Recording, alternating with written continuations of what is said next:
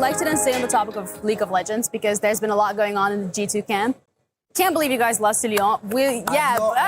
He's enjoying it. I have no idea what you talk about. No, you didn't watch the game. I saw him the morning that they beat T1. He looked like it was Christmas Day. I was walking in the cloud. He was so excited. And then 48 hours later, because the thing that was amazing about the match was against T1, it was like back and forth, back and forth. Against Lion yesterday, I just want to say, Lion just kind of took it to them. I just say it. So, Jeannie. Yeah. You have to explain the world what happened. You guys got low-key Goomba stomped. No. Low-key. No. Competition is difficult. Mm-hmm. That's why at G2, I don't think we will any day claim that our team is about only competition. We try to find the balance between competition and entertainment. There's a bit of a non-verbal agreement with our fans that they come to us with a very serious world and sometimes a tense discussion. They will have fun with G2. Sometimes the fun is like surprising win. Sometimes the fun is like incredible blow and throw. That's fun. And a lot of banters because ourselves, we don't take ourselves too seriously. Yeah. And we'll be ready to take a good joke. Sentinels is right now very obsessed with it, so they love to banter G2. That's their way to take part in international events in the last 2 years. They're coming to Paris for League. We were at every international event last year. Hey.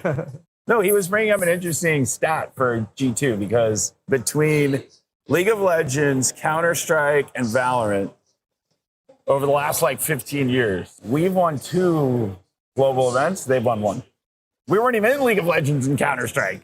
You did your research. Now we are. Do you know about the thing called CS? Yes, you haven't won a major in CS. I know in the US, CS is not so good right now. I need a fact check on this. Is G2 ever won a major in Counter-Strike? Ever in Counter-Strike won a major? Now we wanted Nico to have a journey there. Sometimes we just need the EU hopium. Yeah. All right, that's fine. So there's always hope as long as there's delusion. Famous words by That BB. was like EU Hopium last year as Heretics got their one They did. trophy here but last year. You know what? Neither one of you important. is any of these trophies. It's not only about winning.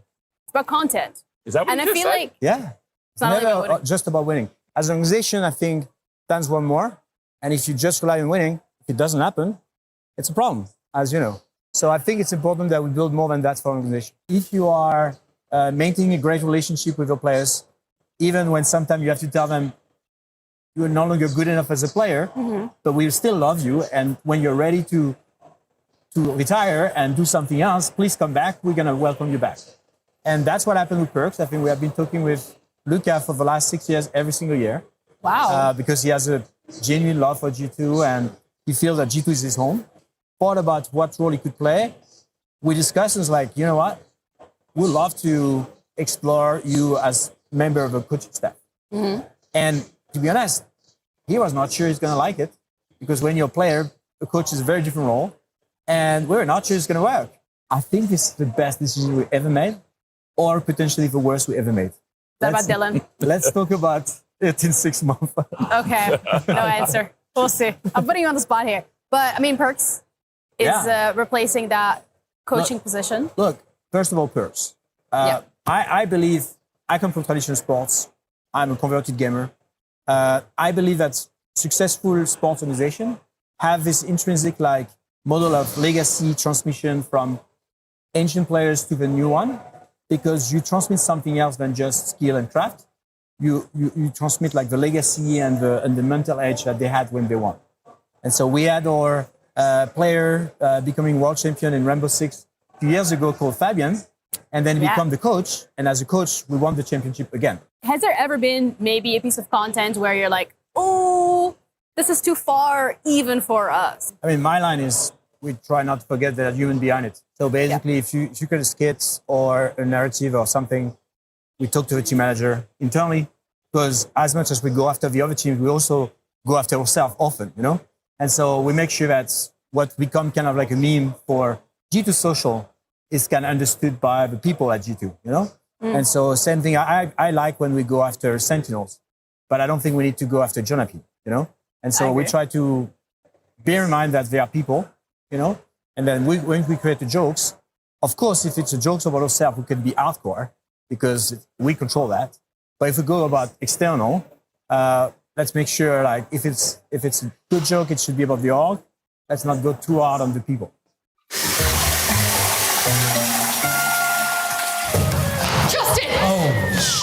need something really cool. There's something cool outside. I gotta take you right now. Come on. But I'm about to co-stream EWC though. No, you can do that later. Come on, What do you mean do it later? Before it goes. All right, let's go.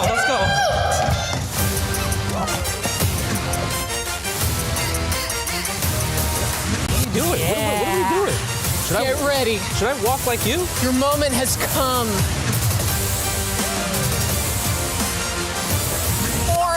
Aura? Riz. 6'7". No, not 6'7". All right.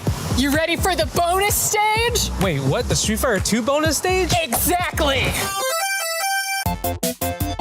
That is crazy. Am I gonna be allowed to be back into my country? I don't want to destroy a car. Well, I mean, sure, it looks great, but I think that this is even better. Think you can handle it? All right, if I get banned, it's your fault. Let's go. Je veux faire du chiffre avec mes lettres, être maître du monde alpha, réinventer un vocable, accentuer chaque syllabe. Car, you think you tough, Car? You think you tough? Oh man, I don't want to hurt the car though. Why do you gotta beat up the car though? I don't. Car deserves it. Does it? All right. Oh! Are we supposed to do that? Hit it. Hit that card. Le mieux, j'adopte un pur style d'écriture, adapte des lettres recyclables en cas de nature. Le rap est un total investissement de soi-même, j'en suis à même et ne suis pas le seul à l'être. Combien d'entre nous parviendront à faire du chiffre avec leurs lettres, à mettre les barres sur les dés, à se faire compléter. Reste à masser le pactole, contre les graines de charge et du biatol. Vilaine star de 2 jours, qui ont du fric pour toujours. Je veux faire du chiffre avec mes lettres. Achète ma pochette, achète ma pochette, achète ma pochette, achète ma pochette et mets en route ta technique, vers le prix qu'il faut pour mes compos. Elles sentent le vécu, valent quelques écus. Ma vie est une merde que j'écris sur du PQ. Sors ton Eurocard de Mastercard, bien que pour elle je bavarde pendant plus de 3 quarts. LTD a percé son rideau de fer, je ne baisserai pas le mien, je n'ai pas que ça à faire. Il faut que ça pète, He ain't worth it. What do you mean? You told me to go ham. He ain't worth You it. told me to go ham. Walk away. Walk away. He ain't worth it. avec mes lettres, as-tu bien saisi? Ma vie n'est pas une poésie. No, one more. Une profession, subtilité grammaticale. Ma culture, la lecture d'un magazine radical. Je n'ai qu'un tour dans mon sac pour 10 sacs. Bande, moi je vends mon amienne. Logis le numéro 4. Kipla wow, yeah, il sait.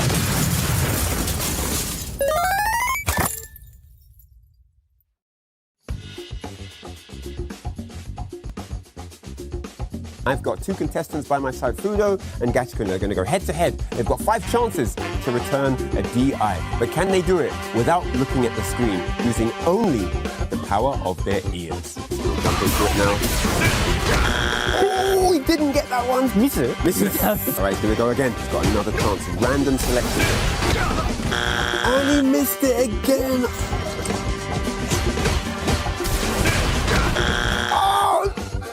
He missed all of them. Now it's time for Gachikun. Let's see if we can get this one.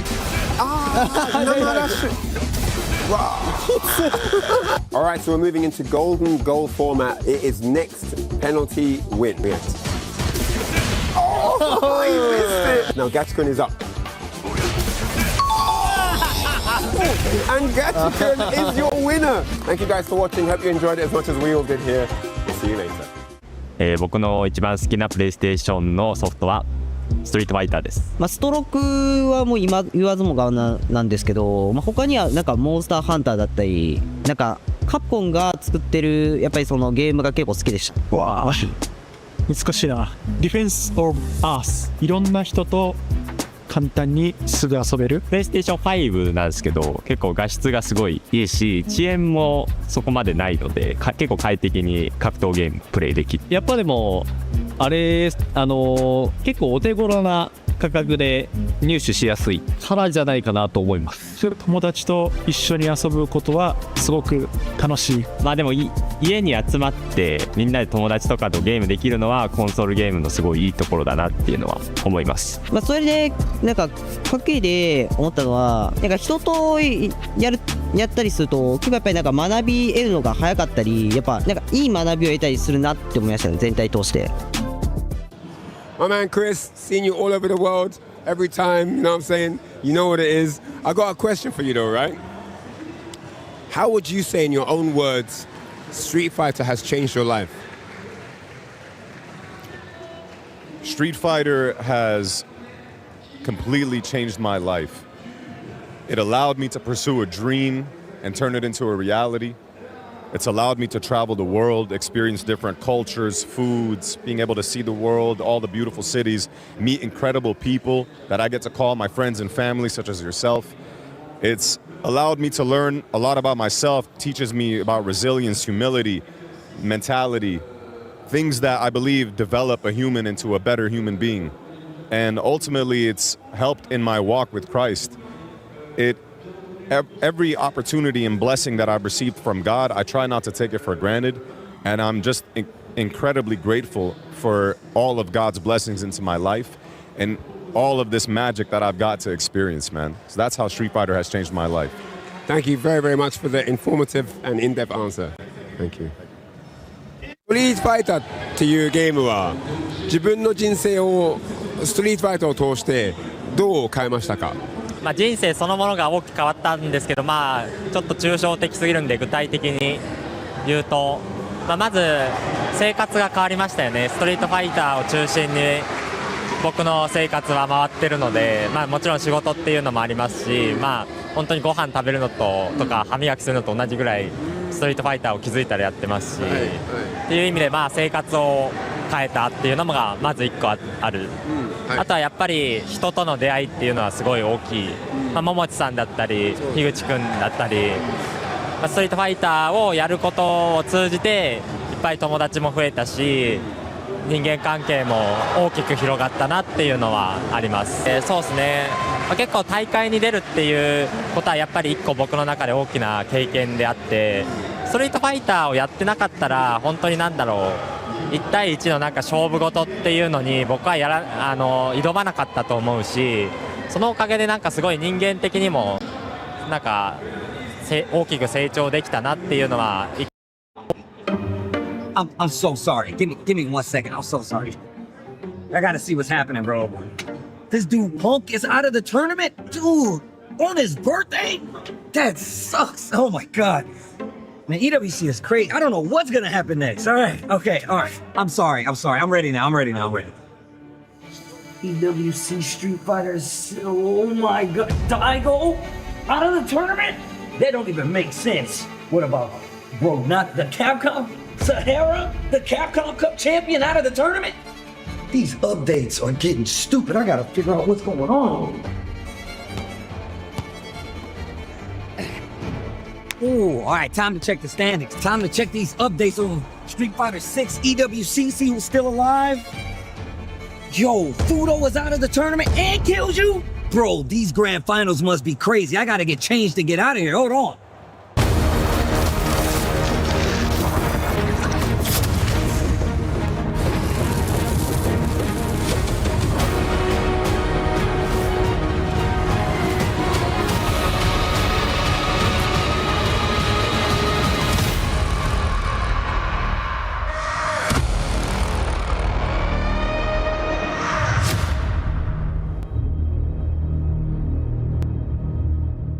Welcome back to the Esports World Cup here in Paris, France, and what a better way to show the finals day, which is so impactful, than in front of the beautiful Eiffel Tower. Welcome in, I'm Taylor Reflections Noble, Logan Sama, as well as Ringe. Good to see you boys. Logan, Eiffel Tower behind us. It's time to get finals day started. I mean, it's an epic sight, but it's not going to be as epic as that Allianz Vault today, where we are going to crown our Esports World Cup 2026 champion. And I can't wait to see these 8 players fight it out. We've got some of the best in the world, some breakout players as well, looking to carve their names in history. It's going to be very, very exciting. That's it. Everybody wants to lift the trophy, but only one truly can. And Ringe, $1 million on the line, $250 for first place, plus the entry into the Capcom Cup. Absolutely, man. It's not only just life-changing money for the prize pool from EWC, right? But the opportunities that it opens going forward, right? Sponsors are going to have more faith in you to deliver on the big stages. Capcom Cup as well has a lot of money on the line, right?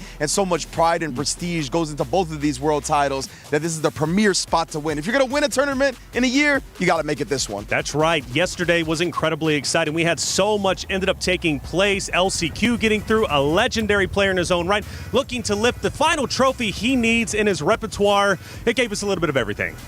It did, and the exciting thing for me is this year we have a very, very new look to this top 8. Only one returning player from 2025's lineup, which is Lashar, who finished, I think it was 3rd last year. Yeah. Other than that, it's all new players looking to make their name. And as you mentioned, man, Mena RD, it's the one title missing from his trophy cabinet, and that is a stacked cabinet, but I'm sure he'll find room for that Esports World Cup trophy. The trophy, will he get it? That's the question. The money is great, but everybody wants to lift the trophy, and if you don't know what we're talking about, let's catch you up to speed.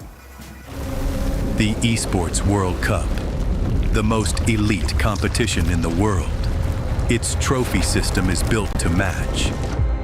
The Club Championship Trophy, awarded to the one club that rose above the rest and reigned supreme across all EWC games. Every participant earns a key engraved with their name. That's their right to compete. Reigning champions hold a key unlike any other. The Game Trophy is the ultimate prize for every game's champion. Incomplete until a champion's key is inserted. The champion's key frame is locked into the totem, a stone marker of legacy, etched with every EWC champion. The losing keys are crushed. The champion claims 3, a personal reminder of who they defeated. The rest are preserved beneath the totem in resin. Every fallen contender captured forever. Will you be remembered or forgotten beneath the totem? At EWC, nothing is granted. Everything is earned. Everybody wants that trophy, but only one can get it. But unfortunately, we've been crushing keys for the past 3 days, and yesterday, we crushed 8 of them. Indeed, man. With a bracket this stacked, anybody could win. So there's no shame in getting your key crushed. But for my money, the heartbreaker that I saw the most, our LCQ champion, Dual Kevin, so close to getting top 8. Unfortunately, had to get his key crushed. But he was in good spirits still, obviously, coming here to win the LCQ, getting that close to the top 8. I'm proud of him myself. Yeah, and of course, Hibiki getting his revenge for that LCQ Grand Final.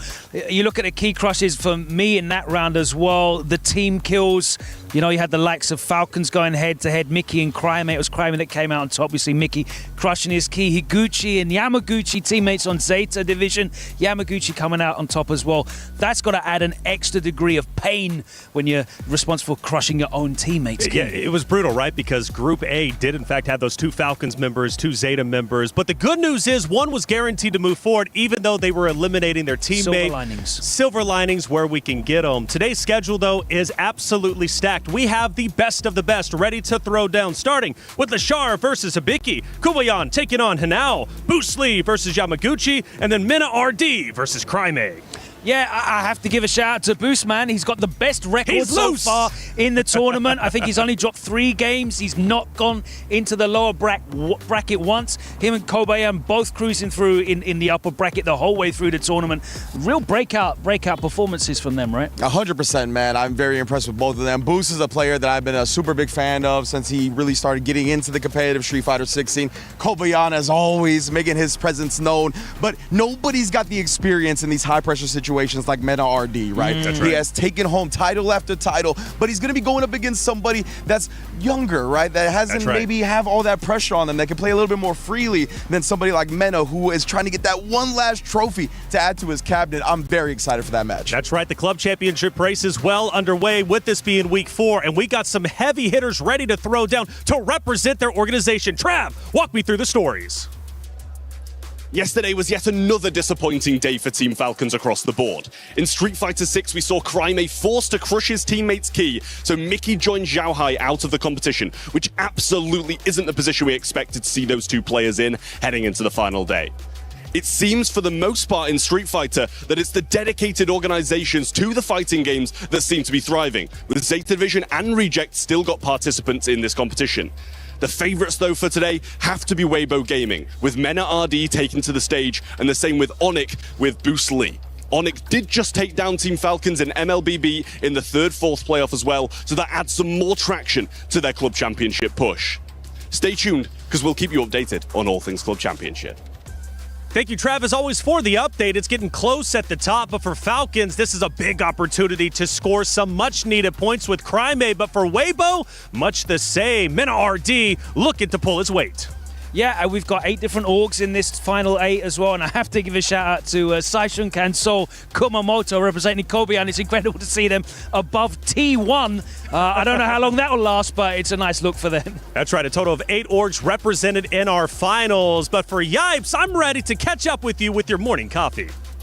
Well, look, I came suited and booted, and I'm going to run the show now. And I tell you what, these past 3 days have been insane. It's been a long, grueling, heck, crazy journey to find out where we are landing here today. But it's me, Jammers, and I'm here with the main man, Yipes. I mean, Yipes, I could be speechless, but talk to me, run it down. I mean, look, we've seen the repeat champion get taken out, of course. Some of our returning grand finalists didn't make it, like my guys Xiaohai and Blas, so that's very unfortunate. But we are cooking up a fresh batch of matches, classic historical battles with guys like Yamaguchi versus Bruce Lee, and of course Hinao versus Kobayan. So we're gonna name a new champion, and we're gonna find out today. I mean, look, a lot of the names we thought would actually make it this far haven't. A lot of the guys that had actually good momentum from the LCQ have bowed out of the tournament as well. And also, like you said, we're going to be having a new champion crowned here at EWC 26. It's a new country, so it's got to be a new age as well. But I'll tell you what, man, I need to hear what these guys in the studio are saying. Well, listen, Taylor, hold it down. Let me know what we got. Thank you, Yipes. Looking good for finals day. Let's move into our PS5 story of the day. It's Crimea versus Mena RD, the legend versus the legend in the making.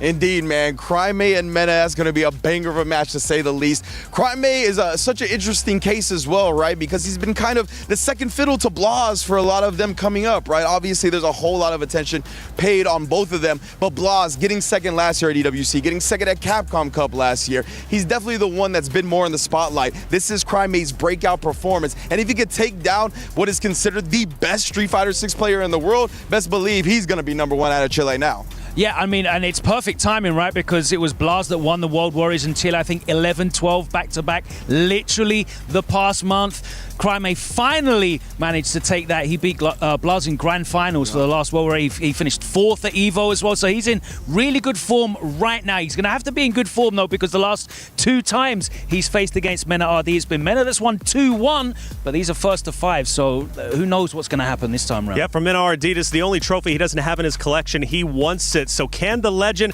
take down the legend in the making? But it's not just Crimea who's also a legend in the making. Hinao is looking incredible. Another young gun.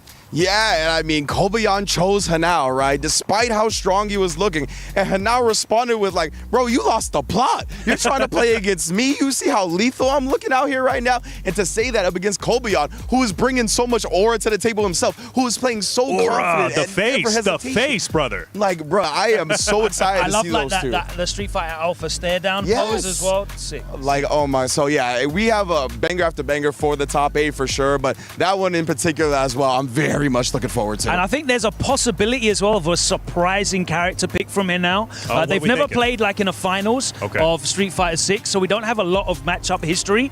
They've played loads of times online, Sagat versus Geef, but there is a very recent set of Hinao using Ingrid, which is the most recent character. She's very favorable into that matchup, and I will tell you now, he won that online set 3-1, so we may see that Ingrid come out. Especially in a first to 5, more games to play with. If there was ever a time to break out what you've been hiding, today is the day, with it being the finals. We did get a sneak peek, though, with Mena RD's Mai just yesterday, and everybody was shocked with that. So, Cat's out of the bag. Either way, they're going to be bringing all they got to try and make it to the finals. But the players are arriving to the venue, and Reinhardt had a chance to catch up with some of them. It's Championship Saturday here at EWC for Street Fighter 6 with $1 million on the line. Only 8 players remain, and one of these is going to be crowned a brand new, fresh champion for Street Fighter 6. I'm going to talk to Yamaguchi. おはようございます。山口選手、今日はブース選手とやりますんで、気持ちはいかがでしょうか？準備は万全でしょうか？そうですね、準備万全で今日は勝って優勝します。相手アルバレットとはどう思いますか？ブースさん、ブースは、結構大会でも当たってますし、あと結構ブースが日本に来た時によくゼータのオフィスに来てくれて。勝ってた？いや、結構いい勝負ぐらいで、本当にすごいいいプレイヤーなので、この舞台で戦えるのがすごい嬉しいです。はい、ありがとうございます。He says that he played Boost a lot in Japan at the Zeta Division office. They went even. I asked him if he won. He said they went even. He's looking forward to the match, and he says that he is perfectly prepared. All right. Good morning. Well, good afternoon. Good afternoon. I'm saying good morning. Good afternoon. Good. ひなおくん、こんにちは。今日は小林選手と対戦しますけど、いかがでしょうか？調子は？いやーもう正直みんなには申し訳ないけど、ちょっとなんかあそこにいるっぽいんだけど、ちょっとみんなにはね申し訳ないけど、ちょっとつまんない試合見せちゃうね、圧倒的すぎて。うわー。ちょっといやーちょっと強すぎるから、やっぱりちょっとねいい試合に調整するんで、そこら辺ちょっと皆さんよく見てください。はい。So I asked him. Hi, ありがとうございます。I asked him, are you ready for the match? Are you feeling confident? He says, you know what? I have to give a huge apology to everyone because it's going to be so boring because of how I'm going to dominate him and how strong I'm going to be in the match. I'm really sorry to all the fans. A big apology. Mena Adi. Mena! My man. We've seen you travel the world, the entire globe. You've won every major in existence. This is the only championship that has eluded your trophy cabinet. Winning this, what would that mean for Mena Adi? It's finishing today. I'll figure that out in a few hours. Are you ready? Yeah. Okay. I like it. Now, if you win this, what's going to be your motivation after that? I feel like there's a lot to do still after EWC, but also I'll figure that out later. A lot to come. I look forward to it, man. Can't wait to see you in action, bro. That's it from here. See you later.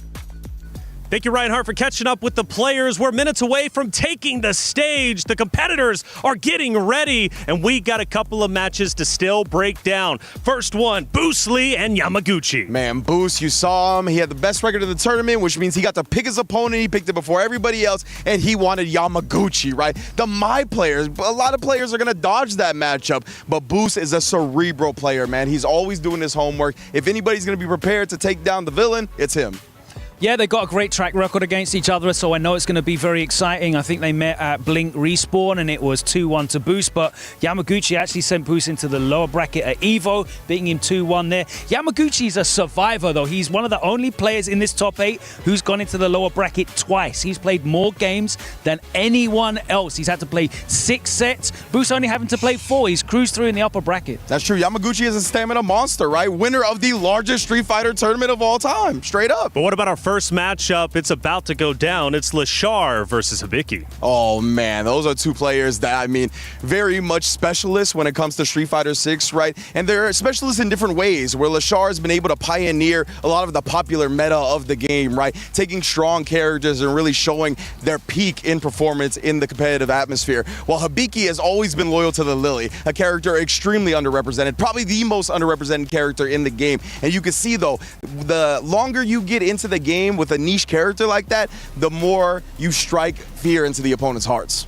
Yeah, he's the oldest player in the bracket as well, which is crazy to say because he's only 30. He's also one of the least traveled players in the bracket as well. Most of his results coming from online events in Japan. He only travels to some of the majors. And if you compare the results of the likes of Lashar and Hibiki, Lashar's got a scroll of first places, Evos, combo breakers. He was third last year at the Esports World Cup as well. He's got a really, really strong track record. Hibiki looking to make a name for himself. He's done that already, making top 8 with Lily. It's definitely shocked the world. Can he go one step further and shock the world here in this top 8? That's the question. Everybody right now is top 8, but there can only be one who lifts the trophy, who claims $250,000 and also gets the spot at the next Capcom Cup. Who's it going to be? Let's head to the stage to find out. Ladies and gentlemen, it's time for another Grand Finals for the ages, and of course the best player in the world is sitting down for Grand Finals winner sides. The best player of all time, bar none. Multiple Capcom Cup championships. He's battered Punk the God already in his tournament. He's battered Mena RD 5-0. Dual Kevin, washed free. What was he even doing trying against him? Listen, I've been on to Street Fighter for over 26 years now, and I don't think I've ever seen a player remotely as good as Hollywood Rob TV. And you know what, Rob? The players are already ready. Let's take a look. It is time for another 5-0 in Grand Finals. Match starting, Rob. Okay, let's go ahead and get into it. And immediately we see the Fireball Baguette. You're the perfect Paraskin. Look at these footsies, the neutrals immaculate. With punish, and he goes for the throw. The throw tag defense too good. And just like that. Oh my God, the optimal combo. And once again, Rob TV, the best player in the world, gets his 147th title in a row. No one can beat him. He is the greatest of all time. Daigo the Beast is good. Mena is good. But Hollywood, Rob TV. Rob. Hollywood. Rob. Rob. We're having that dumb dream again. It's finals day, bro. What? Yes. Okay, well, ladies and gentlemen, for some of us, winning the Esports World Cup is nothing but a dream. But for 8 players, that dream can become a reality right here at the Esports World Cup. If we told everyone that a 15-year-old, a teenager from Chile was going to be in the top 8 of EWC, they probably would have thought his name was Blas, but it is none other than Crime. Absolutely, so many goats, and aside from this, there is one player here who said this is the only title I have yet to claim. The guy who's consistently in the discussion for the greatest of all time is here to cement his legacy as the greatest. Mena RD chasing that EWC title. And that's only a couple of our amazing players that we have here at the Esports World Cup. Ladies and gentlemen, we have seen titans fall, and we have seen people rise up from the ashes in order to qualify for this finals day. This is a moment in history, and we are going to find out who is going to walk away as our champion. Absolutely. We had 32 players at the beginning of the week. Only 8 remain, and only 1 can lift this trophy. But of course, as we have a full house today, everybody, are you ready for Street Fighter 6 Top 8? Hold on, the Masters. Ladies and gentlemen, it's finals day. I think we can do a little bit better. Are you ready?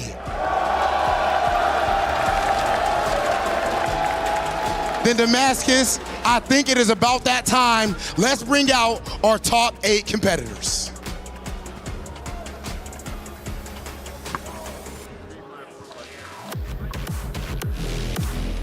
The Golden Finger, the genius, Lashar. The absolute hero, the hope of the Lily Nation, Hibiki. The Titan, Kobaya. The legend in the making, Hinao. The supercomputer, Boost. The winner of the EVO Japan, Yamaguchi. The best in the world, Mena RD. And last but not least, representing Falcons, Crime.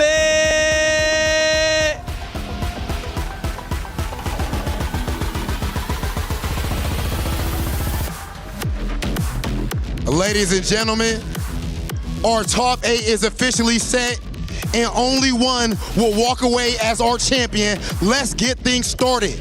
This is the best in the world. This is a moment in history. It is time for finals day. It's time for top 8 of EWC.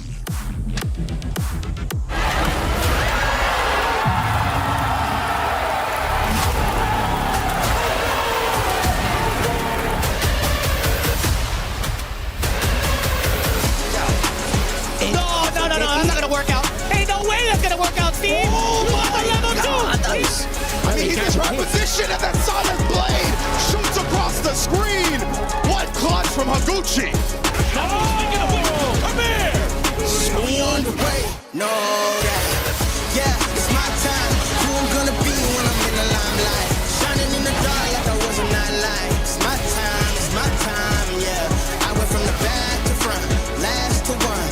Future looking like magnanimous. Haters just looking like mad to us. Yeah, they're just mad to us. We on the way, no doubt. We on the way, no doubt.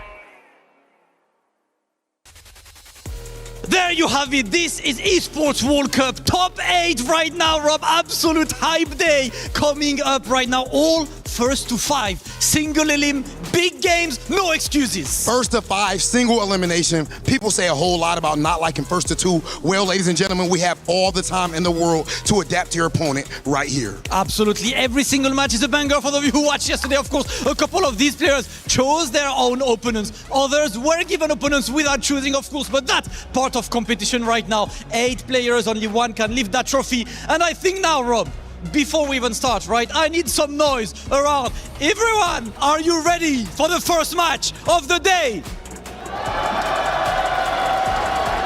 Rob, who do we have? Okay, then, enough said.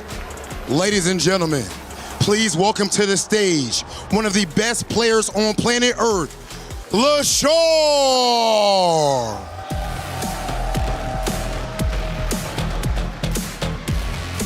This is the Golden Finger. This is one of the most technically gifted players that we have ever seen in the world of fighting games. We've seen him start things out dominating in Korea, eventually even moving to Japan and dominating there as well. And here he tries to further cement his legacy as one of the greatest Street Fighter players of all time. Absolute GOAT, man. LaShar has had a ridiculous season, has been one of the favorites all along. But against LaShar is probably the biggest wild card of this week. He is a guy who plays a character you not choose to see, but we love to live that hype. Ladies and gentlemen, make some noise for EWC!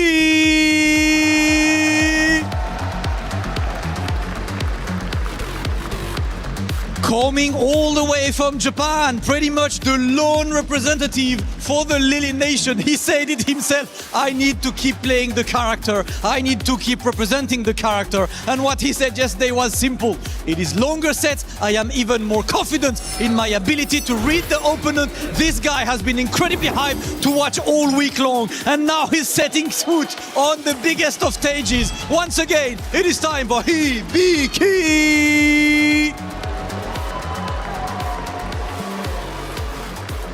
Okay, ladies and gentlemen, and now, of course, we have to get a word from our competitors before we begin with our match. We're just making sure that LaShar is prepped. So, LaShar, you're an extremely technical player, but here you have to go head-to-head with Hibiki using Lily, an unpopular character. Do you think that would be a problem for you? はい、ラシア選手はとても技術力が高いテクニカルなプレイヤーとして知られています。ですけれども本日は響さんを対戦相手として迎えます。で響選手はリリーというそれほど人気がないキャラクターを使われるんですけれども響選手がリリーというそういうキャラクターを使うことはラシアさんにとって問題になりますか？ 우선은 질문이 일본어로 왔기 때문에 일본어로 답변을 하겠습니다. 네. 네, まず響選手と僕は結構本当に友達なので日本で。でも僕はリリというキャラクターは僕はやっぱ好きじゃないかもしれないキャラクターだから。 まあ僕には問題になります。でも優勝するためには倒さないといけないからここで倒します。みんなのために。Well, Hibiki and I are actually very good friends in Japan. And to be honest with you, I don't really like the character Lily. However, in order to win the victory here, I have to conquer him. So I promise that I'm going to destroy you today. Okay, that man sounded very confident right now, Damascus. Well, listen, it is time to simply get an answer from Hibiki himself. If I can get Mari, please, with me. Oh, Mari. Talk as well to Hibiki. Hibiki, simple question. LaShar himself said he does not really like fighting Lily.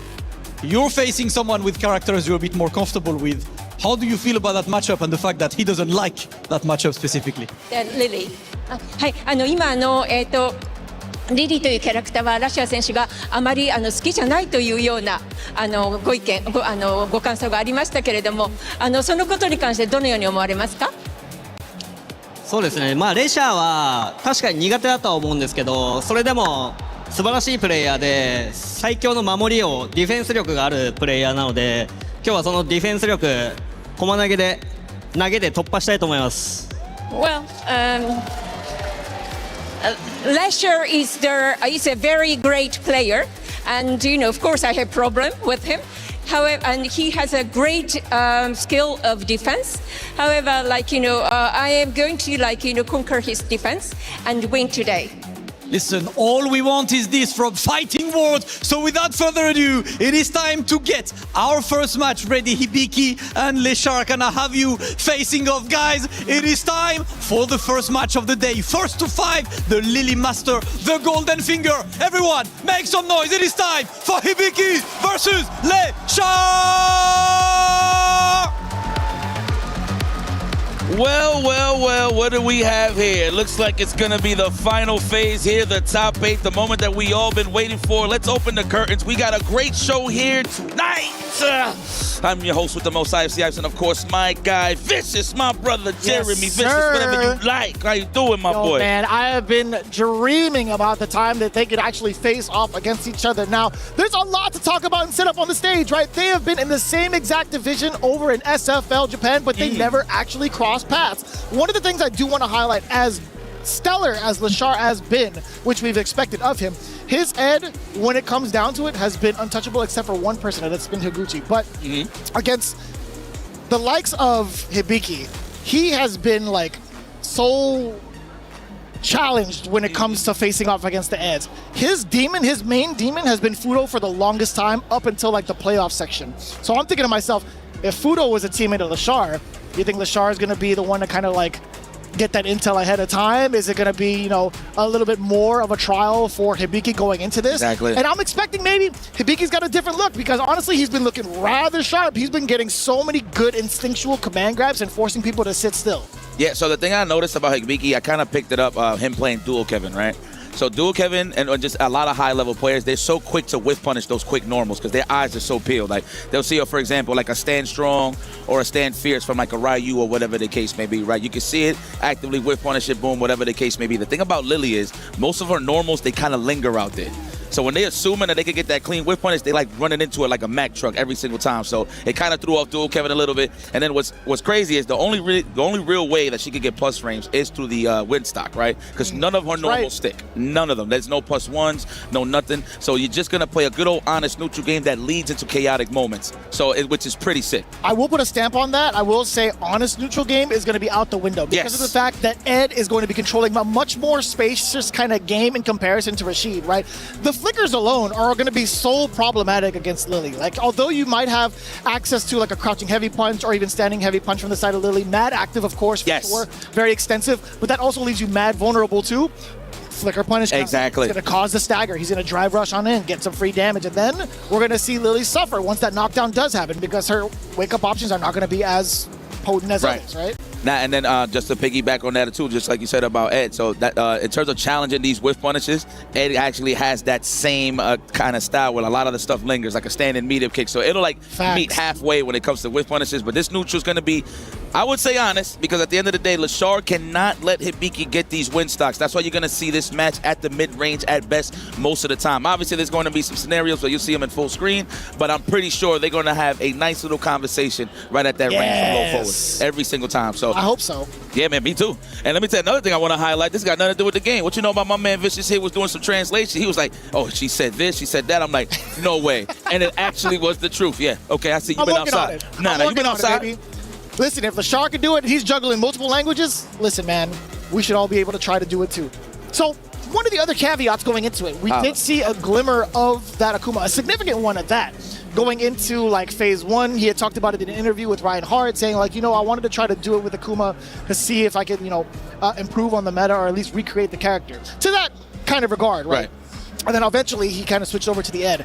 Now, you could see on your screen a little bit of a preview of what's potentially to come. I don't know if he's going to lock in with Akuma. That becomes a whole different type of dynamic in the matchup there. Maybe because he has a quick jab DP for the anti-air, so he could get a quick Oki if he like snipes out a Kondo Spire. So probably that's why he has the character a little bit for more of the anti-air purposes. Because Ed got like one of the slowest reversals in the game. So if he really wants something to just nip it in the butt where he can actually like punish it and get some offense, I think this is the best look to do. This is the best character to pick. And you got the demon flips, so you could throw off Hibiki a little bit to size him up with those Spires. So we'll see exactly how this is going to play out. They are definitely. Well, they say they're good friends. I'm pretty sure they played a lot of times. But like you said, it's the first time they meet on a grand stage where it's an actual tournament setting. But what makes this even more interesting, guys, remember, 1st to 5 all the way through. This is a single elimination, guys. So there's no losers bracket. Whoever gets the ass kicked, go straight to the spectator seat and enjoy the show, right? But at the end of the day, it's top 8. They get some good payments here. But everybody really doesn't care about the money at this point right now because everybody's trying to win and win for their pride and enjoyment. You're damn right. These type of accolades go on forever. Yes, sir. When we talk about the greats, we highlight all of the events that go on through some of the players that they've actually got their accomplishments from, that they participated in. EWC is always in that conversation. Yeah, man. This is it. This is when you see some of the greatest players of all time play and meet in the grand stage. Well, listen, a lot of big tournaments out there, right? A lot of entrants, so you don't probably get a chance to see it due to the fact of how brackets play out. Yeah. But this is settled. You got to qualify for this spot. Last chance qualify on the side of Hibiki. Look at him and on winning sides of things. 1st to 5 going up against LaShaw. LaShaw with the Akuma. We are locked in. This is going to be the opening game of time. I'm so happy, my dad. It's going to be fun. Oh my God, it's going to be a good match. It's going to be a good match. Y'all don't understand. You do not understand what's about to happen. Top 8 here at EWC starts now. LaShaw versus Hibiki already off to the races. Sniping him out from above, catching the fireball game. What a check on the fearsome fierce. He's using that a lot in the neutral side of things already with the big toe on the standing light kick. Hitting it with the Kill Bill, wiggle your big toe. Wiggle your big toe. Oos. Oos. There it is. Speaking of toes, using that from that range too, almost. Oh, that was so. Tell me that wasn't slick. Tell me that wasn't slick. What a way to get out of harm's way. Good stuff. Hell yeah, that was slick. Oos. I like the aggression. Anytime LaShaw has tried to start off his offense, he's been blown up significantly. Speaking of. Well, that is the importance here of Akuma. He does have a lot of tools, but what he don't have is health insurance. No, definitely not. Oh my God, again, LaShaw introducing the fireball rather early and getting destroyed for it. Okay, yeah, had to do it. Option selected. Already trying to stuff out those big buttons already. My man kept it super simple. That's what, the 3rd time? Beep, beep. Get up in there. Oh, the overhead. That has been paying a lot of bills here for LaShaw throughout this whole tournament. Back roundhouse. The roundhouse. The house is round. Let's go for a scoop. Of course, condition him first. He got no reversals, probably respecting the level 1 wake up. Yeah, going for that jab. It makes a lot of sense, too. What a stop! That was almost point blank. He was scared of that command, though. I understand. I concur with that reversal. Kick back and relax. Don't be overzealous there. The overhead trying to space that out to block. About to walk up into the crouching fierce from Hibiki. That was a great snipe out there. The wake up super. I respect that. Well, the block super, not wake up. Pardon me. Good stuff. We'll definitely take that. Whether it's pressure, whether it's command grab, you're taking a risk on either of those options, totally paid out. But man, the drive rush, every opening gambit from LaShaw has been blown up by Hibiki. Yeah, man, I'm telling you, those long-range active normals, you gotta love it. Just run into the Mack truck. The yield sign. That's a command, though. He's gonna do it, I swear, on everything that I love. Yes, and he's going to do it again. Maybe an overhead, possibly.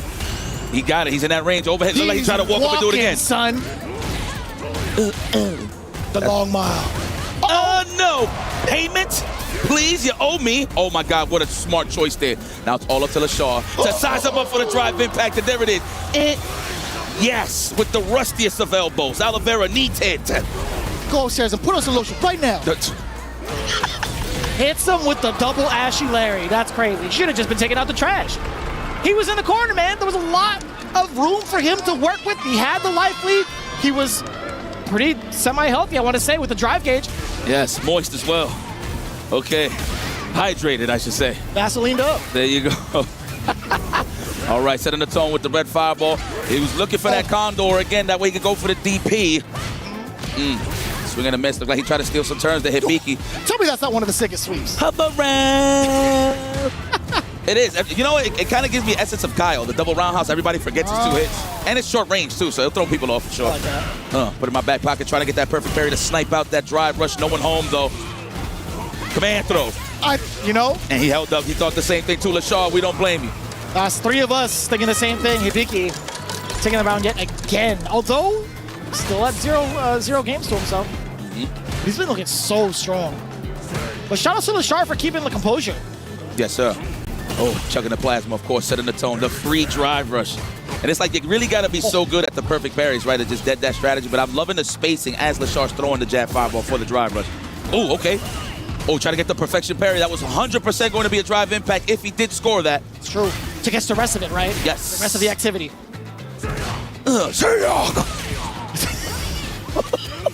This man got the Big E Rusty voice. Let's go. Oh, staying fierce for the space out. Looked like he tried to DP afterwards, but was still recovering from the back dash. Command throw? Absolutely. Swoom. Concrete Angels. When you said that line yesterday, I was dying. Oh, I said Cobblestone Angels, I think. You said both. You said both. My God. Real creative. I love that. Oh, Demon! No way! But he messed it up. The blocks them from the jab. Yeah. Did not input it properly during the drive rush. Unfortunate. Needs some work. Kinda uncommon. Real. Again, he didn't do too poorly. Honestly, that would have got him. Had he not messed up the input, it would have got him. Yeah, he fully committed to the duck, right? So yeah. Damn. So he had to do it the old school way. It's not like you could buffer it like back in the days. You could do, what is it, like the 2 punches? Yeah. The 2 punches, then you could just point to the other ones, right? So the light kick into the exactly fear. it. But now you got to keep it. Oh, man. That man went straight to the Caucasian male. The good credit, 800. 800 credit score, yes. That is Ed. He can refinance if he currently has a house. Ed, never soft. Let's go. I love it. Into the uppercut. Let's go for a throw. No, the shimmy. No, I was waiting for this. Although I was going to say, this combo's going to kill the hell out of him. I was going to say, he didn't do too poorly with the Aguma, but there's just such a good standing record against Hibiki with Ed players. Yes. Hell yeah. He said, man, listen. Blue Cross Blue Shield, my subscription is finished. I need to renew my health insurance that went to Ed. Great choice, though. Oh, He's got wow. one of the best deductibles ever. Seriously. I bet you he doesn't even have to pay out of pocket anymore. Get in there, the blitz. Into the throw, wise choice there from Hibiki. He's in trouble, though. Slight lead here for the Shaw, so this ain't too bad on the side of Hibiki. Yeah, this is the moment we were talking about, right? Like how do you stop like the wind stocks? How do you keep him within range with the flicker? Exactly. That's really smart from Hibiki to kind of play it a little bit passive and force Lashar into these spots. Yep, to play at that range, to force the Yomi. Absolutely. Oh! Psycho Crusher, the original. Well, in Street Fighter 6, that is. Nice finish. Of course, Ed trying to jump out the corner. Lashaw, it's not your fault. That's not even human error. That's just what everybody would have done. Just try to get the hell up out of there. Looking for that punish counter with the Psycho Flicker. Yeah, Lashaw's trying to play it a little bit closer now. We get the forward throw. Hibiki stuck in the corner. This is the moment we were talking about. He's going to be playing a little bit less aggressive. Command grab. You knew it. That's one. That's Hawan. Let's go. I know he's trying to get in those ranges to force feed him some good old 10 frames of some standing fears from Ed, but Hibiki's playing at those ranges where Ed wants to be. Of course, specifically on the Lily matchup. You've got 2 stocks Aspire if need be. That's 1, keeping it plus. Are you going to do it again? Eventually you have to, right? Ooh! Organic! Oh! Flavor! Come on! So get ready, of course. Oh, and there it is. Hakeem the Dream is out with Kenny Smith. Okay, hold on. Oh, let's go. Don't miss those uppercuts. Love it. Continue it. Cobra punch. More uppercuts. Into the safe jump. Let me get some more. Try to delay the low just to try to throw off the perfect parry. Nice stuff there from Lashaw. I'm gonna get the back throw. Oh, this is huge for Hibiki. Oh, that traded. What a drive reversal. Now you put him into burnout. And the delay on the dive. He knew it was coming. That was ridiculous. Wow, what a way to throw him off. Talk about calling your bluff. You thought it was safe, Lashaw. Sheesh. He put the slow jam on. He hit him with the I'm about to dive in. Dive. That's blitz. Crazy that it worked. Oos. Yeah, she suffers no reversals, right? So she can't even really get a solid anti-air for real, especially when it's that meaty. There we go, just busts out with the OD spire. And we're going to bust out as well, and we got to lead. Why not? Willing to take the risk. You need to lead. Okay, we do get the big punish counter. That is so much potential damage coming in now, especially with the burnout. The jump away from the command grab, another one. And it's just about done. Ooh, she's dancing a little bit. Just about in that corner. Off the pipes, off the glass. Let's go one more time. That is a command throw and a half. He's going to have to think about it. He's going to bust out, I promise you. Next scenario, or the drive reversal. Smart choice there. He didn't let him get too comfortable. And mind you, got to do that early. If you do it late, you actually can get punished. You'll recover in time. So good stuff there to Leshar. Good adjustments there. A little scramble. I like it. Scrappy. Let's go. A little bit of a micro step forward, also catching Hibiki off guard. Now we get the first command throw of this round. Charging up a stock, gets a free one. Sweep. I don't care what your friends think. Tell me your breath stinks. I love this song. I don't care what your friends think. I'm a fan of NSYNC. Get off of me. Counter hit for this link. I like that. We gotta go to karaoke. Score! Wow, I didn't even know there was trains there. All right. Well, thank you, Lily. All right, for the driver. Damn, that reached! Sheesh! That was mad far. Excuse me? I'm getting scooped right now. That looked like a little bit closer than Fierce range. Had to be the light. 10-hole frames, trying to force feed that standing Fierce. He's not ranging those out, and we're back with the dream combo. He can't get all the way for mid-screen though, right? He has to change his route. Still a lot of damage. True. Oh, the blitz. Safe jump, perfect parry. No, he's not even gonna risk it. Hard read on Hibiki there, thinking it was gonna be an empty jump, and now we're going to our favorite cereal, the throw loops. Command throw, do it again. Yes, I like that about Hibiki. He never is scared about that. Now he's going to be tapping the legs. Next interaction, he's going to be going for the lows. He does have access to the level 3. Let's see if he can actually apply that and finish the job. High key, I expect him to do it again. Oh, he delayed it though. You're right. But at the cost of burnout now. Oh, he said, "Go! I dare you! I dare you to jump in at me!" Hit him with the good old-fashioned dirty noodle, but it didn't finish. Wow, just creeping up in his house. Imagine just full-fledged walking to command throw. I feel like that's what he was going for. All right, Leshar adds one to the board, now officially 2-1. Good choice to switch from Akuma. The dirty noodle? Just thinking about that? Disgusting. Sitting in the money broth? That's it.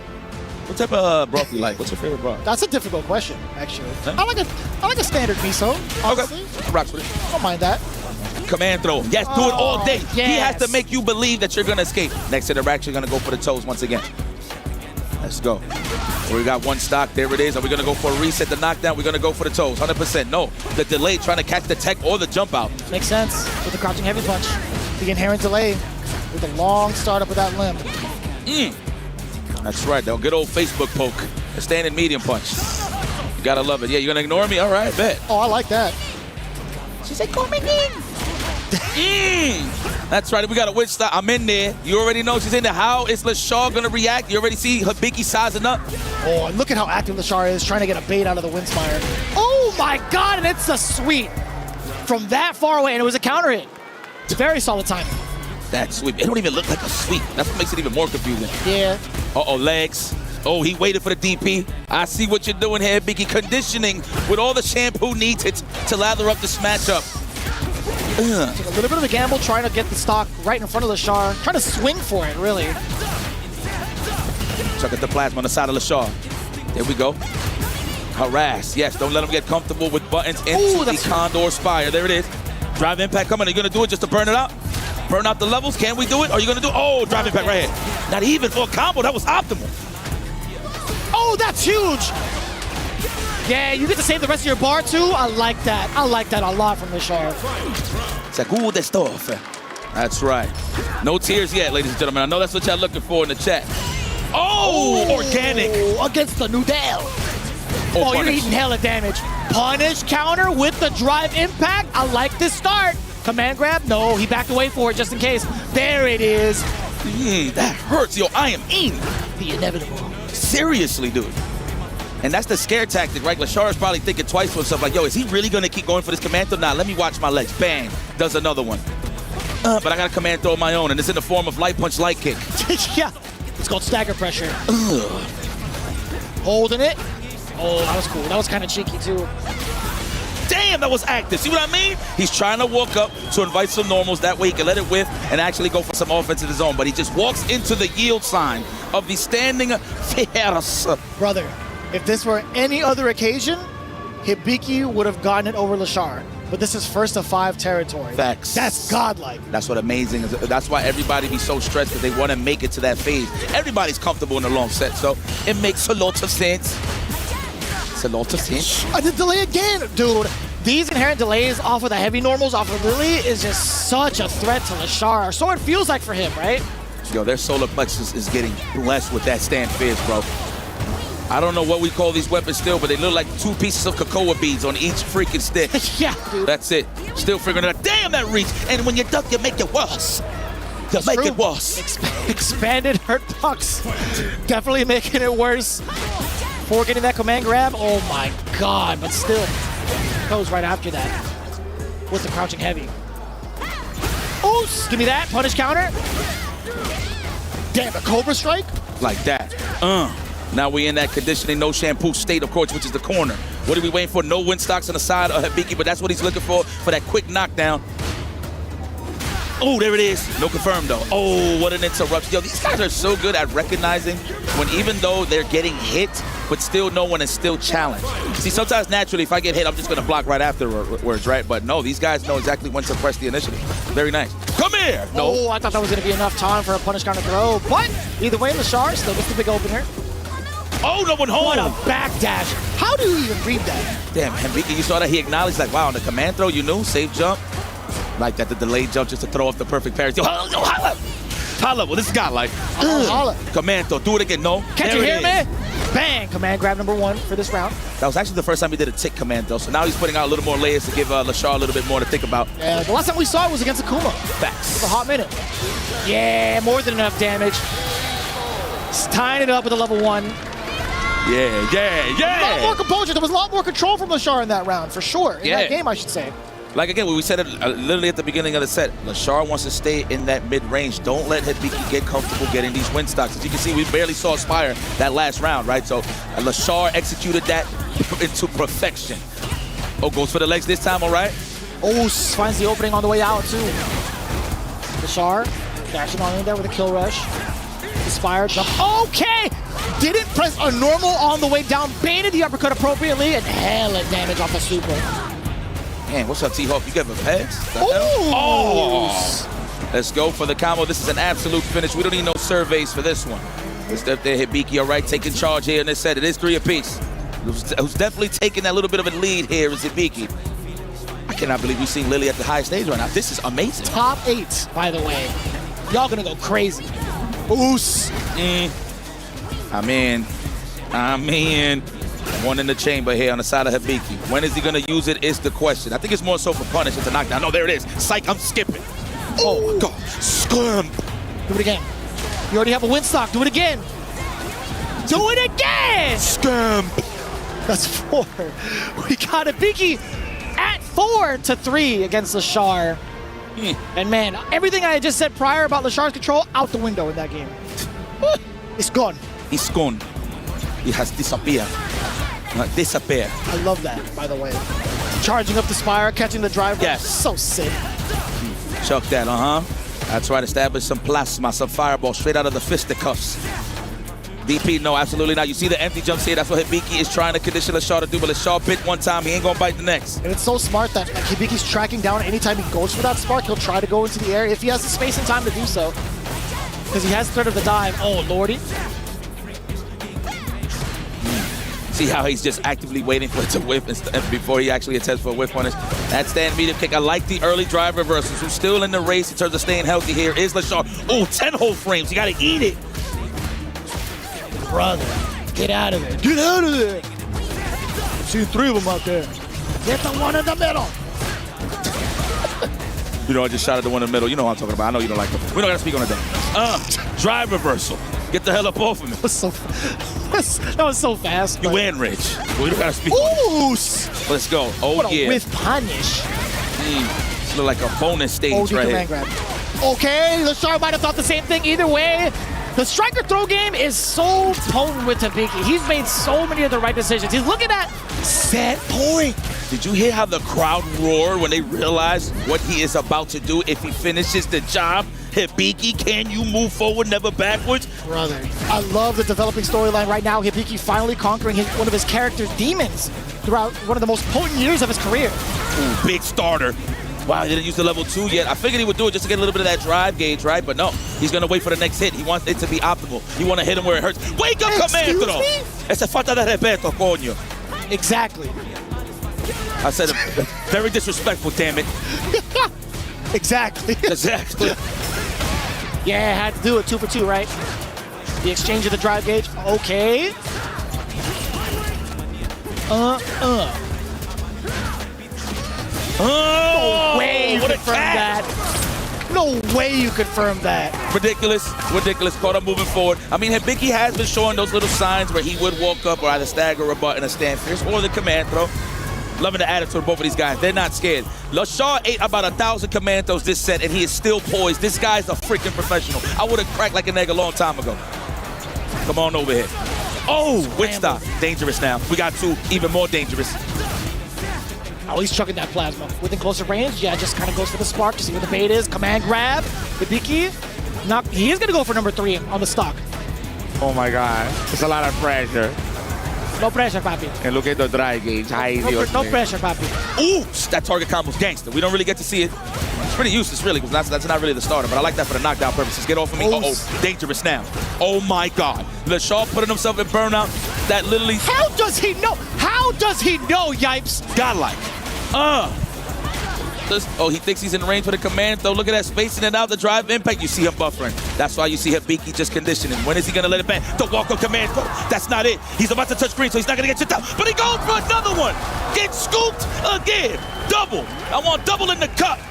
Says Hibiki moving forward here in phase 3 on the top 8 portion. Wow, what an excellent performance from Hibiki, the Lily Master. This man stuck to his guns. Win stock equals command throw opportunities. Oh my God.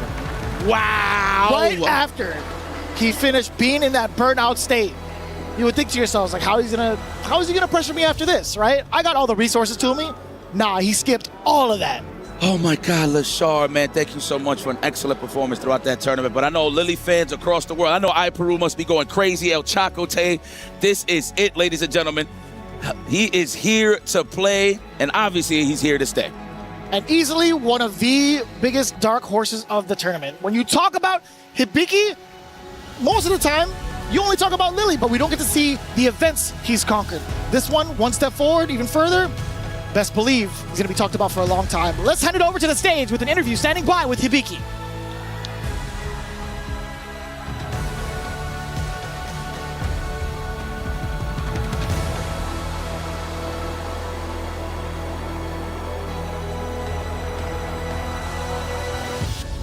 Ladies and gentlemen, please, one more time, put your hands together for the genius, LaShaw.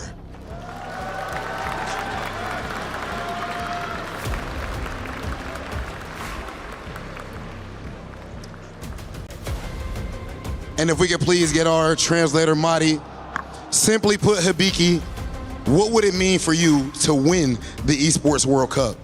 はい、今回は、おめでとうございます。響選手にとってワールドカップで EWC で優勝を収めるというのはどういう意味を持つのでしょうか。まあ間違いなく響というプロプレイヤーの中の歴史に刻まれる大事な大会です。Well, without any doubts, it's a very important tournament that will encrypt the very important mark in my history of Hibiki. Hibiki, your run so far has been inspirational. Ladies and gentlemen, one more time for Hibiki. Please go to crush your opponent's key.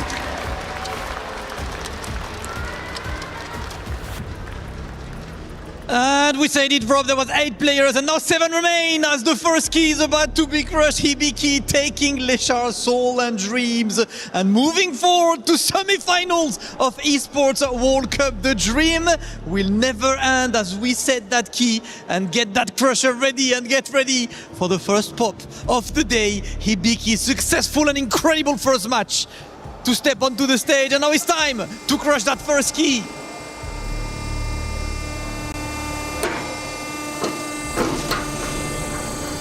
That was just as clean and smooth as his entire gameplay. Once again, gentlemen, Hibiki winning. He will be back for semi-finals. Please everyone, make some noise for Hibiki!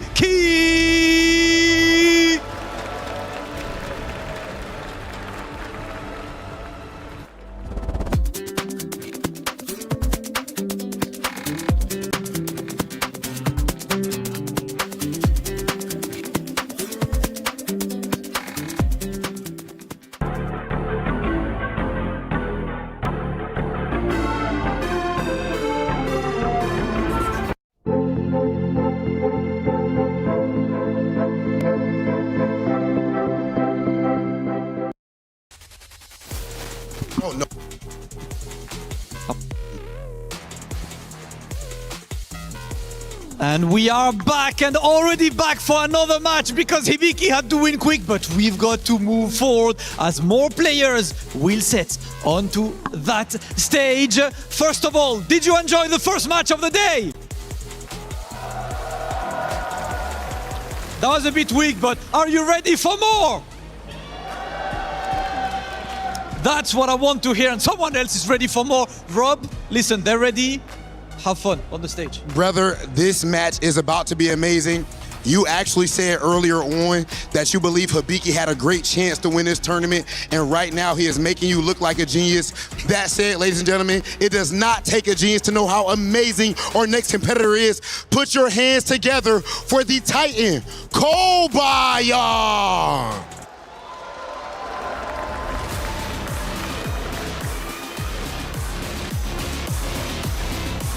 Kobayan redefined the meta of Street Fighter when it comes to Zangief.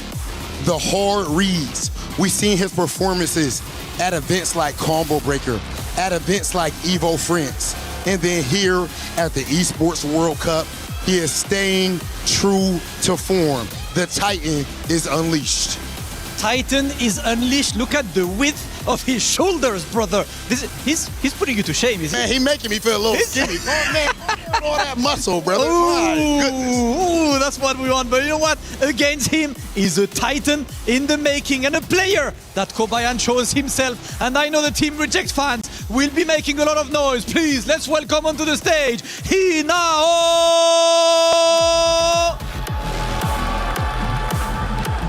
Absolute legend in the making. He burst out onto the scene last year after winning the Chengdu premiere, and then everything else has been nothing but history for the Japanese kid. Signed to Reject, qualified to Esports World Cup, and now qualifies to Top 8. And he has been picked himself to face Kobayan by Kobayan, so you know he's got something to prove, he's got something to show. It's Hinao on the stage. Kobayan, Zangief was not looked at as a strong character in this game. Why did you believe in him and believe that you could take it this far? お選びになっているキャラクターはそれほど最強というふうには一般では思われてないと思います。ですけれどもそのキャラクターをお選びになってここまで突き進んでこれられたのはどうしてそこまで自信というか信じてこれたのでしょうか。そうですね、なんかあんまり考えたことはないんですけど、やっぱ一目見た時からストロークリリースされてこのキャラクターなら俺勝てるかもなっていうのを最初からなんか分かってたような気がしたような気がするからですかね。Well, I have never really even thought about it. But like when it was released, launched, like there was some kind of inspiration that I may be able to stick to this character, and then I will be able to win. Kobayan, one last thing. You're about to play one of the most important matches of your life. What does this moment mean to you? これから小林の選手生命の中でも最も重要な戦い、戦に出かけられるわけですけれども、それはどのような意味がご自身にとってあるんですか？どのような意味が小林選手にとってそれはどのような意味が持つのでしょうか？そうですね、自分もこのゲームはやるのではなく見るから始めたプレイヤーなので、こんな大きい舞台でなおさらトップ8の舞台でましてやひなおとねこういう舞台で戦えるっていうのはすごく嬉しくて、32人のプレイヤーのうち本当に全員が強くて俺の知ってるプレイヤーであの人と戦えるんだっていうのをなんか思うような日々で、そういった日々をなんか2日乗り越えてトップ8まで来れて本当に嬉しい気持ちと、ここで勝ったらもっと嬉しいんだろうなっていう気持ちと、いやなんかちょっと泣きそうなくらいちょっともう自分の中でも感動してるくらいなんですけど、できすぎてて、今日ちょっとでも勝てるように最善を尽くしたいと思います。頑張ります。I started getting involved in this game as an observer, as a watcher, not as a player. And now that I'm here and proceeded to best 8, which is really remarkable, like, you know, unbelievable. Like, and not more than that, like, I'm able to, like, you know, compete against, you know, which is really, really, like, special. I feel so emotional. I feel like crying. And I'm going to do my best today. Absolutely moving right there. This match is stuff of history, Samad. Stuff of history indeed. And let's have a quick chat, of course, with Hinao. Hinao, I have a simple one for you. You came out of nowhere last year on Street Fighter 6, started winning. It never stopped for you all the way to today's top 8. So how is your day going? How do you feel coming up to this stage and facing the guy who picked you yesterday? はい、もう昨年はまだ無名というかそれほど知られてなかったひなおさんがここまで無敵で無敗で進んでこられたわけですけれども今日の対戦相手には任されたこともあるかと思いますですけれども今日この場に立っていらっしゃるお気持ちをお聞かせください。なんかまあ長いというかもうなんか深いことを話せないけど優勝します。Well, I cannot say anything long or anything deep, but I am going to win.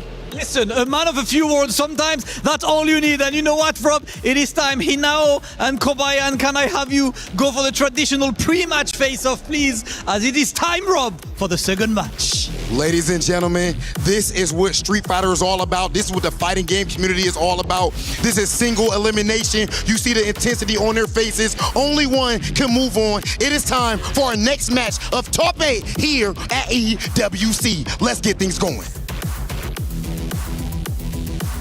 Into the second game of the day. It's David versus Goliath, at least within physical stature, but on the sticks, it's even playing field. Vicious back at it again with my man, Jammers, and it's gonna be such a pleasure to call the rest of these matches with you. How you feeling, man? I mean, David said Goliath lost the plot. That wasn't in the storyline, but I'll tell you what, if we're talking about the 2026 version, he may be correct, but he has to prove the point by getting the dub here. But Hinao, I'll tell you what, man, this guy has been on an absolute reign of terror this past 8 months, and this is one of the, you know, the cherries on top of the cake. I'm not going to say it's just the one, there's probably a multitude of things. And again, this guy's got so much more depth and more capabilities as to what he can do in his career. So, I mean, getting the dub over Kobayan will propel him into greater heights mentally to try and take the trophy at the end of the day. Now, obviously, Logan and Ringe did mention on their intro to the Eiffel Tower. I'm not jealous, by the way. Not at all, right? We didn't actually get to go. I'm not jealous one bit. This guy's mentioned that the Ingrid is in the back pocket because in the Topanga Championships, when Ingrid was still fresh, you saw Hinao actually, you know, literally using her for probably 2 weeks straight before he had to go back to the Sagat and start practicing. So that could be a possibility, maybe in a shorter set, depending on the scoreline down the line here, Bish. I mean, what do you think? He's going to stick with the king the whole way, or has he got other options? I'm not too sure, honestly, because, you know, there was a point that you had made just now where Ingrid was actually a little bit problematic during, like, the preliminary phases of Blink Respawn. I don't know how much practice he's had since then. I mean, even from Topanga, I don't know if it's going to be comfortable enough for either player. Like, if Kobayan has to face off against it, or now has enough practice going into this specific phase of the tournament. So I think the king is going to be what's played all the way through for him now, or at least one of the other Shotos potentially. True.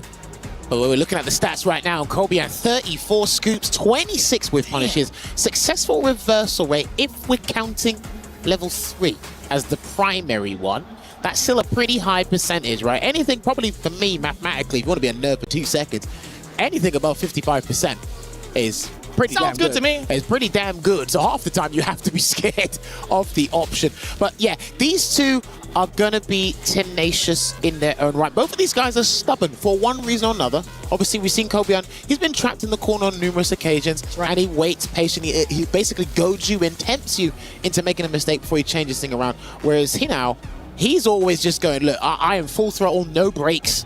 And that's his stubbornness there. And you can see it in the way he uses drive rush, the way he abuses heavies. He's in there, and I tell you what, he's going to try and stick to this man like white on rice if possible. It's really funny that you talk about like the stubbornness both on offense and on defense. There's so many different looks that Kobayan gives with his drive rush, and he'll stick to it. That's even if it's rather irregular, something that you don't commonly see as Zangief. He does not mind doing something like a drive rush, nothing, block, drive rush, sweep. from max distance, drive rush, delayed medium punch. And those options alone are rather tough to kind of go through and cycle mentally.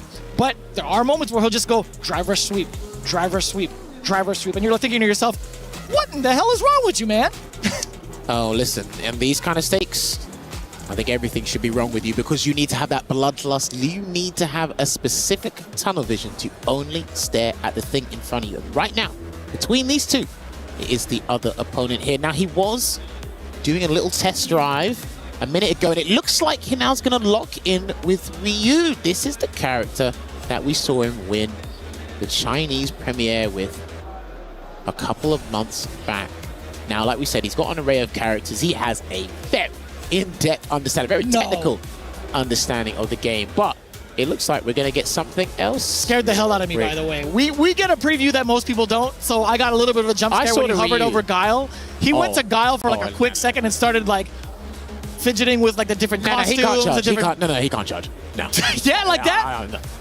He hasn't had enough years yet? I'm doubling down. He can't charge. He ain't got the patience for that. No. I see. I physically cannot. This guy got like 6 characters at 2400 MR. Guile was not one of them. Okay. He probably could, but you ain't got time to charge like that. No way. You know what? Nowadays, with the way things have kind of turned out this season, I don't believe anything I see on CFN. True. Bear in mind as well, if you look at him now, he did say in one of his match interviews, he said he did have a stomachache. He did feel the nerves. He's feeling the heat. So this is all new experiences for him. He's one of the strongest players right now, I'd say, in Japan currently. We are going to see him in Street Fighter League Japan, but he is under good mentorship in that factor under Fudo and Daigo here as well. But this is an individual sport. So he needs to try and stay focused. And because, how often do you fight Zangief under stakes this high? That's a hard question to answer. It's genuinely a hard question to answer because I don't know what they do in Japan if they actually get some of these sessions in, right? But either way we spin it, we're locked in. All the questions remain are about to be answered. Kobayan versus Hinao. Zangief versus Ryu. It's the first of 5, ladies and gentlemen. Buckle up. Drive rush donkey kick could be a thing. He might have to change the speed of Hadouken, and he's going to do a hot kick into the EX Tatsu to get things rolling here, and he did manage to get a Denjin charge, and he checked the neutral jump. That was a big risk, but only because Kobayan actually pressed the button on the way down there, Vicious. Hopefully we see that utilized even further off of the neutral jump, excuse me. We do get a counter hit, a plethora of counter hits against Hinao already. Command grab could be it, and you know what? Hinao thought the exact same thing, but in came the headbutt, more than enough damage towards the end of the lariat. Kobayan instilling the fear early. The thing is, he's got to take the leap. He's got to be adventurous on defense sometimes, and there's a donkey kick I was talking about. He's got to do it just to see where he's going to try and risk the command grab, where he's going to try and risk the jump, and what a whip punish there with the heavy kick. He is going to get the pickup, misses the crouching heavy punch from the drive rush, excuse me. Oh, not too bad of a situation now for Hinao. Gets back-to-back throws, catches another parry. Oh, just within range of the fierce. You know he wanted to punish that. Still taking it to the skies. I like that.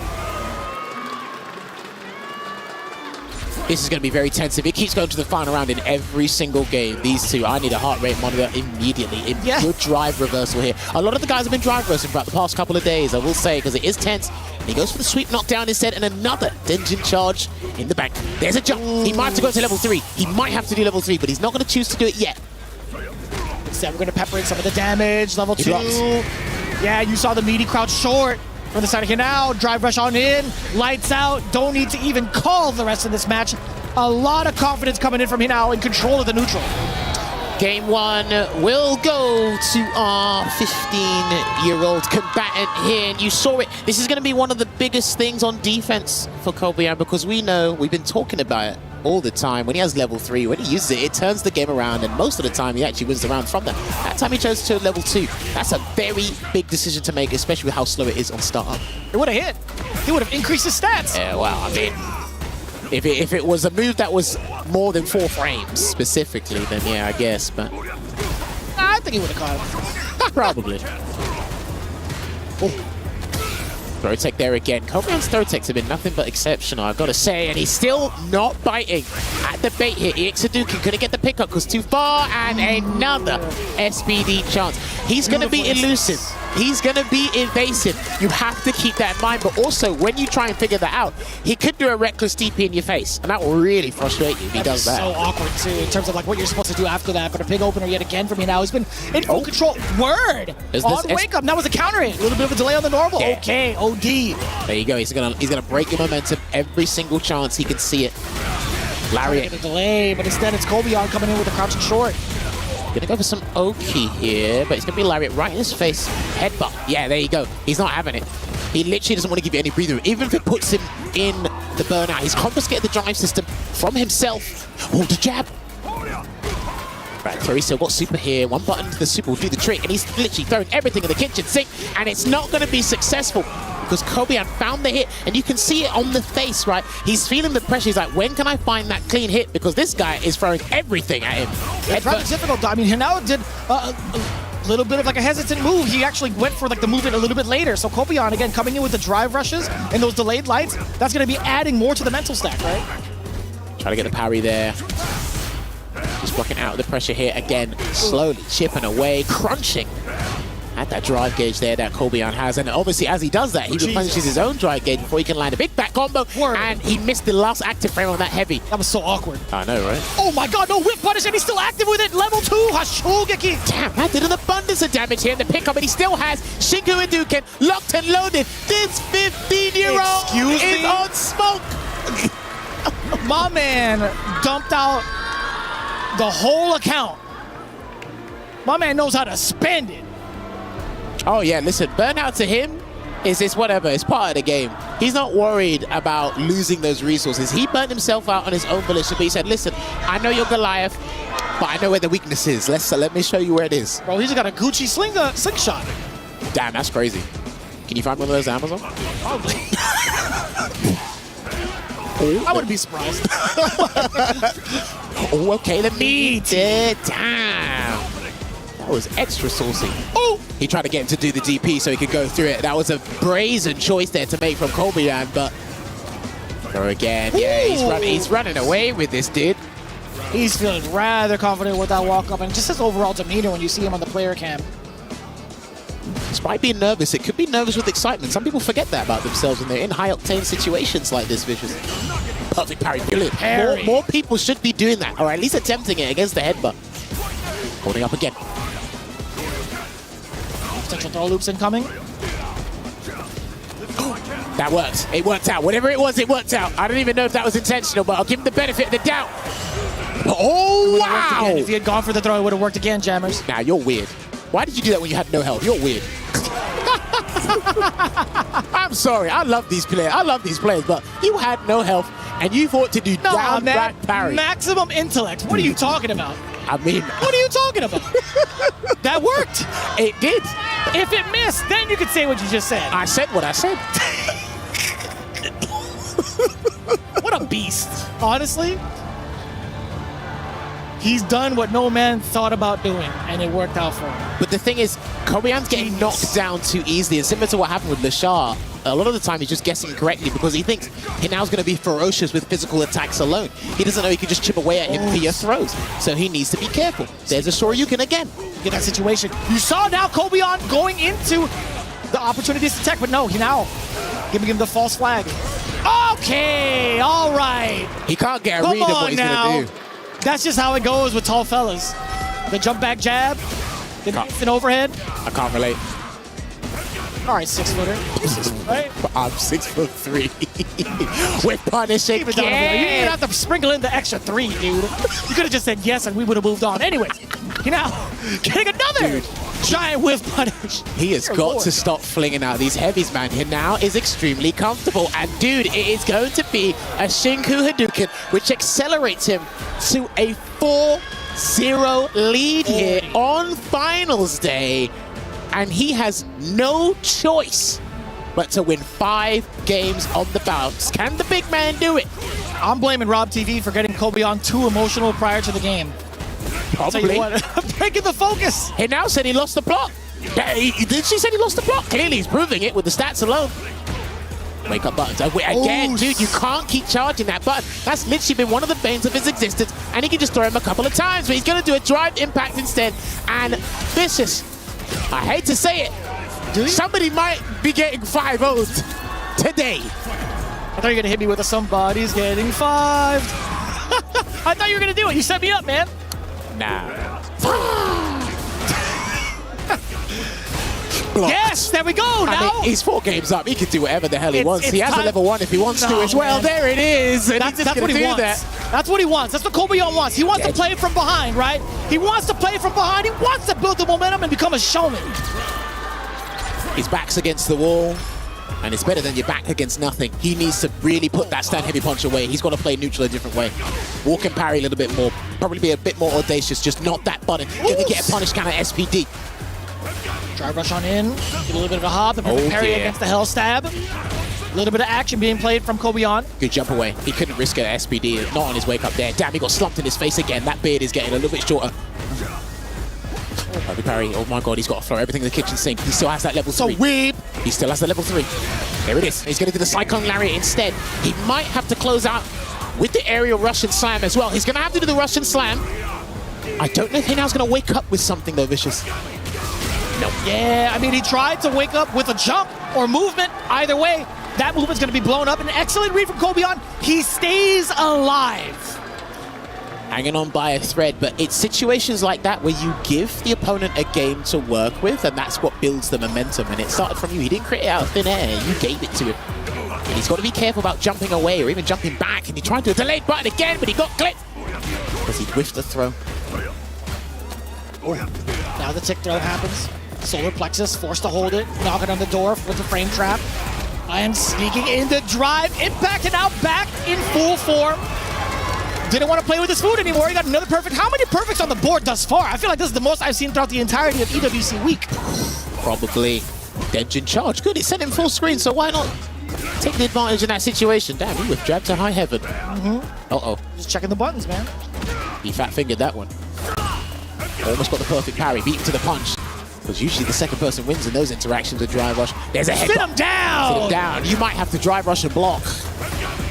Yeah, well, he done something. He baited something because I sensed this dude trying to do something to wake up, and he started. It's getting antsy now. He's still got a massive buffer to work with, but he's sensing it. Every knockdown's going to count. Oh, wow. I love that from Kobeon. He's slowly applying the pressure, slowly putting all the pieces together to the puzzle.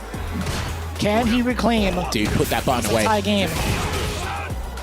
Lovely with punish there. Sure, you get to break things away. Cyclone Lariat still an option. Oof. That was massive. That was huge. Clean jumping. Didn't lead to too much, though.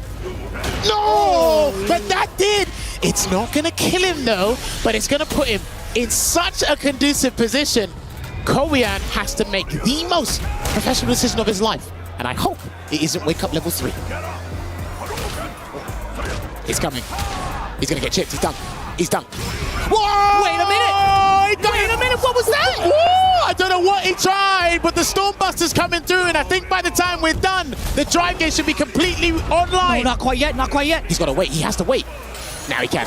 Oh, my word. You're crazy. You're crazy. He's going to SPD. You're crazy. Whoa. The jump back. He's going to chip him for the burnout. That's it. He's flinging out the donkey kick because he's got nothing else to do. And there you have it, man. The kid is off his seat. He's punching the air. And you know how much this means to him. A 5-1 domination to kick off the campaign for today. That is not the job complete. But I tell you what, that's a fantastic start. I could feel his heartbeat from here, Vicious. It was just so difficult to even try to chase down Hinau, especially after that level 3. There was just so much against Kobeon, but Hinau sticking to his guns. I love the way that he closed it out. He didn't waver. It was getting a little bit shaky at times on certain knockdowns, but because he had such a massive lead in the set, he was allowed to take extremely out of this world risks. But I tell you what, man, that last interaction there, he needed the SPD and he knew that, so he went airborne with the Tatsu, but that was crazy. We need to head on over to the stage and we need to go with our stage host Damascus right now. Talk to me, baby.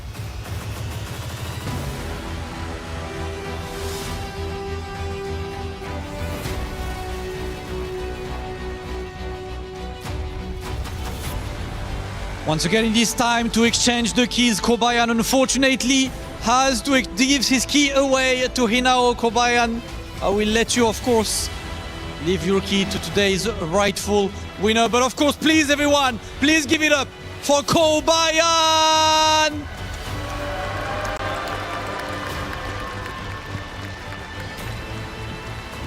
Hinao, I will just ask something very quick. Kobayan picked you yesterday and 5-1, so what do you have to say?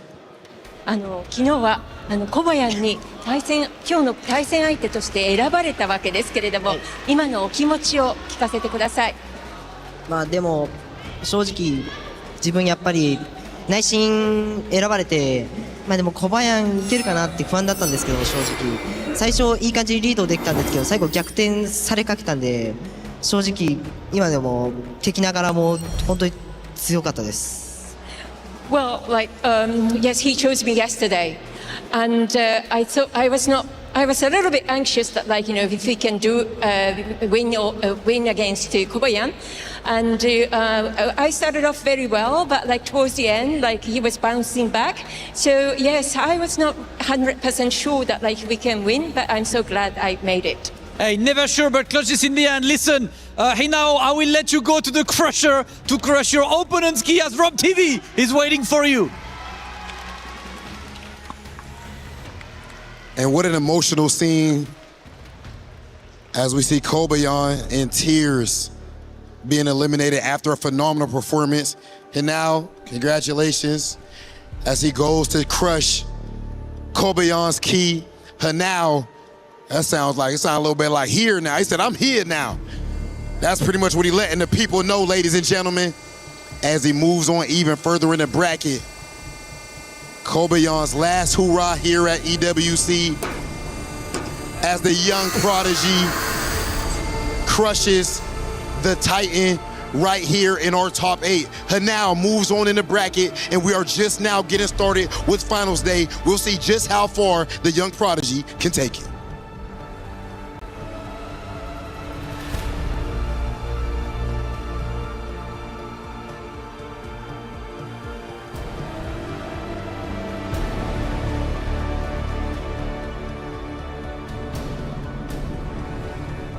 Play is in our DNA. Whenever we let it out, it becomes our superpower. Now imagine an entire city being built to supercharge it. Kadir City, powered by Play. Well, finals is well underway, and already our first keys have been crushed, and our semifinals has 2 players, but we need 2 more. We're getting closer to the grand finals. It'll be underway in just several hours, but it's going to be a lot of fun. Who's going to hoist a trophy? Who's going to earn $250,000? Welcome back into the Allianz Vaults. I'm Taylor Reflections Noble, Logan Sama, Tasty Steve. Boys, looking good, Steve. Hey now. Hey, you're fresh today, man. How you feeling? Feeling great, man. We're on finals day. These matches are already crazy. We keep saying there's nothing but bangers, but we are officially in banger season. There's nothing but. That's right. Bangers all around. First matchup, Lashar Habiki. The Lily stays alive. Yeah, he managed to keep himself in it, and I think, if you're right that many times on the command grabs, it's very, very difficult for it to not be your day. But I think Lashar's going to look back on that and think, I let him get away with a lot of stuff. There was a lot of knowledge checks there that he failed. It was letting him get away with a lot of the raw spies in neutral, the stocks that can definitely be checked. Letting him mash in strings as well, the lights. There was a lot of stuff there that Lilies can't really get away with doing. And Lashar was definitely not clamping down on that. Yeah, you could tell. I mean, even so not sure that he switched to the Ed in this instance, right? Which is his go-to weapon, and it still was not enough to stop Habiki, in all honesty. I mean, I felt like just the perfect buttons at the ranges, the force of engagement because of stocks and those wind stocks that Lily needs to move around. I want to talk about the fact that we're looking at Lashar, one of the best players on the planet. Some would argue out of the tournament now to Habiki, a player a lot of people aren't familiar with. Yeah, the shocks just continue. Hibiki's been shocking us for the duration of this event. How many more shocks can we take? He's only 2 wins away from that grandest of prizes. Personally, I like the Akuma pick. He was showing that he had some good checks there. He was walking into the range of the heavies and checking them with the light kick. I loved that strategy. He came off of it though, went to the head, and in the end, there was just too many openings. You can't leave that many openings. Hibiki was able to kind of keep pace with him in the head-to-head matchup score and eventually close it out. It was a tight one, and I feel like with more knowledge in that matchup, LaShaw will make that a lot more of a convincing victory for him, but he's going to have to wait, though, isn't it? It is what it is. And I will say that was a revenge match, and it was Hibiki now getting that revenge. So we're going to have to wait until the next tournament to see if they match up once again offline. And if they do, will it be LaShar's chance to take the title back from Hibiki, at least when it comes to their series? The casters were giving it their all during that match number 1. Let's look at how they looked in that series. Try to delay the low just to try to throw off the perfect parry. Nice stuff there from LaShar. I'm gonna get the back throw. Oh, this is huge for Hibiki. Oh, that traded. What a drive reversal. Now you put him into burnout. And the delay on the dive. He knew it was coming. Vicious and Yipes giving it their all. They're incredible at what they do. I mean, absolutely. You know, Vicious, the voice of Street Fighter, and Yipes, the voice of the people. Facts. That's big facts. Big fans of those guys. I mean, that's why it's such a pleasure to be up here sharing the stage with these guys. I mean, Logan, just the same. I know you're seeing him up here on the stage, but my man is an established caster in what we do. Another one of our peers. I've done a little bit. He's done a little bit this time. They let me call some action this time in my home game, which I'm appreciative of. You know what? And you sound great. It's always interesting, right, having you on the desk and then having you up there casting, because it's a different energy, right? Any strings to my bow. Hey, you are incredible to say the least. LaShar, he might be gone, but he is not forgotten. And Reinhardt had a chance to catch up with him in the post-match interview. LaShar, an Evo champ. We've seen him perform on the Capcom Cup stage. Now here at EWC, always a very, very impressive player to watch. What does he feel is different about the challenge here at EWC when compared with the global events?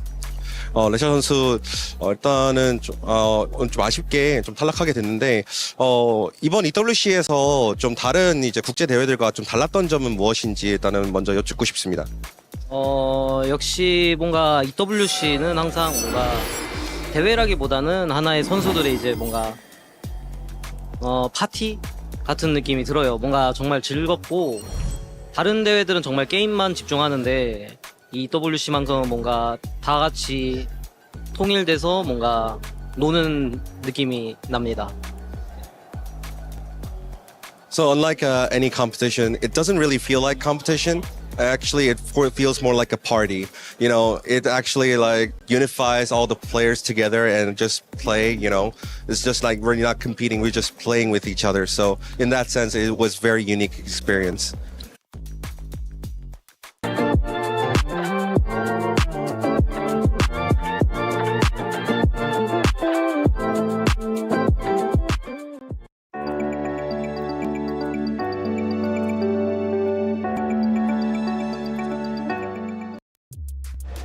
Thank you, as always, Reinhardt, for the great interview. LaShar, his key has been crushed. His tournament life has ended, but a top 8 is something to celebrate. What a performance he had over the past several days of competition. But for Hibiki, his story will continue on next to play against Hanao. But we've been watching and listening to what the comments had to say. Sometimes it gets a bit wild, though. And Logan, I don't know what this first one. Why did he choose this killer? Love is life, and life is free. Is it free, though? Is that about Hibiki? It must be. It's one of the series. I guess so, yeah. I mean, it might actually be about Hanao, right? Because obviously he chose Hanao, and boy, what an absolute backfire that was. He was talking crazy over there. He's like, I'm going to beat you. And he said, you lost the plot. You done messed up. He did say that. He did say that. Hanao told him, he's like, bro, they here to see me, you know? He's speed running LOL. Now, this is definitely about the second series, man. 5-1. And now, let's be honest with you, it was a beatdown. Yeah, it was, man. And it shows you what the difference is in-game compared to real life, because you saw a 15-year-old kid who can't be more than 4'10", 90 pounds, dripping red. He was oppressing Kobayan in that game. David and Goliath in real life, and then the roles were reversed in real game. Oh my God. He was patting down his pockets and everything in that game. What you got for me? Kobayan? Yo, dude, that's not too soon. He can hear this. That's not nice. That's actually not nice indeed. And the only reason why he's confident saying that, Steve, is because he's typing it out. He's not in the venue. That makes a lot of sense. We talk about the difference between being out here on the stage, going out and playing in tournaments, and then being at home. You don't get that pressure that you get on this stage, especially like you said. If you are in the stadium, though, let us know if that was you who said that, okay? Because I might want to point you out. We'll point you out. We'll point you out there. Kobayan's still here. Kobayan against Hinao, though, it was a beatdown. This young prodigy, 15 years old, is looking out of this world. That series was total control. And yes, Kobayan did pick the killer. He picked him out and said, I want to face you. You lost the plot, is what Hinao ended up saying.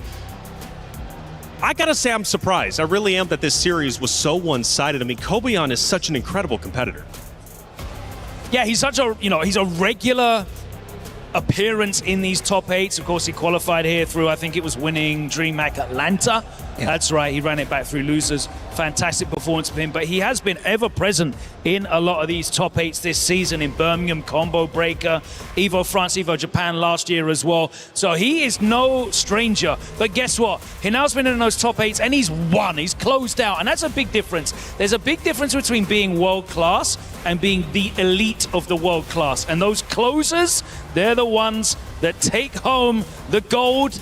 It might be Hinao's day. We'll find out. And even more so to your point, Reflections, is the fact that matchup, and it's one of the reasons that, Kobayan is such a big draw, is because he's playing a character that has a lot of hard draw matchups in this game, historically not known to do well in these situations. And that's something to get behind, something you want to root for. But he's done the work. He's done the legwork. He's been showing up. He's been getting those W's, so he's a player. We know this. And by the way, that was his first loss in the entire tournament this year. That was think about that. He was undefeated, and the time he gets defeated, it's a 5-1. Talk about a great performance. Kobayan, you will be remembered. A top 8 is stellar, but Hinao continues his race forward, and he might be in grand finals before you know it, but it depends on how the matchup against Hibiki ends up going. Now, Ryan Hart, we've had a lot of great moments throughout our 4 days of competition. What's your favorite standout moment for you? That is a very interesting and difficult question to answer because we've had so many different amazing moments that are just going to be etched into our memories forever. Now, I wanted to start with a certain point here, right? We've seen these guys perform in tournaments all over the planet, but we've seen stellar performers, champions fall along the wayside, going 0-2. Some players didn't even get a single game. Absolutely insane stats here. I mean, Punk, Big Bird, Fudo, Xiaohai, not even winning a single set, and then kills you. Sahara, Angry Bird. Angry Bird's an Evo champion. Sahara's a Capcom Cup champion. Out 1-2, and these are the stats that just show how much pressure players are under at a tournament like this. But the thing is, you have players that qualify year after year for Capcom Cup. They're at every Evo. These guys are no stranger to the big pressure of the big stage with bucks on the line, right? But for some reason, even though other tournaments also offer $1 million for the prize pool, some reason EWC just gets under the player's skin and they just don't deliver. And I just wonder, just from a mental perspective, what is the elite pressure about this particular stage? And I really want to find out what players feel about why EWC just adds to that level of pressure that they need to deliver here. But it's super, super insane. Now, talking about today, oh my goodness me. I don't know if those kind of statistics are kept, but I would love to know how many command grabs Hibiki got on the shot because he was getting gripped up. That was absolutely ridiculous. And then that second set that we just saw, Hinao versus Kobayan, oh my goodness. I mean, I spoke to the young man coming off the bus this morning and he announced, I had him there and I said, are you okay? You feeling confident? And he looked sad. Tears were about to fall. And I'm like, oh my gosh, he's about to break down. He seemed so confident yesterday. And he goes, I have to say I'm really sorry. And I'm like, why? I have to give an apology to all the fans because I'm about to decimate and destroy this guy's soul. I'm like, damn, you like that?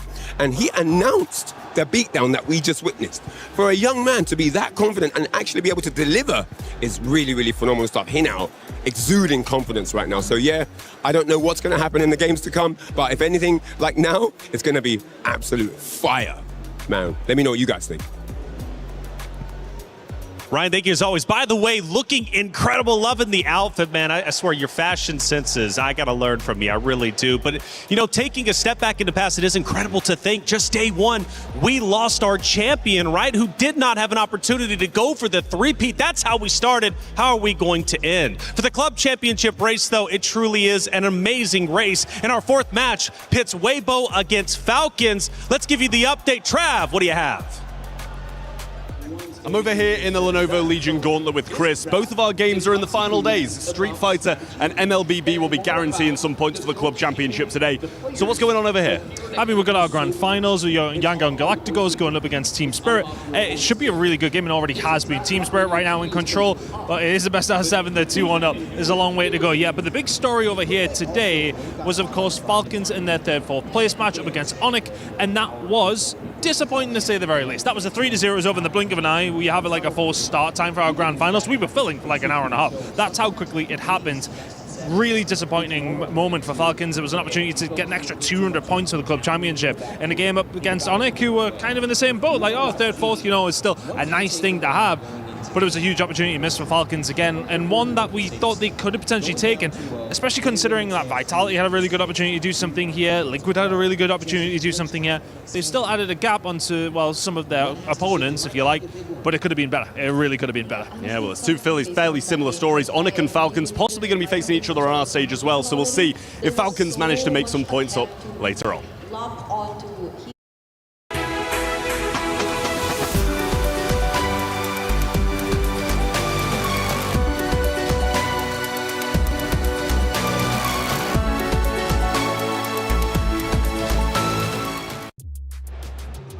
Looking great as always to you two boys, Trav and Kristan. Dressed for the occasion. After all, it is finals day for Street Fighter, but we do appreciate the updates because there's plenty of stages and there's plenty of events happening all day long. But for you out there, I know you're itching to go to the theaters because you know Street Fighter 6 is right around the corner.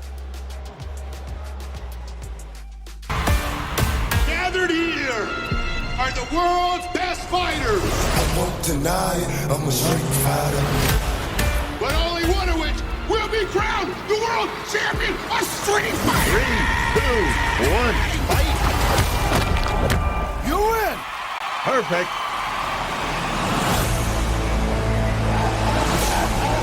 This tournament is not what it seems. We have to be ready.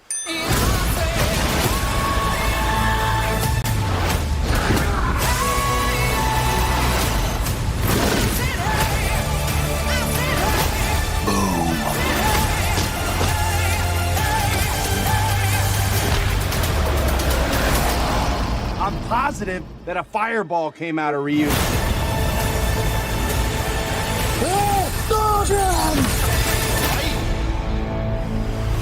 Perfect. Man, that gets me pumped up every time watching that. The movie, it's about to be up, and I can't wait to go see it myself. But you know what else I can't wait for? Our next matches. 2 more to go. 2 more spots in semifinals. 2 keys to be crushed. Let's head to the stage to continue our finals day.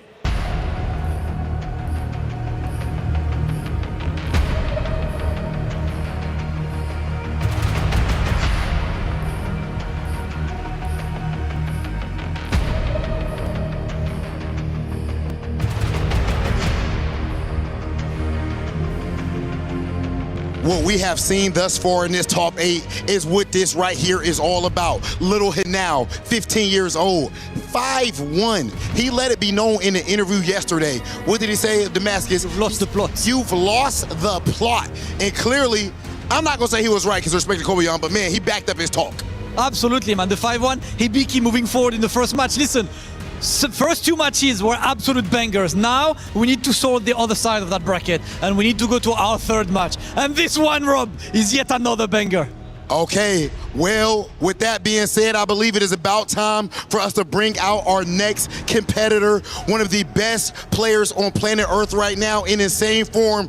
Put your hands together for Bruce Lee. That brother Bruce Lee, representing that upstate New York. the absolute database, the supercomputer. This is one of the most prepared players of all time that we have seen in the world of Street Fighter. Over on the East Coast, there were a couple people that you always thought of to dominate, and then Boost came along and let it be known that there is a new Titan in town. Ooh, Titan, I know he wants to play, but of course we got an opponent to welcome right now, Rob, because his opponent is the one he handpicked himself yesterday. Please welcome the Evo Japan champion, Yamaguchi!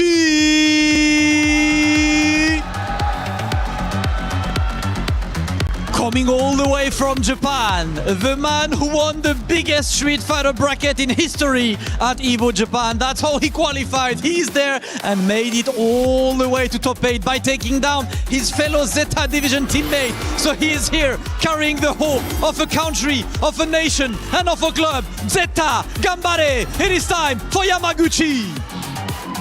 Oh yeah, oh yeah, oh yeah, ladies and gentlemen. This is an absolute banger. Boost.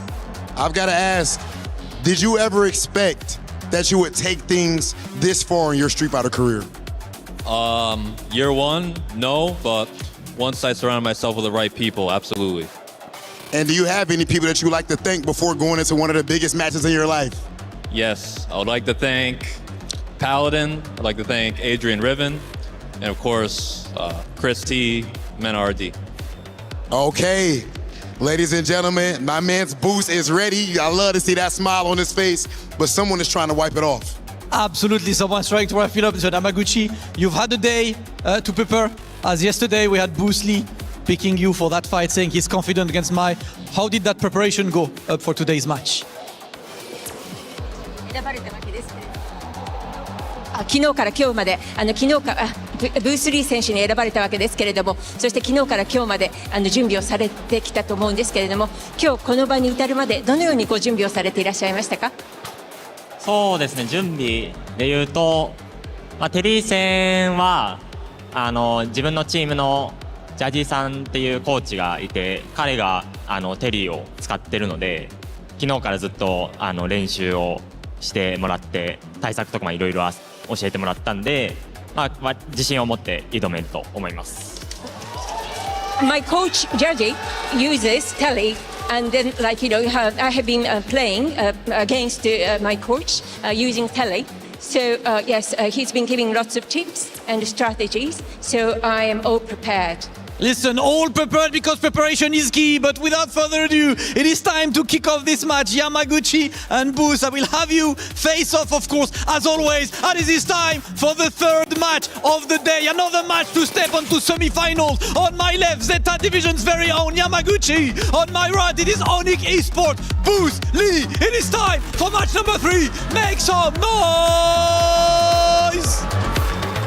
Oh man, Rinjin Jammers on the mic. It is finals day, Jammers. I don't want to mess up your nice jacket, buddy, but it's probably going to happen because you know I'm a major Boost fanboy. The walk-in, he tried to go straight to the setup. He wasn't trying to chill with Rob TV in Damascus. He didn't want to do the heads up. He wanted to get into the game. That's how locked in he was. But on the other side, man, that's the Evo Japan champion right there. That's the guy that won the largest Street Fighter tournament of all time. This is a clash of titans, Jammers. This man you're seeing on your screens, he was locked in with tunnel vision, and I tell you what, if there's gonna be a color you're gonna paint the town, well, it might as well be red, because that is all he sees. The notepad is there, the controller is there. These guys are gonna configure not only their controls, but the strategy and the mental frameworks in their mind coming into this. Yamaguchi seems super chill, but I tell you what, like I said with Boost yesterday, your demeanor might be quiet, but their gameplay is extremely loud and boisterous, and that is what we're going to be looking forward to here, Rinj. You ain't wrong, man. You ain't wrong. Boost, the way he was walking in, the stare down, he took the glasses off. I feel like he got the Shinigami eyes. I feel like he knows when Yamaguchi is going to die. And man, match predictions say they favor Boost. But hey, we've been over this. The match predictions, Yeah, a little sus. Listen, a little sus. It could be 73% the wrong way. Yeah, exactly. I'm putting it the nice way possible, but as we have alluded to, Yamaguchi also has a point here to prove, because the Evo Japan win he got a couple months ago was the biggest win of his career, one of the only wins of his career. And again, these two are looking to kickstart their campaign today on finals day that will propel them into new heights, not just in the Street Fighter community, but in their personal lives as well. And I tell you what, man, the preparation, we heard Rob TV say it, the preparation these guys do just as a player, it's kind of, it's indescribable for us. We understand it to a degree. Yeah. But there's something a lot of these players have that we can't explain to you because, well, most of us, I can't speak on you, I can't speak for you. I get you. Most of us haven't been champions. Yes, absolutely. These guys are champions or have a championship mindset. And that's what they're coming in here. They're coming with that cutthroat. They're coming with that crazy mentality to make sure they get the dub. And from a Boost's interview, right, that's partly a learned behavior. He said yes. In year one, Street Fighter 6, I didn't think I'd make it this far, but I surrounded myself with people like Paladin, Adrian Riven, Chris T, Mena RD, and they showed me how to become a champion. They showed me how to prepare to a level where I can get to top 8 on the biggest stage, and he's going to try to make them proud here today. Yamaguchi on the other end, right, a Shinobism member. He has been there before. He has also surrounded himself with immaculate people that have showed him how to be a champion. He has gotten to the top of the mountain. Like I said, Evo Japan reigning, defending right now. So it is going to be so sick to see two players who are so cerebral, who prepare so hard, clash right now. There's no I in team, and believe you, these two are the pilots right now, but the amount of minds and just friends and knowledge they have backing them up is going to be poured into this with unbelievable confidence here. I got to shout you out as well, actually, because for those that don't know, Rinj actually put me on Booster probably about 2 years ago. I don't like to talk about it, but if I had investments in Boost stocks, I'd be up right now. Easily. I was in there early. Easily. I was in there on the ground floor. He did say there's someone you need to keep an eye out. Not just me, but he said it to a lot of people. He said that you need to keep an eye on Boost. There was someone else as well. I can't remember who it was, but Boost was definitely one of them. He legitimately, for a while, right, when he first burst onto the scene, he was showing me every single match I saw, something I had never seen before. Little nuances, pieces of tech that rarely anybody utilizes, even at the top level. And that's part of why he's gotten to where he is, right? He's been able to combine that with an overall solid game plan. You can tell he's been able to compose his emotions much more over the course of these years in Street Fighter 6 as well. And it's just so sick to see. Sorry, just looking at Yamaguchi's stats there real quick. Sorry to change the topic. No, you're good. Total perfect parry 0. Huh. To be a top 8, I would have never predicted that. I would have never predicted you made top 8 of EWC and didn't perfect parry one time. Yeah, because are we counting like fireballs? I assume they are. If it's 0, it's 0. Yeah, I mean, maybe they're not counting the projectiles. Maybe it's like pure screen freeze, but that just goes to show how good him and his character are. Then if you're never in a situation where you ever have to perfect parry the physical hit, that's actually kind of insane to even consider that. Yeah, but again, Boost coming into EWC is actually in fine form, like we said, in his respective region for the World Warrior on the Capcom Pro Tour. He actually won US Canada East number 2. Yes, indeed. And he came 3rd place on World Warrior number 1. So again, and he's an excellent teammate to have, from what I hear from all the other SFL guys that he's been working with. He's a great person to have. He had a very big responsibility back at the Street Fighter League Worlds as playing the last match against Lashar, which unfortunately he couldn't take. So I don't know his emotional, like what his emotional high or emotional low was at that time. But now he's got a responsibility to himself, because a big thing in life is you might, as you get older, you get more responsibilities. If there's one responsibility that stays consistent, it's responsibility to take care of yourself. Yep. Whether it's physically, mentally, in-game. And you can tell he's very meticulous and does his due diligence when it comes to this stuff, Ridge. Absolutely, man. There's a touch on the point where you said, he did have that deciding matchup against Lashar at SFL. That's just a testament to the faith his opponents put into him, right? Okay, so we have got confirmation that they don't count the projectiles. So that was pure screen freeze. Good looking out on Lazarus and all the stats people backstage. But yeah, so that's just a clarification for everybody at home. But to touch on your point, right? The fact that his team, which consisted of people like Mena RD, right, that are willing to put him in the set deciding match, that's how much faith they have and how much work he's put in and showed them that, yes, you can have this confidence in me. I will be prepared to the nines to make sure we bring it home, not only for the team, but now he's got to do it for himself. And I tell you what, right, because Logan Summer, shouts to Logan Summer on the desk with Tasty Steven Reflections, he did point out something when we were on the way back to the hotel yesterday. There is 50% of the players in this top 8, well now it's been reduced to a little bit more, or a little bit less, sorry. A lot of them are still not qualified for Capcom Cup. Oh, and Yamaguchi has, Boost hasn't. So Boost has that extra incentive, that extra impetus to try and go for the dub. And look, I wish they showed that clip yesterday where he walked up and just picked up the key. Like there was no nonsense.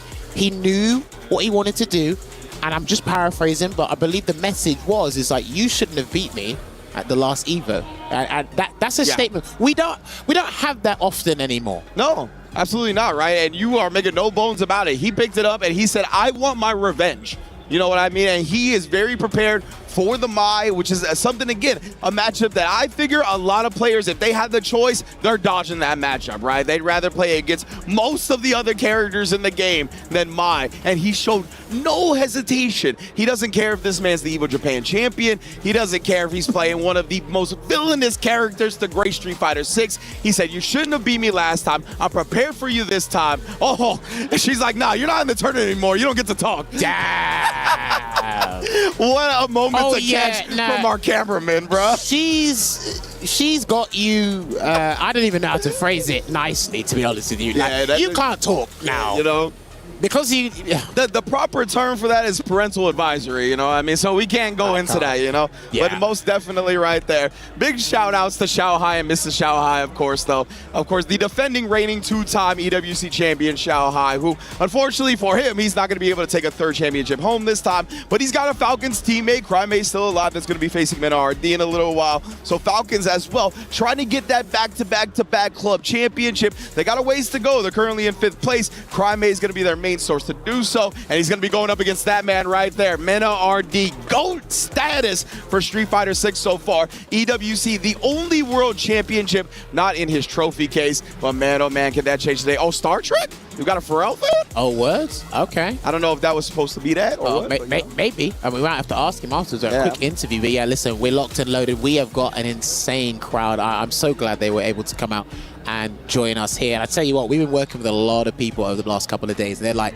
I haven't had time to come watch Street Fighter. I really want to come over there because you guys are making so much noise. I want to watch the game. I said, well, if you ever get time on your break for 5 minutes, come on over. You might see someone get scooped. But did that sign in the back say, Weibo, if you can't win at League, please win at Street Fighter? Is that what that said?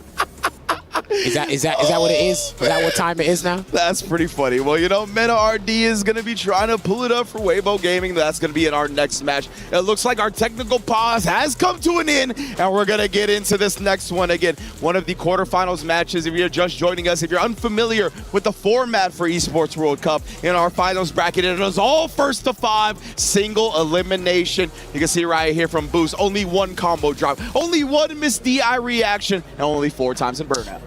Bear in mind as well, there's been a particular setup. I had to note this down, and I had to pull out the Steam Deck and do the lab work on it. There's a combo he's been doing in the corner, which has EX crack shoot. EX power charge into the crack shoot. You whisk the light DP. Oh, yeah. I think at best it leaves him at +5 frame advantage. All intentional. The crouching medium punch is always connected counter hit. Because in everybody's mind, that's a great psychological tactic, by the way. In everybody's mind, it looks like he's dropped the combo because he ran out of juggle points. No, that's completely intentional. A couple of characters do have it, but there's a lot of recovery in this game across the board, given the context. Hopefully Yamaguchi has paid attention to that and probably spoken to his shareholder table, his advisory table, and said, hey, what's going on? They said, okay, look, this looks intentional, so don't mess with that one. But I am curious to see the strategy over time in first to 5. I don't really watch him a lot in long sets outside of Topanga Championships, to be honest with you. That's a great point, right? Yamaguchi, I've been also primarily exposed to him in this 3 out of 5 environment. That goes both ways, to be honest with you, right? Boost, I'm used to seeing him compete in the CPT. I haven't seen him in too many other exhibition-style formats or in long sets online. So I'm very interested in this, like seeing how they both evolve over the course of a first to 5. Who has more tricks in their bag? Who even is going to need that, right? Maybe they catch on to each other in terms of conditioning. We saw how quickly Hanao could snowball a set, right? So we can get out of hand real quick if somebody gets the read on the opponent heavily. But this is going to be a great one, I'm sure of it. Remember, we're still in the round 1 set of matches here today, but we will be crowning a new champion here at Esports World Cup. Thank you very much for joining us. Hey, make sure you guys tweet out the stream. Make sure you tweet out the YouTube stream as well and let everybody know that we are live. And this is probably going to be one of the matches of the day. I have my own theories and predictions, but I'll keep that to myself because sometimes a broken clock works twice a day. This might be one of those times, right? We are going to find out very shortly. Our players' button checks are over. They're at the character select screen right now, about to get into the match. But it's going to be a fun one, right? Terry versus Maya as well. SNK battles coming at you live and in full effect. Should be a fun one in terms of the matchup as well, right? I think Terry's got some good juice up against Maya, honestly. Just being able to have the bird knuckle accessible to try to take up that space quickly, get some jump scares on the ground when she feels comfortable in that range where she wants to throw fan. But it looks like the button checks and the hand warmers are done. We are getting right back into the Esports World Cup round 1. First to 5. Who advances to the semifinals, Jammers? Will it be Bruce Lee or will it be Yamaguchi? Our SNK guests will be taking the stage here in immediate medium burn knuckle, as Ridge mentioned. And again, he's going for the gusto because he says, hey, I'm here to prove a point. I'm here to dominate neutral in my own way, shape, or form. And Bruce Lee is incredibly good at backdashing to avoid proximity guard. Here it comes. Oh, no, he actually juggled at that time. But yeah, we'll see it in the future, I'm sure. Complete domination to open this up and a 2-step to get the perfect, my goodness, Bruce Lee. But yeah, man, watch out for those backdashes to dodge the proximity block, especially against the stand fears. That's what set him up for that whip punish in round 1. And a lot of the top guys here in this tournament and in the meta in general have actually been falling for backdashes because everyone's used to, they're accustomed to the walk back to try and bait for a shimmy. There, okay, he didn't move, but that's the backdash literally we were talking about earlier. Caught him low into the crack shoot though. Indeed, and now we're stabilized a little bit, right? Yamaguchi managed to strike first blood, so he didn't get off to the races like we did in round 1. Oh, but the backdash, right? He was looking for it again. Yamaguchi, an immediate adjustment that chased it down with a drive rush. Amazing stuff already. He's not biting, he's not biting. He's waiting about a good 2-3 seconds before he does the delayed crouch and medium punch, so Yamaguchi might just need to go for a throw, take a DP if that is the case. Look at that drive gauge replenish, but again, it didn't connect. He was confident he was going to get a perfect parry on that stand fizz. That's why he done the tap parry. But Yamaguchi literally saw that and honed in on that punish counter throw. Man, I'm so impressed with Yamaguchi. Oh! Using the driver's chase on the backdash in the last round, but we get an overhead and the install already in this one. OD ground wave, but get off me. Great stuff. Okay, he's delayed. Good interruption there. That's all my players are doing nowadays. Delayed crouch medium punch on defense. They're confident that they can break through. Your resilience there, no crosscut into the rising tackle, but it will be a conversion into the Kaichosen. That gives Yamaguchi round 1 after that hell of a statement from Boost in that very first interaction. I love that jump forward from Yamaguchi in the corner as well, right, as a way to kind of combat Boost's primary defensive strategy of fuzzy delay buttons, as well as dodge something like if he did get freaky with a reversal off rib. So Yamaguchi really layering the way he's going to approach Boost. And Boost, man, yeah, he got hit in the mouth after that first round. Let's see how he bounces back. Well, you know what Mike Tyson said, everybody's got a plan, maybe even a notebook, until you get a fan in the face. I kind of made it a 2026 edition. That's not what I was saying. But perfect parry. Almost got the punish counter. A little bit too far there because her box is not big enough on that power wave. Good rising tackle. Indeed, willing to risk the reversal right there. It shows you where Boost's mind is at. Dude, the way he uses heavy kick as well, I'm really impressed because he makes it hit at the tip and the latter active frames as well. So it's very difficult to take your turn back or heck, even challenge it in general. That's why you can see Yamaguchi starting to do the backdash of the block strings as well, avoiding that button entirely, keeping him locked down with the Rienbu. I like this a lot. And again, just peppering him. That drive gauge is getting bullied. Damn, he was literally powdering those stand fierces on him right now. Almost, he still can't get the perfect parry on that Kaichosen, but he does get a quick burn. No runaway there from Yamaguchi, though. Burnout is Boost. No, it missed. He's done. Indeed he is. No meter necessary. Great routing from Boost, even in burnout. He bounces back here. It looked like that was the light version of Ryu Engine. Maybe the medium version might have caught him there, but that's neither here nor there. We move on into the Buster Wolf. Counter hit confirm off the stand medium kick. Terry classic right there. Oh, he backed away just in case because he's low on drive gauge here. In the danger zone is Yamaguchi. Hey, in the danger zone is both of them. Oh my god, that could have been a spacing trap. Definitely could have been, and man, again, the drive gauge now. Oh, I love that, punching the fan away, recognizing that it is not charged. And again, making sure Yamaguchi stays real low, and he tried to parry, but not blocking low. Round wave, he's out. No, he's out because it was a level 2. If that was a wake up level 1, that's what he was trying to cover. That would have worked, that round wave, but the Amplified Shinobi Bocce got him out, and he's just going to pepper him away. He has got a super on deck. No need, because that's going to be a drive impact into the power geyser to make it 1-1 as the scores on the doors. Indeed. I don't think it was a parry, by the way. I think it might have interrupted like an OD move or something, but man, Probably. Man. Nonetheless, right there, right? Boost was definitely prioritizing keeping that drive gauge down, making sure he never got into a healthy status again, and we're already a tied up set. Dude, the only person who flinched for throw techs was Yamaguchi round 1. Ever since then, they've been trying to bait throws, and neither of them has taken the bait. Yeah, you're gonna have to start establishing it. I'm gonna think he's gonna do it here. Yeah, exactly. I was gonna say Boost, one more. Oh, not even, and he caught Yamaguchi either jumping or backdashing. Even Yamaguchi knew. Good block last minute on the overhead there. Tried to interrupt again on defense with that crouching medium punch. There's a throw tech there from Boost, and that's a hard read on the throw he thought was coming. Oh, a little awkward on the crack shoot point blank, but nonetheless. Both these players, man, managing their meter so well. Ooh, but Boost. Beautiful check there with the jab, by the way. Gets a throw. He's low. He can throw the EX fan if he wants to, but he's going to throw a regular fan just in case.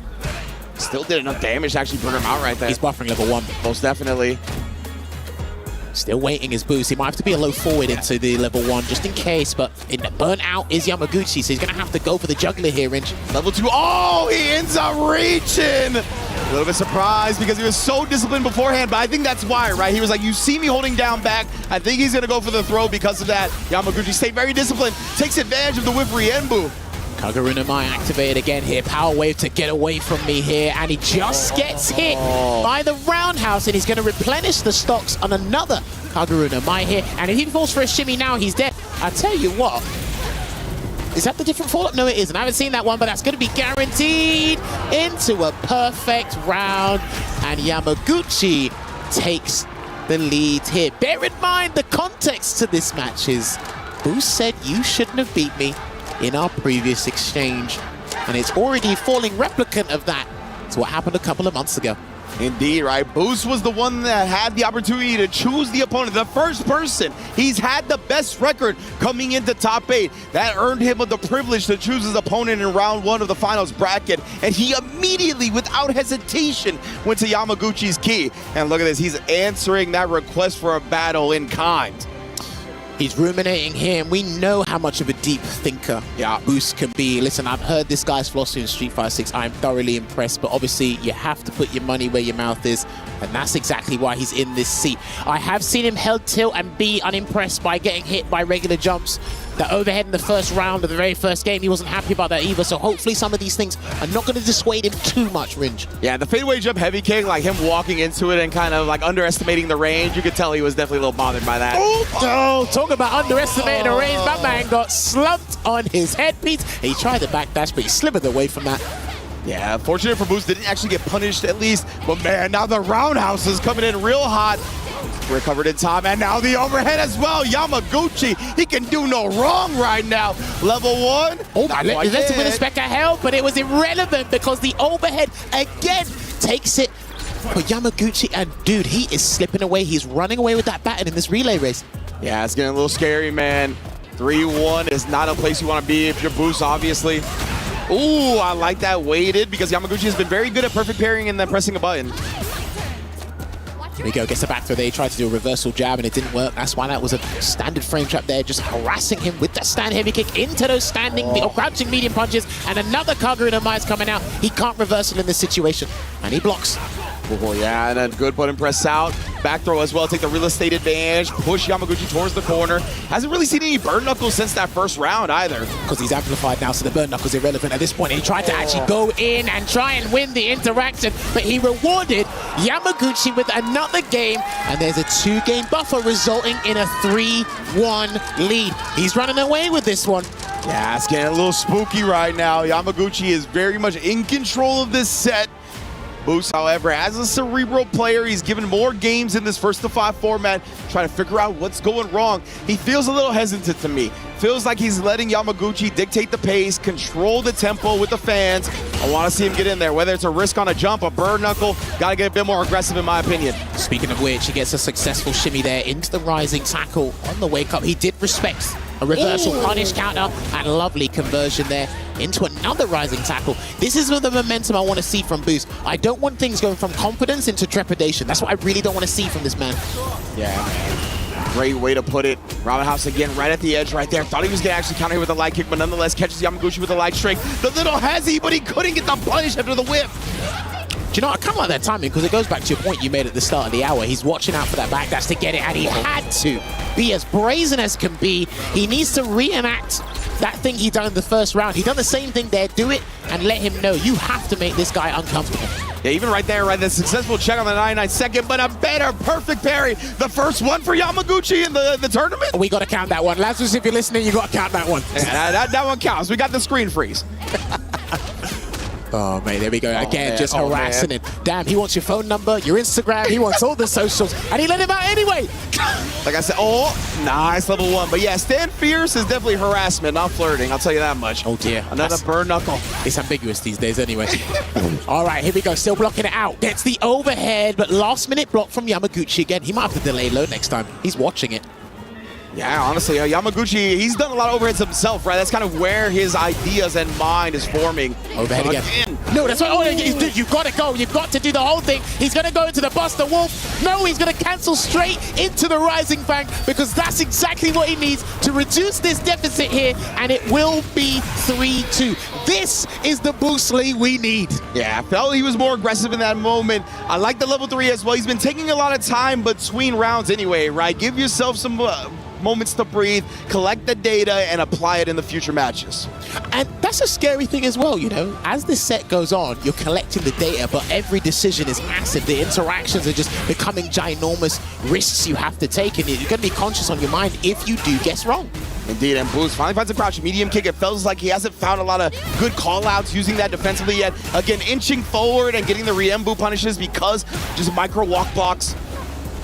Oh, he got him again! Dance on that boy! This is what we were talking about, is the backdashes people are flinching at over the walk back. Instead, forward throw, can he sneak in another one? But Yamaguchi said Ryu Engine is going to take the trick, and he's going to do a lot of damage here. He's got to go to the level 1. He has to do the level 1.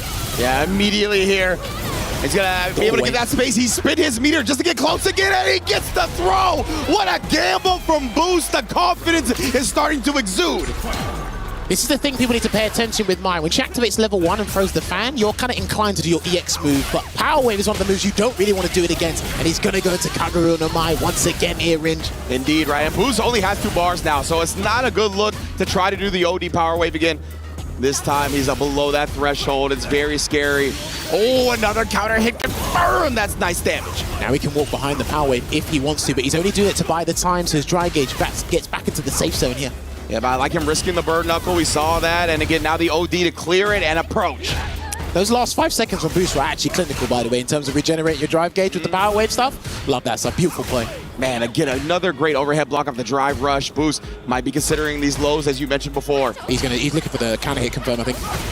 Power Wave in. He might have to wait for the medium kick again. Forward throw. Chase him down. It's been throws primarily after those OD Power Waves as well. He's looking for the counter hit. He wants the counter hit, and he's going to throw that out with malicious intent, that heavy kick, but now he has an opportunity to chip him out. He's looking to do it. He still has there it is. Rising Fang with a guaranteed chip, and Yamaguchi gives him the nod of approval, gives him the respect. He's like, all right, you played those last 10 seconds to as the clinical as you can be. Exceptional stuff there from Boost. From my recollection, every time he's been able to clear the fan with OD Power Wave, he has gone up and thrown him. So I'm really interested to see how that evolves. Is Yamaguchi going to try to backdash? Is he going to try to jump? Once that gets cleared, will Boost be ready for it? Is he still going to be looking for the throw? So many layers in this last 2 out of 3 matches for the first of 5.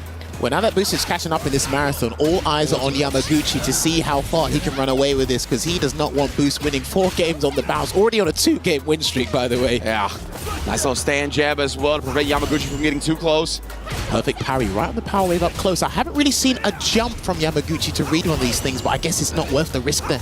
Yeah, both of these players very grounded, right? I don't recall either of them jumping so far. Plus frames on the burn knuckle, very well spaced. See the backdash before the drive rush, but Yamaguchi snipes. Watch out for the reversal. And he's still, again, good blocking mid-screen, being completely disciplined and punching away the fan. He's not going to throw out a burn knuckle just yet. Chases him down and a throw tech there, nevertheless, from Yamaguchi. Oh my word. Oh, and now a perfect parry. Another one. Put it on the board, lads. Oh, there it is. Baits out the parry from Boost this time. And then gets him on that counter hit. Try to wake up with the button. And that didn't even feel like a delayed button that Boost has normally been doing. That felt like an immediate wake up. Called out hard. I don't think he actually done that option before in this set thus far. Drive rush delay, back heavy kick. Yeah, that was a good one. Oh, nice clash. Forward throw again. Yeah. Ah, okay. He could have caught him with a drive rush throw in that situation. And again, Boost has not really been flinching with wake-up options on defense in terms of panic anyway. Yeah, he definitely likes his delayed buttons, whether it be for melee, whether it be for defense. He is definitely layered and has done the math in regards to that stuff right there as well, right? Respecting the fact that you can kind of bait out ODOSDP.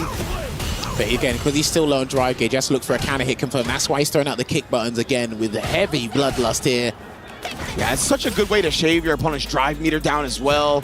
Great button in general. Look at that, man, a half a bar. And then, beautifully set up with the OD power wave into the burn knuckle. Now we're bullying him to the corner. He's got to do a level 1 or something. He can't lose like this again because he might be looking for, sneaking around wave. He's not going to sneak in the stun, but great interruption with that crouching jab there from Yamaguchi. Incredible composure. Not worrying about being in burnout, even in the corner, just picking his spots perfectly. Man, we only have 29 seconds on the clock and more than half the health bars to go through. Dude, the way these two have handled each other's EX projectiles has actually been stupendous. And he just needed that to hit at the tip, but he didn't get it. Building the momentum here is Yamaguchi. Block on the overhead last minute. Had to interrupt, but it wasn't a counter hit. That's why it didn't combo. But he is going to make amends with another Rising Fang here. He's going to change the tides in the drive gauge here. And there's an executive decision needs to be made on Yamaguchi's end. Does he give up this round? There's only 14 seconds left on the clock. Like, this is going to be scary from both sides. Sneaky, the burn knuckle. Sneaky. Oh, my God. And Boost trying to dash forward here, check any approach. He can just down back now. He even tech the throw. That was a little dangerous, but it is okay. Boost wins it with a timeout, and the war of attrition goes his way. The interesting thing as well is, remember, the supers freeze the time. That's what I'm saying. So, yeah, if he got hit by that combo from the shimmy, then it would have froze the time. We'd have lost anyway. So. Yeah, that's why I thought that tech throw was brave. Tech again. He's recognized how he's setting up tick throws from a drive rush cancel. A straight combo, and then just walking out of throw range. Good little shimmy. Throw tech. Damn, you are still being stubborn. You player. Oh, my word. And Yamaguchi sniping again with the crouch medium kick right as Boost was trying to walk out of range of it. He was dancing in and out.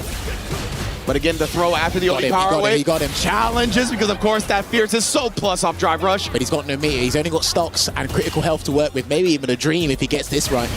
Boost, he's got the one bar. Too far. Boost, I believe stand medium can counter hit into level 1 will kill. He tried the rising tackle.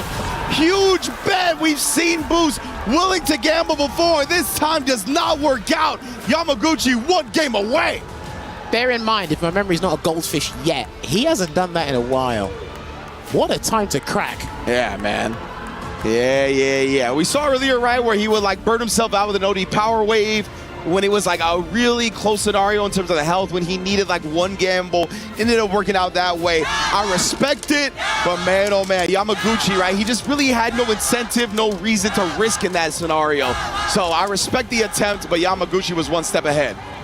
I think the interesting thing for me is what are going to be the microscopic changes from Boost's gameplay, because he hasn't been playing bad. Ever since that adjustment he had to make them 3-1 down, they've actually been equally exchanging blows. So there's not much he has to change, to be honest with you, at least on surface level. Both players here, you can feel the tension in the air as Yamaguchi 1 game away now. So now they're heavy kick again, and he needs to be careful. There's a range, he's waiting for something, and he's whiffing out lights and heavies, and Yamaguchi's caught him a couple of times with raw drive rush into a punish countered move. So trying to force the issue again, trying to bait something out from Yamaguchi's side, but he's been playing so disciplined. Low forward into power wave. Yeah, he couldn't drive rush cancel because he would have burned himself out, and at this situation, at this point in time, it's not a good idea to do that. Yeah, most definitely. Both of these players have been so good at keeping their opponents below that 3-bar threshold. That's what that stand heavy kick does with Terry. Yamaguchi obviously has the plethora of buttons to do that. Roundhouse Fierce with Mai. Oh, but again, too close because of that perfect parry. It didn't push Mai back at all. It's just these minute mistakes that are letting Boost down in big interactions, especially as that clock is running down, as you mentioned in the last round. Indeed, Yamaguchi did a good job. After the OD power wave cleared, he jumped back, right? He's not going to play those games. This time he is forced to block. Backdash again on that heavy kick because that was annoying him. A couple games ago, check again. He's checked a couple of these drive rushes with a jab, perfect parry, gets a punish counter. That didn't look like it was going to be a punish counter, so that was very fortuitous for Bruce Lee. Yeah, absolutely. I felt that it was safe jump timing and spacing. Right here, perfect angle on that to continue it. Goes with the safe jump and gets the throw, takes the life lead. Oh my, to the late tech. Watch out, yeah, perfect parry because the DP didn't work before. Someone's gonna have to do something audacious. 10 seconds on the clock. Who's hungry for that round? Oh my god, bro. CA on Power wave, deck. go away. Yeah, you got power wave again. No, we can't. Good blocks there from Boost. Oh my goodness, takes it back. Oh, another time over and Boost squeaks the victory. Oh. There's a couple of timeouts that worked in the favor despite the clock being neutral, as can be anyway. What discipline from both sides, man. The patient Street Fighter gameplay on display. Walking back and forward there, drive rush in for the delayed throw because there's a lot of mix-ups off of that drive rush cancel from the stand heavy punch. It's one of the best buttons in the game currently. Again, 100% easily able to bait out the OSDPs. Notice how he's walking back, so when Boost does drive rush, none of the buttons are really going to annoy him from that range because, again, there are a couple of limbs that Terry has that are a bit stubby, and the ones that are really effective right now, they're outside burn knuckle range. Absolutely, that's why Boost, recognizing that's where Yamaguchi was looking to play at. No! That was not what he wanted. The input behind lock and key stored, and what a horrible way for Boost to eat this much damage. Just about alive. Yeah, he's just about alive. He's got drive gauge. So, wow, dude, and that's happened too much. He's been hit by way more overheads than he has, and I promise you, if he has to close that round with the overhead, it might be successful here on Yamaguchi's end. Potential set point in the single in limb. Burst to 5. Punish counter. Yeah, that was off the perfect parry as well, but Yamaguchi did not approach, right? He was waiting for Boost to respond after the perfect parry. That's confident in your opponent being good. Now the throw loops are here. He immediately challenges, but no counter hit. Does catch the low, though. And he's going to go into the Rising Fang. This is a Chief Executive Officer decision because he's not going to get that level 3 back. So if you're going to spend it, you need to make this one count. He's going to have to drive rush cancel soon. I don't care how you get in. He's going to have to drive rush cancel. He's going to have to force a mix-up. Indeed. There it is here. A good backdash on the throw. Attempted again. Not biting, but he does challenge after the heavy kick. Drive rush in. Oh, what a tech throw. Dude, the temerity to even tech that at that time. Yamaguchi, you god. Yeah, like how, man? Power wave. Oh, interrupted. Perfect parry, but he gets the overhead. And Yamaguchi, the level 2, will be enough to close the door on Boost.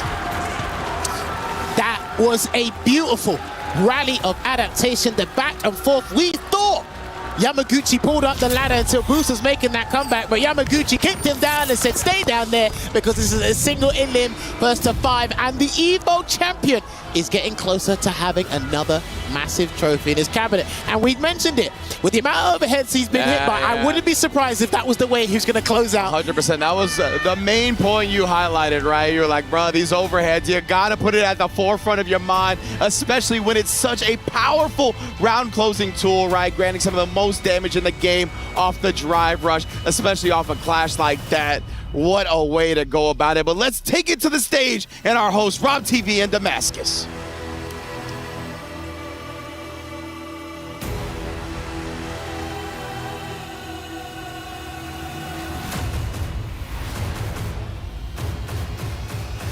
Ladies and gentlemen, his performance has been absolutely amazing. One of the best in the world. Put your hands together for Bruce Lee.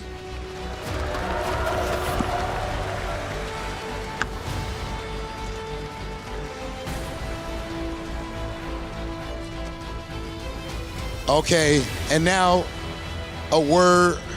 You can be here, Marty. With Yamaguchi. Yamaguchi, the entire stadium is screaming your name. It's a close match against one of the best players in the world. What is it like playing in a moment like that?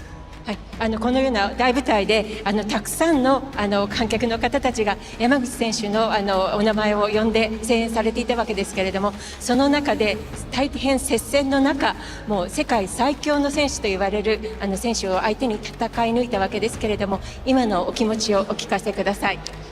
そうですね。なんだろうな。もちろんこの舞台で戦うってなんかそのファンの方に応援されてすごい嬉しいっていう気持ちもあるんですけど、それが嬉しくて、それ以上にでもやっぱり自分が嬉しいのはやっぱ対戦相手のブース選手とこの舞台で真剣勝負をやれたっていうのはすごい自分にとっていい経験ができたなっていうふうにすごい今思ってます。Of course, I'm so grateful and delighted that, for all the fans here to be supporting me in such a big stage like this. But moreover, I am so grateful and delighted that I was able to compete against Bruce Lee. And it was such a great experience for me. Ladies and gentlemen, Yamaguchi, Evo Japan champion, and here at EWC trying to add to his trophy cabinet. Yamaguchi, please go ahead and crush your opponent's key. Another key crushed, more dreams shattered, but more dreams still alive as Yamaguchi will carry his hope, Japan's hope, and Zeta Division's hope forward in Esports World Cup semi-finals. This top 8 has been ridiculously exciting. This match has been ridiculously close, but this is my expert himself, Yamaguchi, about to have a great time crushing yet another key. We've got a few. This is our third of the day. Let's take a look.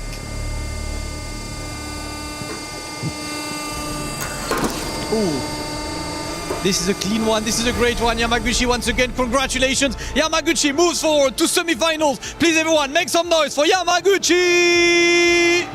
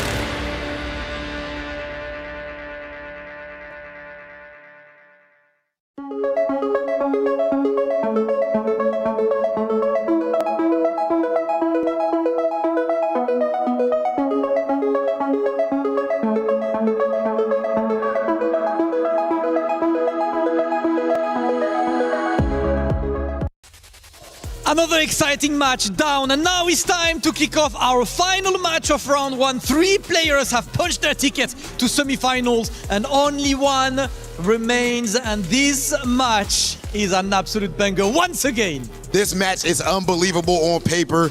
Both of these players, of course, phenomenal, but one of them is looked at as the greatest Street Fighter 6 player of all time.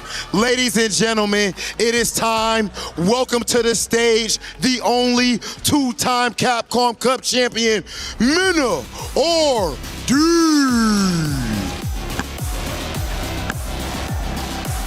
This is, simply put, the best in the world today.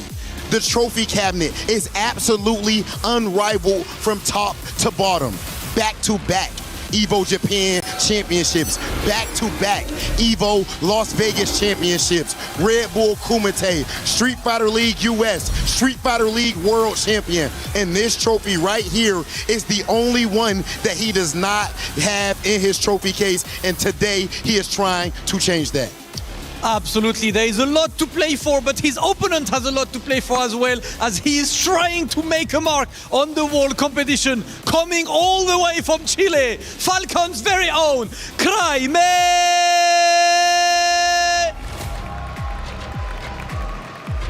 The hope of the Falcons, the other young gun from Chile. It's been all about Blaz for a while, but Kraime has been consistently getting better and better. And now he steps onto the stage for that top 8 position against one of the absolute best in the world. And there is no better place in the world to set your history and to show that you are here for the win. He's stepping up on the stage right now. Young, but incredibly talented. Kraime joining us. And now, of course, a word with the best on planet Earth. You've done it all. But here's a young upstart trying to make his mark. Do these moments in front of these fans make you feel alive? This is what I live for. Simply put, Mina RD absolutely locked in. last thing, that trophy right there, I said you've done it all. You have not done this quite yet. How important is it to you to lift the EWC trophy for the first time? You said I haven't done this quite yet, right? Until today. Until today. It's already written in stone. I love the confidence from the champion, but of course, I've got the challenger with me. Crimey, coming onto this match, Mena Erdi is seen as one of the favorites, one of the absolute best as well, and that's a huge challenge for you. How do you take on that challenge against Mena Erdi? Mena es uno de los favoritos en este torneo. ¿Cómo te sientes a jugar en contra de él y cómo es este desafío para ti en jugar en contra de él? Me siento bien y preparado y bueno, a ganar el favorito. I'm feeling good, I'm feeling prepared, and it's time to win against the favorite. It is time to win against the favorite. Listen, guys, we're not gonna waste any more time. Crimey and Mena Erdi, you guys can go for the face-off. And Rob, I am hyped for this one, bro. Ladies and gentlemen, this right here is what it's all about. Of course, we have a young prodigy on his way up. And then on the other side, we have the best player in the world, Mena Erdi. In the end, there can only be one. Mena Erdi, Crimey, who's it gonna be? Let's send things over to our commentator. Oh, hey, Mena Erdi stepping up to see into the soul of Crimey. And we saw a little bit of a look away. The young man maybe not used to this environment, but it all changes once we get into the game. Ringe joined by Logan Sama. How you doing, dog? Sir, and it seems like incredible things always happen when I'm sitting next to you on this desk in these top 8 situations. I can't wait for another one, and it's incredible to say that Mena Erdi is the 3rd oldest player in this top 8 bracket at only 26 years old. Oh my God, 26, The future bro. is now. He's barely mid-20s, but there's so many young heavy hitters, all these up-and-comers who have been grinding even before Street Fighter 6. I understand that they're 15 years old. You might have just seen them in Street Fighter 6, but we know Blas, we know Crimey. They've been grinding before that. They've been waiting for this opportunity. Whether they're young or not, they worked as hard as anybody else to get here. Now Crimey has a huge opportunity to not only get himself into the semifinals, but make a name, make sure he is unforgettable throughout the scene by denying Mena Erdi the one title that he does not have. It's incredible energy. And of course, the club championships on the line as well. The last remaining Falcon. And of course, Mena Erdi representing for Weibo Gaming. Crimey looking to go one further. Look, he's had an incredible couple of months. He got 4th place at EVO, which is a huge breakout result for him. So impressive. Then he managed for the first time to secure the World Warrior in Chile. And that might not sound like anything to a lot of our viewers out there, but listen, Blas, who was in last year's grand final, only 17 years old, has had that region in a chokehold. He's won 11 back-to-back World Warriors. Finally, Crimey managed to win one, beating Blas in grand finals. Is that a sign that this is his breakout? He's in incredible form. He comes here by way of a great run, an incredible run through our bracket so far as well. Unbelievable stuff from him. And yeah, as you mentioned, Crimey has the back-to-back, the only club champions on his back right now. Team Falcons in 5th place. This is not where they usually are when it comes to this close to the end of EWC. They're usually in that 1st, 2nd place spot, trying to secure that one more dub. Crimey right now has a big chance to gain a lot of points for them and put them back into that position they're used to being in. Of course, Mena Erdi not only doing this for himself, but for Weibo Gaming as well. But oh man, bro. Just the intensity, the aura both of these players exude. It looks like our button checks are over.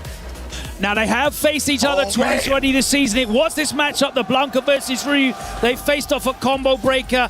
And also at EVO, it was 2-1 to Mena both times, with Crimey taking the lead in the first game. What I want to see is his approach here. I watched back the 2 games. The game at EVO looked a lot more profitable for Crimey, and he was using the fireballs a lot more. And I think the fireballs are so important in this matchup. You want to force Blanca to come into that range. Of course, that doesn't mean that it's going to be successful when he does, but it's so much more difficult for Blanca. That crouch fear is a big button in this matchup as well. You do have to be unorthodox with your fireball delivery as well against Mena Erdi, right? He's got the best slides in the business in terms of reactions to the projectiles. So let's keep an eye out for that as well. Crimey, of course. Oh, but the Fierce is the great equalizer. Everybody gets opened up, especially with the 20 overhead. frame overhead. How are you reacting to that? at the grand old age of 26. Oh, looking like a little Another old thing man. that Mena's fantastic at doing, by the way, of course, is the parry to the fireball at those close-up ranges. Talking about parries, we've got parries here on deck from Crimate. Again, the down back one as well. Straight up calling out the fact that he's going to be looking for a low there. Oh, and speaking of which, Crimate dancing in out of range. This pace and this tempo, I'm loving it. Yeah, calling out Mena for walking back behind that standing medium punch on whiff, and he finds himself in the corner now. You'll see Mena whiff a lot of buttons just preemptively. It'll be that back medium kick. That stand roundhouse will use a lot as well. But there we go, the activation on block of the OD. Tap parry because there was no ball that came. Indeed here. I love that from Mena. Oh, another tap parry. He's going to get burnt out now. Crimate looking for him to pursue. That's why we see the back jump and the neutral jump. Forward this time to get out of the corner. That's a huge escape. Wow. Oh my God. Great block, because I had no idea where that was going. Yeah, legitimately. Even visually after the fact, I didn't know what side that hit on. Oh, and Crimate again challenging all the way through to the Super 1-0. I want to call that out as well, because that's a really important mix-up in this matchup. The drive rush on block from Blanca. He's got that back hop, right? So it means you can't always OS the ODDP. Sometimes you're going to see Crimate challenge. Sometimes you're going to see him go for the throw. It is a big mix, but it's not always in Ryu's favor, as it would be in other matches where you cannot steal the frames and that option select is guaranteed. Beautiful delay on that drive rush from Crimate as well, not only to let Mena RD land, but then counter hit the button. You can see Mr. and Mrs. Xiaohai cheering on the Team Falcons member as well in the front row. Shout outs. Fireball again right there. That fireball, it's so important at that range. Yeah, especially right there, right, where it's just an extended poke doesn't give Mena RD too much time to actually react with slide. Oh, man. And then again, actually interrupting the rainbow ball and the OD this time to the extra speed, meeting in the middle here. Yo, they are so close, so even. So in this even. round. I'm looking at everything on the screen. Yeah. They got 3 dolls, they got a Denjin charge. The meter's at the bottom, and he beats him to the button just barely. And with that Denjin charge, it's going to allow not the kill just yet. Oh, the block on the overhead. There's the level 2 activation. Of course it is. Oh, it does it, and he baits out the level 1 Mena RD. That was a deep breath from Mena, though. Oh, yeah, oh, yeah. He knows how close that was to slipping through his fingers. And that would have been a costly mistake, right? Or not a mistake, but it would have been costly because he just spun the 2 bars. Nice punish on the down forward. Fierce there. Poorly spaced from Mena. Gets his ankles clipped, and he's going to find himself pushed back to the corner. Looking for the perfect parry, but he was standing up, and it was a low. LDP. Yes, indeed. He tried to blow him up right there. A little bit of delay on the driver's cancel pressure to see if Mena was using throw. Nice OD reversal. Not going quietly. Let's get it again here. Lightning Beast has been built.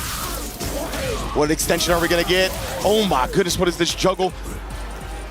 Coward crouch. Oh my! Mena daring him to do it and punishing him outright.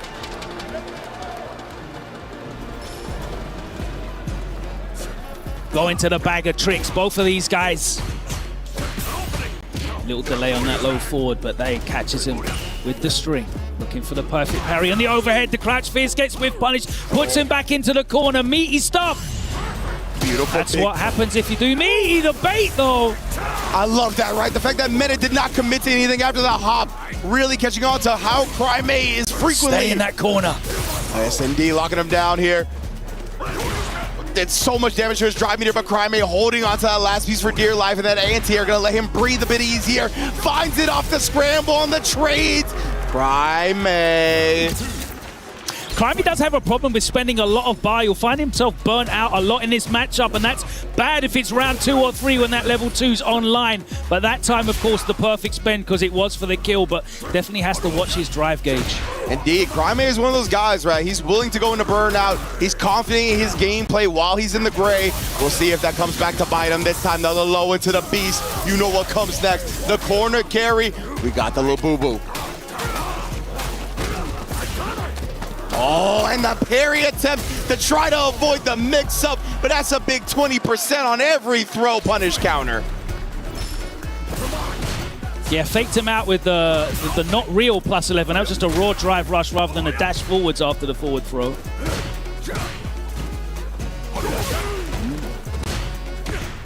Oh man, poking back, and he caught Crime looking for the scramble parry again. And that's really, I was gonna say put him low on drive meter, but that perfect parry and this follow-up gets him back into the green. Oh, D, you know what it is. Pound that chest, lightning beast, Crime. Tried to jump back rather than walk back. You had to know, right? This was gonna be one of the main things you had to deal with. He got the imperfect parry that time. He was looking for the down back one. Nice defense. Blocking the mix after the back medium kick. Respecting the frames, but Mena controlling that corner like a boss. One more guess. Oh man, baits it out and takes the lead. And I will never get over Blanca getting Oki off a jump back air to air. I will never get over that. That is quite strong, I must say. Yeah, right now that drive rush light kick bait off of the forward throw, that's paying off for Mena, and he's really getting Crime to twitch on that, isn't he? Yeah, 100% right. It's partly taking advantage of those young man reactions, right? Give Crime something visual to react to. Look at even right there, the whip immediately pressed the back medium kick after, right? He knows how quickly Crime is able to take advantage of these visual cues, and he's using it against them. Oh man, okay. Just a little bit of a poke there. Nice throw tech, but Crime back to the corner already. Oh man, looking for the parry again here, but beats him to the button. You see the counter hit. That crouch strong is potent. Oh, the blue stuff. This is the wrong neighborhood, bro. You got the red shorts on. Oh, here we go. And then again, a perfect. The pokes left and right, stand medium, crouch medium. They're all connected for And Mena. if you notice, Crime's basically put the fireballs away. They're just not coming out to control this neutral space. And that's allowing Mena to have this dance, right? He can use any of his buttons to stand medium. The crouch medium, of course, is so strong. Finds himself in the corner now, though. Plus frames, not respected. Oh, just eats the safe jump. Indeed. Thought he probably was going to fake it out, go something low. Showing the very edge of that forward fierce. Beautifully spaced by Mena. Takes advantage of the neutral jump. Goes to the other side here into the CA. That's going to burn Crime out, and it's going to be a real scary scenario. Oh my God. Okay. Chip is an imminent factor now. Oh! Wasn't buffering the super.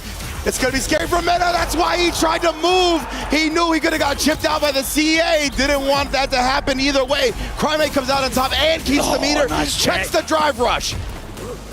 Yeah, what a fantastic situation that turned out to be for him. He didn't have to spend the level 3 because Mena knew he had to do something. Yes, indeed. Without being a free kill, right? 100%. You already see the buffer right there with a donkey kick. Oh, the walk back makes the airball whiff, and there's the 3 bars. He's also going to get back into the green. A fantastic situation for Crime, looking to level this up 2-2. And he's going to be on the verge of doing so. The media again. We've seen Mena, right? He is definitely challenging on Wake Up a lot. We saw him eat the safe jump. Yep. Lots and lots of counter hits, right? Crime is staying meaty with the pressure. Nice space on the double knee. Establishing the throw early here. Again, Crime finds himself down on the drive, which kind of incentivizes him to bet on the parries. That's why you see him do it so much. There it is again. Checking the dash. Yeah, just a normal dash. Yeah. Love that from Mena, though, sneaking those in. It's a lost start in this game. Yeah, especially if you know he's looking for the visual cues, right? Yep. Oh, preemptive slide just catches the drive rush. Got him low right there, but nothing else doing. Dangerous range to be throwing fireballs. Okay. Oh, man, Crime is so active. That's why Mena busting out, seeing how active Crime is. Mena burns himself out. He's got great advantage in terms of stage positioning. Most definitely. Oh. And again, I love this, establishing the fireballs right now, thinking about it, and then going low as Mena tried to walk away. You're not going to do that for free. No. Can't put him away here, trying to hold on to the meter because of that, right? I love that. Projectile to cover the level 1, and then he had the chip from there from the plus frames. Beautiful from Crime. That is such efficient use of your meter and understanding of the situation. And now again, putting out the doll. Just using the threat of it right now. Tried to bait Crime into something. He eventually got the parry out. Oh, man, the meaty heavy kick. Ended up being a plus frame setup. Either that or he just tried to steal frames after it. Yeah, could have been. Could have definitely just been the usual frames and a steal. Oh, a turn steal, and then dancing back and forth. Oh boy, we're going to a round 3 to see who takes the lead in the set. 3 bars. Oh, doesn't get a whiff punish. Scared to try and whiff punish the forward medium kick there. You can get caught by that so often, right? Yeah, the screen didn't shake, so you know what? I think you're right. I think he did just take his turn back. Like, steal the turn in that last bit. Oh. Oh my goodness, immediately pressing back after the poke. Nice. You highlighted that earlier, right? The OSDP bait. Yeah, Crymay knows that he can't just do that without thinking. There we go, level 2 activation. Don't leave your legs out. Oh no, a rare drop from Mena, but he's still plus here. Very uncharacteristic. Yeah, he's gonna have to spend most of this just to keep the pressure up. Crymay in burnout now. Bro will do it. I'm so surprised Crymay didn't make the bet. Wow, the discipline and fight the CA after all that. What a performance from Crymay to hold on in that corner. And that made Mena shuffle around in his seat there. I'm looking at the camera in the top corner. No conversion for Stan Fierce, but it ends up being a reset. He eats it again. He got him. He's pressing every time, and Crymay goes into the lead. Mena so active on defense. It's not paying off for him here. Yeah, in that instance, I think Mena knew he was going to get bullied to the corner. He had no meter to save himself from the DI, so it was inevitable. He had to bet on Crymay messing up the pressure. He actually tried to drive rush out from that, ended up paying for it. Already in the corner, no anti-air, but he does check waited, the hop. yep. Mena will take that though, escapes the corner. Trying to build a comeback here, he's got no bar. Oh. Yeah, Crymay shaking his head right there. Execution error, that can't be what he wanted. The jump rising button from full screen like that. Oh, and you mentioned how Crymay was going to be betting on throw a couple of times. That's at least less of a risk than doing the OSDP. Yeah, I mean, we've seen him challenge with the crouch and light punch as well, so maybe Mena will start frame trapping him after these drive rushes on block. We'll see. The whip punish is there this time, but it's not going to be enough to kill it. Crymay lets it rip. Mena, big sigh right there. Ooh, Crymay talking to himself. Let's go. Yeah, he deserves to be feeling himself here.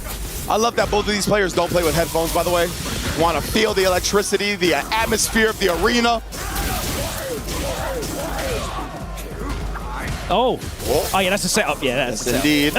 You can't jump out. We got insurance. Knock him back down into it, but he actually did not connect.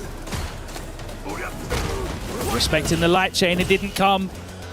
Oh, great patience again from Crymay. Overhead block this time. Air Blanca to escape. I wonder if we'll see the back roundhouse come out. Oh my God, so much drive. Where are you going? The crouch fierce, I was gonna say that dead. 3 bars in the bank. Unload that bad boy. Crymay up 4-2. I want to see the count on counter hits here against Mena because he is getting pieced up on defense here.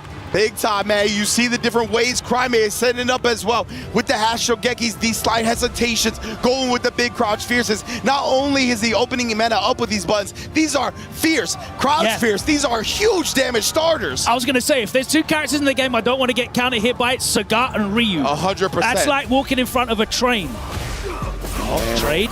Okay, and Crymay trying to keep it up, right? He smells the blood in the water. He knows how close victory is up against the greatest Street Fighter 6 player to exist. But right about now, he's staring at the possibility of that Esports World Cup slipping out of his grasp. There's a back roundhouse. He doesn't want to get that air ball. Oh man, bro, it is an intense atmosphere here. As Mena knows he cannot drop another game. He needs 3 straight to bring this back. And he's looking extremely good right now, right? Crymay, of course. Beautiful game here from Crymay. Now that he's in control again. And now Mena has to think really hard about how to get in. There he looked for the frame trap. You see, he went for the crouch medium punch into the back medium kick. Crymay just blocked it out. And Crymay started throwing fireballs once he was out of slide range as well, right? Like, he is very conscious of when he's in it. He's not going to just give it to him. It has been such a cerebral fireball game from Crymay. Nice from Crymay. He's not biting on that on block either. Can't get away with being too active after you block those Blanca balls, the heavy or the OD. Try to fake him out with a couple of the lights as well to know that's not just fireballs coming here. We're approaching 20 seconds on the clock. Oh man, Crime, he's winning the real estate advantage right now, especially with that drive reversal. He only needs one big hit with this timer, but Mena is gonna be the one that finds it right before his back gets pushed against the wall. Yeah, the donkey kick was in startup, but that crouch medium punch came out, and Mena was able to close out a vital round here because he has to stop this momentum. Stem the bleeding. Okay, recovered in time here. Immediate poke back. The buffer in left and right, especially when we got the Lightning Beast and already up around. Mena is looking good. Oh, he wanted him to throw tech. What a challenge. Yeah, good patience there from Crime. Saw he go straight down, didn't press anything until he hit the ground, flicked that light punch out. Oh, it's again the OSDP this time, right? Ooh, showed it to him. That was brave, man. Oh! Level 1 as well, and now chip is imminent. Crime does have Mirror to defend himself with. Again, he's just outside that slide range. He's been so good about maintaining that space. Nice. Mena very patient. Crime trying to sneak forward and beat him to the space. But what patience from the two-time Capcom Cup champion. Brings us to 4-3. Oh! Big counter hit solar plexus. That's going to hurt, and it's going to carry him across the screen. The overhead after the two-piece. Oh, man. Not biting on that one either, but he does get the coward crouch. He got the sweep out. Oh, side switch all day, every day. Throw actually could not get the attacks. Yeah, preemptive slide working out for him a couple of times. They're catching a recovery of normals. He ended up drive rushing it directly into a Hashigeki. Oh, he's still alive! Just barely. Oh my goodness, bro. Bar on deck. Oh, how much magic does Mena RD have in this pixel, man? Especially with Crime about to get his drive meter back. What defense for him while he was great out. The slide works, the overhead is blocked. Like he beats him to it! Mena RD, all the magic in the world! Puts another round on the board! Magic. That boy is spellcaster, bro. Get here on that esports desk, man. He is casting. Yes, sir. Big whiff. Oh my God, Crime whiffing every single button on that stick. Yeah, Mena with the crouch spears. You have to just throw those different looks at different ranges. These guys don't want to get comfortable. Wow, that forward fierce. Again, expertly spaced by Mena. Crime here doing such a good job with the fireball patterns. I'm loving the fact that he's not doing it too early. What a check. What a dash crouch medium punch from Crime. Get off me. Yeah. Stealing a few frames after that OD up ball. Relays the fireball after blocking the OD Blanca ball as well. Crime got great knowledge in this matchup. Oh my God, they both burnt out off that string. Man, of course, the Lightning Beast is on deck again, but Level 3's on deck as well. Yeah, exactly. You got to get close for that level 2. You get close in the wrong way, you are eating that level 3 100%. And there it is! Mena went for the light kick. It was definitely going to get cancelled into something for the level 2, but it traded. And Crime was able to take advantage of that situation and spend all 3 bars, no messing around, because that puts him at set point. Crime threw up the one more. Immediate Lightning Beast from Mena. No games being played right now. Oh! Gigantic risk. Crime gonna take the corner. Gary gets a meaty crouch fierce, but he tried to throw reset. Mena now, the Lightning Beast is still there a little bit, but he hasn't been able to make anything happen off of it. Yeah, that fireball's just come in and he's not ready for it, but walks behind the withstand medium kick. He's in now. No, he's not. Takes the throw, and that's the end of the level 2. Indeed, he's still got a chance. He's still got the real estate advantage. That's why he does the drive reversal. Wants him knocked down in the corner. You got to apply this pressure. Jumps out again. No nice patience again there. He just presses the light after the hot side switch. Oh man, caught him flinching right there. Again, looking for that big meaty, keeping the plus frames on, shaving off that drive meter. I bait something out with drive rush light. Oh my God, Mena actually committed to the drive rush cancel right there. That puts him in burnout. He's a pixel away from 2 bars though. Oh my God, he's gonna get the Lightning Beast. Oh! Not before he gets drive impacted. Crime 5-3.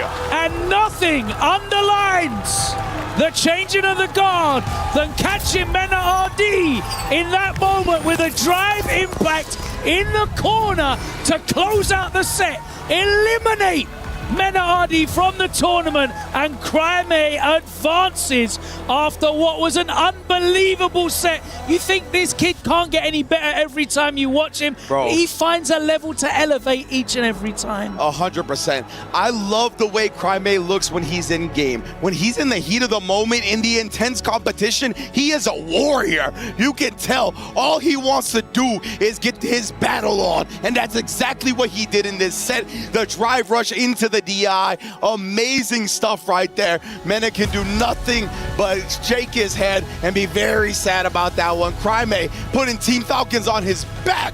Let's get to the stage with Damascus.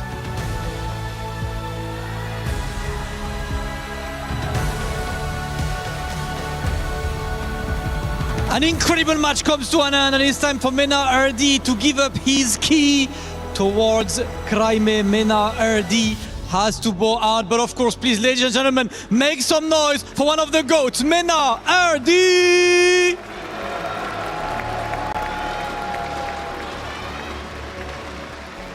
And Cryme, man of the moment. Listen, it is hard to figure out the emotion, so just today is your day, right? Hoy es tu día, ¿no? Estamos intentándolo para que sea mi día. Pero todavía falta. I was trying really hard for today to be my day, but it isn't over yet. Hey, it isn't over yet, but I know you're ready for this one. I'm not going to bother you any longer, Cryme. You can go towards the crusher to crush Mena RD's key. Make some noise! My goodness. Boy, that's a bad man right there. A young man at most, going up against the GOAT of Street Fighter 6 in a lot of people's eyes, and he didn't care about none of that. He let it be known that today is a new day. Cryme is trying to usher in a new era of Street Fighter 6. At only 15 years old, he crushes the key of Mena RD.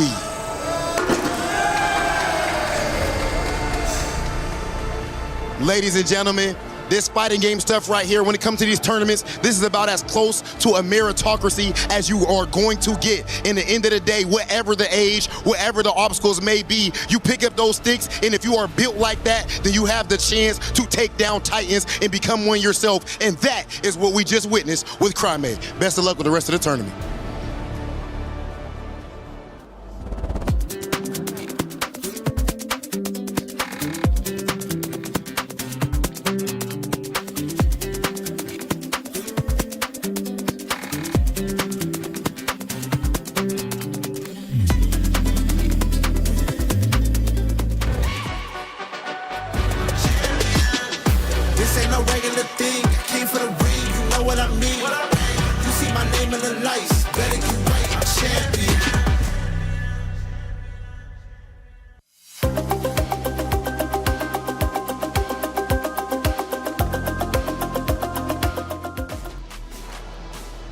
Man, I hope you guys are as entertained as we are. I cannot believe what we just witnessed. The Young Guns playing so very well today. And now for the 4 remaining players.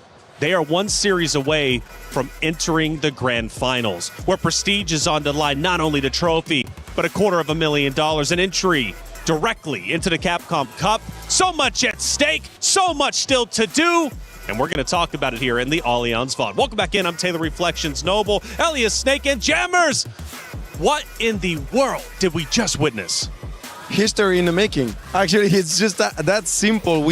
I was calling the action, from the French cast, and I said, we had one legend trying to achieve the last title he still remains to get, and then we had the incoming little guy who's just writing his own legend here on the biggest stage ever. That was absolutely epic. Honestly, just insanity. The fact that he's only 15 and composes himself as well as he does is just sensational. But let's go back a little bit further. Boosly Yamaguchi.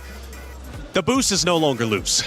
No, he isn't. Listen, he came with a plan, and bear in mind, everyone, Boost picked his opponent. That's right. That's He right. did, actually, yeah. Came prepared, but Yamaguchi was just 2 steps ahead. He was solidified that much more, and he came with an idea because, again, me and Ringe said it on the desk. Those two actually had so much admiration and respect with each other in game, but there was a couple of hiccups, couple of execution errors that let Boost down that ultimately led to Yamaguchi's win. And let's talk a little bit more about that because I think you were casting that matchup, if I'm not mistaken. actually, yeah. So I was hearing in the green room, and Tasty Steve was losing his mind. There were a couple mistakes from Boost that ultimately cost him the series. Yeah, because each and every time, you know, in the at the beginning of the rounds, Booth was the one leading. He had the advantage early on most of the time, and then I don't know, but it feels like Yamaguchi, he just tanked it. He just said, okay, I'm gonna absorb the first offensive waves from Bruce Lee and then trying to move on and capitalize on that no-throw game. It was amazing again. Well, here's the thing. I was saying this to Ringe, I was saying this to Yipes in the back. Boost was honed in on something for a lot of the time because he got hit with a lot of overheads reflections. It's That's like, right. okay, your game plan or maybe the neutral game was that so much tense that you could literally slice through it with a butter knife or something, that you weren't focused on the one thing that exploited you. And me and Ringe said it on the desk, I said, he's been hit by too many overheads, so I wouldn't be surprised if an overhead is what closes out the set. Boost Lee gave it his all, and what a tournament he had. Let's give it to the man. He played so incredibly well. He's created strong narratives and had one of the best performances in his career. Reinhardt had a chance to sit down with him after that amazing matchup. You picked Yamaguchi as your opponent yesterday, came into it today. How was Yamaguchi's approach different to what you expected? It was actually exactly what I expected. It's just I didn't execute in a few key areas, such as blocking overhead and some whiff punishes. Like the old habit came back where like someone will whiff and I'll walk in and I'll walk into another button. It's a classic. But, you know, other than that, I think I played great. You know, I was down 3-1, brought our back 3-3. So it was the first of two from that point. And from that point on, it was a different set. And, you know, he won that set. So good job to him. Fair enough. Yeah, no, definitely hats off to him there. Now, EWC has been definitely a breakout performance from you. You've always been, from what I've seen, a very solid technician. You do your homework, you come in very well prepared, and we've seen what the results of that can look like when you're in dominant stance, especially that set against Hibiki, classic example. As you now come to an end of your run for this year, what do you feel your takeaway is from the overall experience at EWC? I feel like, you know, just having faith in the preparation first and foremost, because I feel most that don't put in the preparation to go the extra mile, it's because they're afraid it won't make the difference. So having belief that it will is what you need in order to put in that work. What will you be doing different this time next year? Well, hopefully I'm here. I know it's going to be a tough road back, but I think next year I'm going to prepare a few weeks in advance instead of on site like I did this year. Appreciate your answers, man. Wish you the best. Thank you. Play is in our DNA. Whenever we let it out, it becomes our superpower. Now imagine an entire city being built to supercharge it. Kadir City, powered by play. Thank you, as always, Reinhardt, for the great interview. Boost Lee saying preparation next year is going to happen a couple of weeks as opposed to on-site. It seems lessons are still being learned, even in defeat. I mean, look, his self-confidence, his self-awareness in that interview alone are two things that will take him a very long way in his competitive career. So hopefully we do see him back. But honestly, great stuff from Boost regardless. Great stuff from Boost as well as Crimea. My goodness, that series was sensational. Because Mina RD was giving it his all as well. Coming into it, you mentioned Elliot Snake. The fact is, this was the only trophy that was missing from his trophy cabinet. He wanted it badly. He put up a fight. But the young gun of Crimea, only 15 years old, was able to take him down. Yeah, and that was absolutely amazing. But it's no surprise when you follow the tour all year long, because Crimea is being behind Blaz, who has that such an amazing level. And finally, he broke the curse. He finally won a World Warrior against his fellow Chilean guy. And so now he came here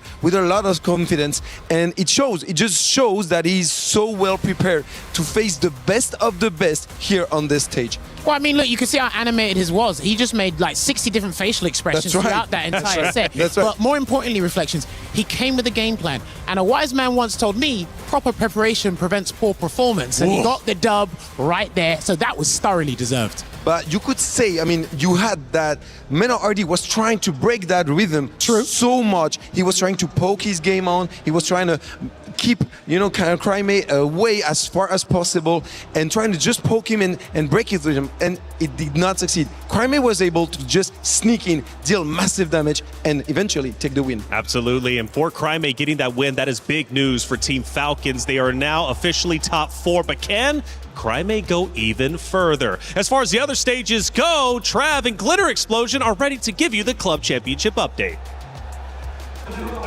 We're over here in the Kadir City grid where Call of Duty Warzone is happening. We're in the survival stages at the moment, so clearly something's got to be happening in the Club Championship. A lot is happening, right? So obviously, at the end of yesterday, we sent 6 teams home. Now we're in the survival stage. We're about to send 10 more home at the end of this, and we're halfway through our matches on the day. The big storylines that we're paying attention to, because obviously only the top 6 make their way through to finals, it's the fact that Falcons are in the survival stage, Vitality are in the survival stage, and both of them are currently safe in the top 6 in 2nd and 3rd place, which means for now, everything's okay, but still 5 more matches to go. So we'll have to see if they're able to maintain that position, because once they make their way through to finals, if they do, they're facing off against defending champs, Twisted Minds, AGAL, VP. I mean, there's going to be big CC heavy hitters in our finals lobby tomorrow. Yeah, well, for the moment, these Club Championship teams are safe, but anything can happen. So much can change, so we'll keep you updated as the day goes on. We were there. For every click, every clutch, every respawn. We were there for the years of grind, and we're here. Now, the proud founding partner of EWC, powering the biggest event in gaming, shoulder to shoulder with the world's best, making history. Greatness deserves a stage. Lenovo Legion, reach your impossible.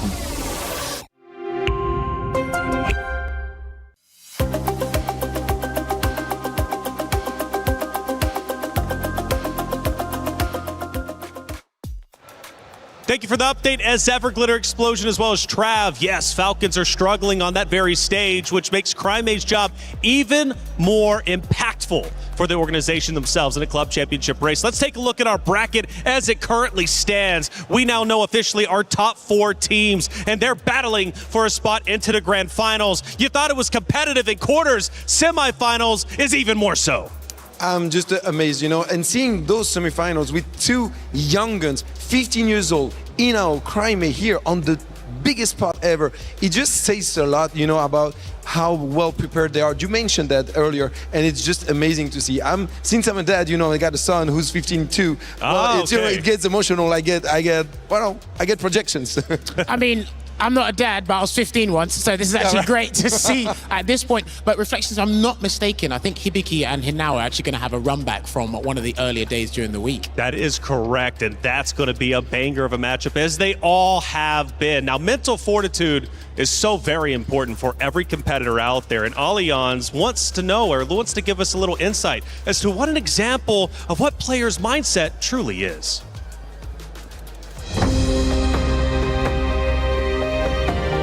大きな舞台なんで結構緊張してると思うんですよ。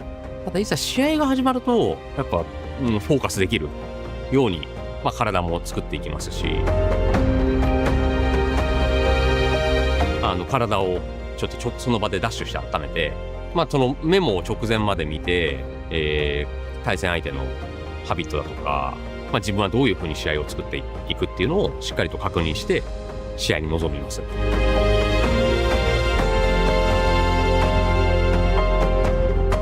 変にその試合前だからといってずっとゲームをやるっていうのではなくて、仲間と一緒に話したりだとか一緒にご飯を食べたりする時間もしっかりとって今年またここに戻ってそういう皆さんの前でプレーできるっていうのは本当に幸せなことだな。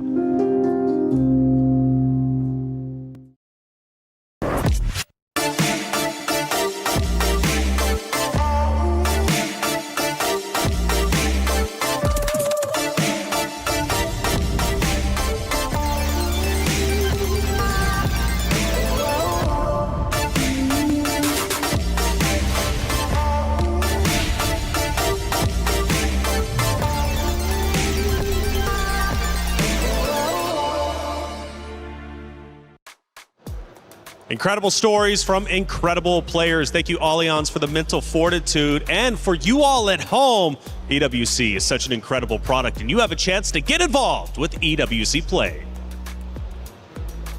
He can come in here and play my game. Let's go. He knows nothing. Let's go! Tyler Wine, you're done. Raw energy. Half a pop, blow the house down.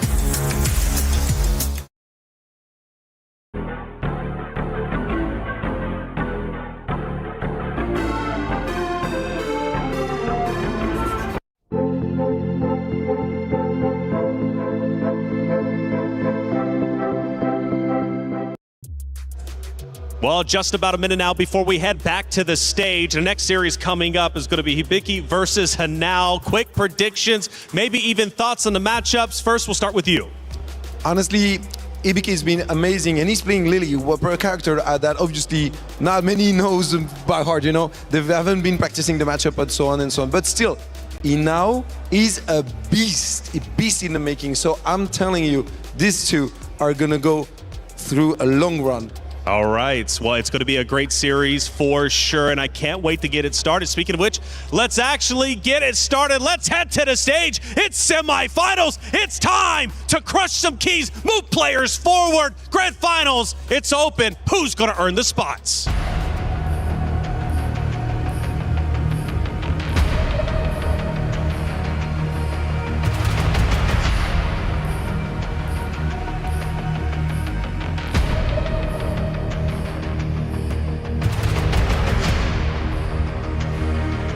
Oh, this is what we do. That Crime versus Minute match has me absolutely fired up right now. That was a what? Certified banger, Damascus. Certified banger. I can't lie, Rob. I'm doing my best to save my voice, right? Be professional, use my voice on stage, but these matches are too much. Yeah, I'm not gonna lie to you, brother. We only have 4 players left in this event. I feel like just yesterday we had everybody. Seems like we had all 32. Now we are down to 4, and only one, of course, will be able to lift this trophy and etch their names in history. It is about time for our semifinals match. Ladies and gentlemen, are you ready? If that's the case, then I think it's about time to bring out our first competitor. Put your hands together for Hibiki.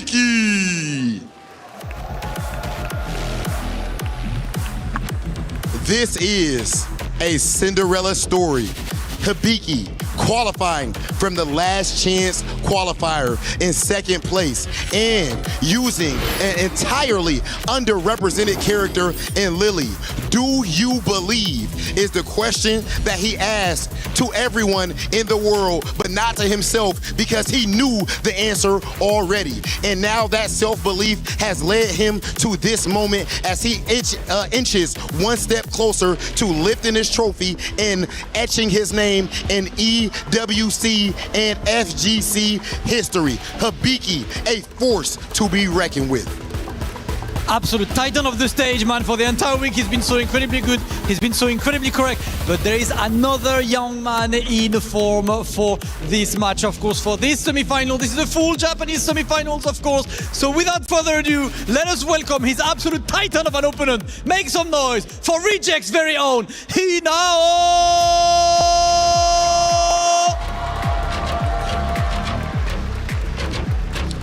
The Wonder Kid bursting out onto the scene at 14 years old, immediately winning a premiere, then winning back-to-back events. This guy has a curriculum bigger than most Street Fighter 6 pros at the moment, and he's only 15, and he's only been competing at high level for about 2 years. He now, picked by Team Reject, continues his path towards what would be an absolutely unprecedented performance, lifting the Esports World Cup trophy. As he steps up to the stage, he's been extremely hyped, and I know the Reject fans will always give him the warmest of welcome. It is time to welcome man like Hinao.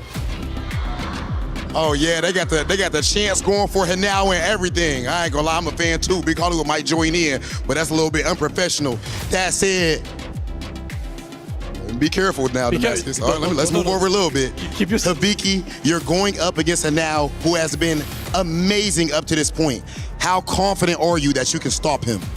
これ日野選手大変自信満々でこれまで大活躍されてきたわけですけれどもこの日野選手をどのようにしてとどめるような自信がありますか？フェーズ2では自分が勝利したんですけど、彼はそんな甘くない選手だと思うんで全力で叩き潰します。In phase 2, I won. However, I know that he's not an easy opponent to conquer. So I give everything that I have to conquer him. Okay, last time it was enough for Hibiki, but will he be able to do it again? Listen, that's what we want to know. Hinao, you got welcomed to the stage today by Zangief, and now we have Lily, another command grab character. How do you enjoy these matchups? 今リリというまた大変楽しいと言いますか素晴らしいキャラクターを使われているわけですけれども今のお気持ちをお聞かせください。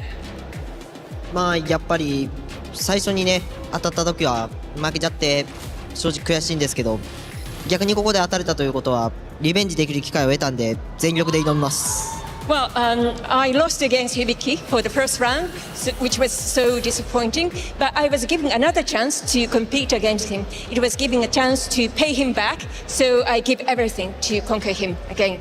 Hey, there's nothing more FGC than a good old run back. Listen, Hinao, Hibiki, I will let you guys go for the face-off. As always, we've loved to see them and we've loved to enjoy them. Rob, without further ado, it is time for semi-finals of the Esports World Cup 2026. Two pretty newcomers to the EWC scene, but they are here for Esports Grand Finals. Hinao versus Hibiki. Everyone, please make some noise. It is time for semi-finals.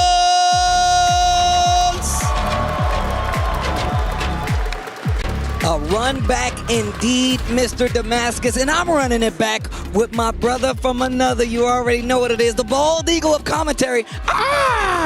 Vicious. How goes it, Brody? Dog, the way that things have been progressing throughout the entirety of Top 8, it feels like I'm watching Street Fighter 6 for the first time. These guys have pulled non-stop punches all the way through in so many different looks. It's out of control. I'm glad you said that, man. Non-stop, no punches pulled. That's exactly what we're getting. EWC brings the best out of these players, and you can tell because if it was not the case, we'd still have Mena RD in the tournament. We'd still have a Lashar in the tournament. We'd still have these big names here, but this brings out a different player no matter who it is. And even if it is their first Street Fighter game, they are definitely in the range to be a big money winner here at EWC. And both of these cats so young, so much potential. They've already cemented themselves in the history of Street Fighter 6. The way that they've been performing, everybody's going to be talking about them for a very, very long time. However, who steps up to the plate to continue on in their journey for EWC? They are so, so close to getting into that grand final spot. Who wants it more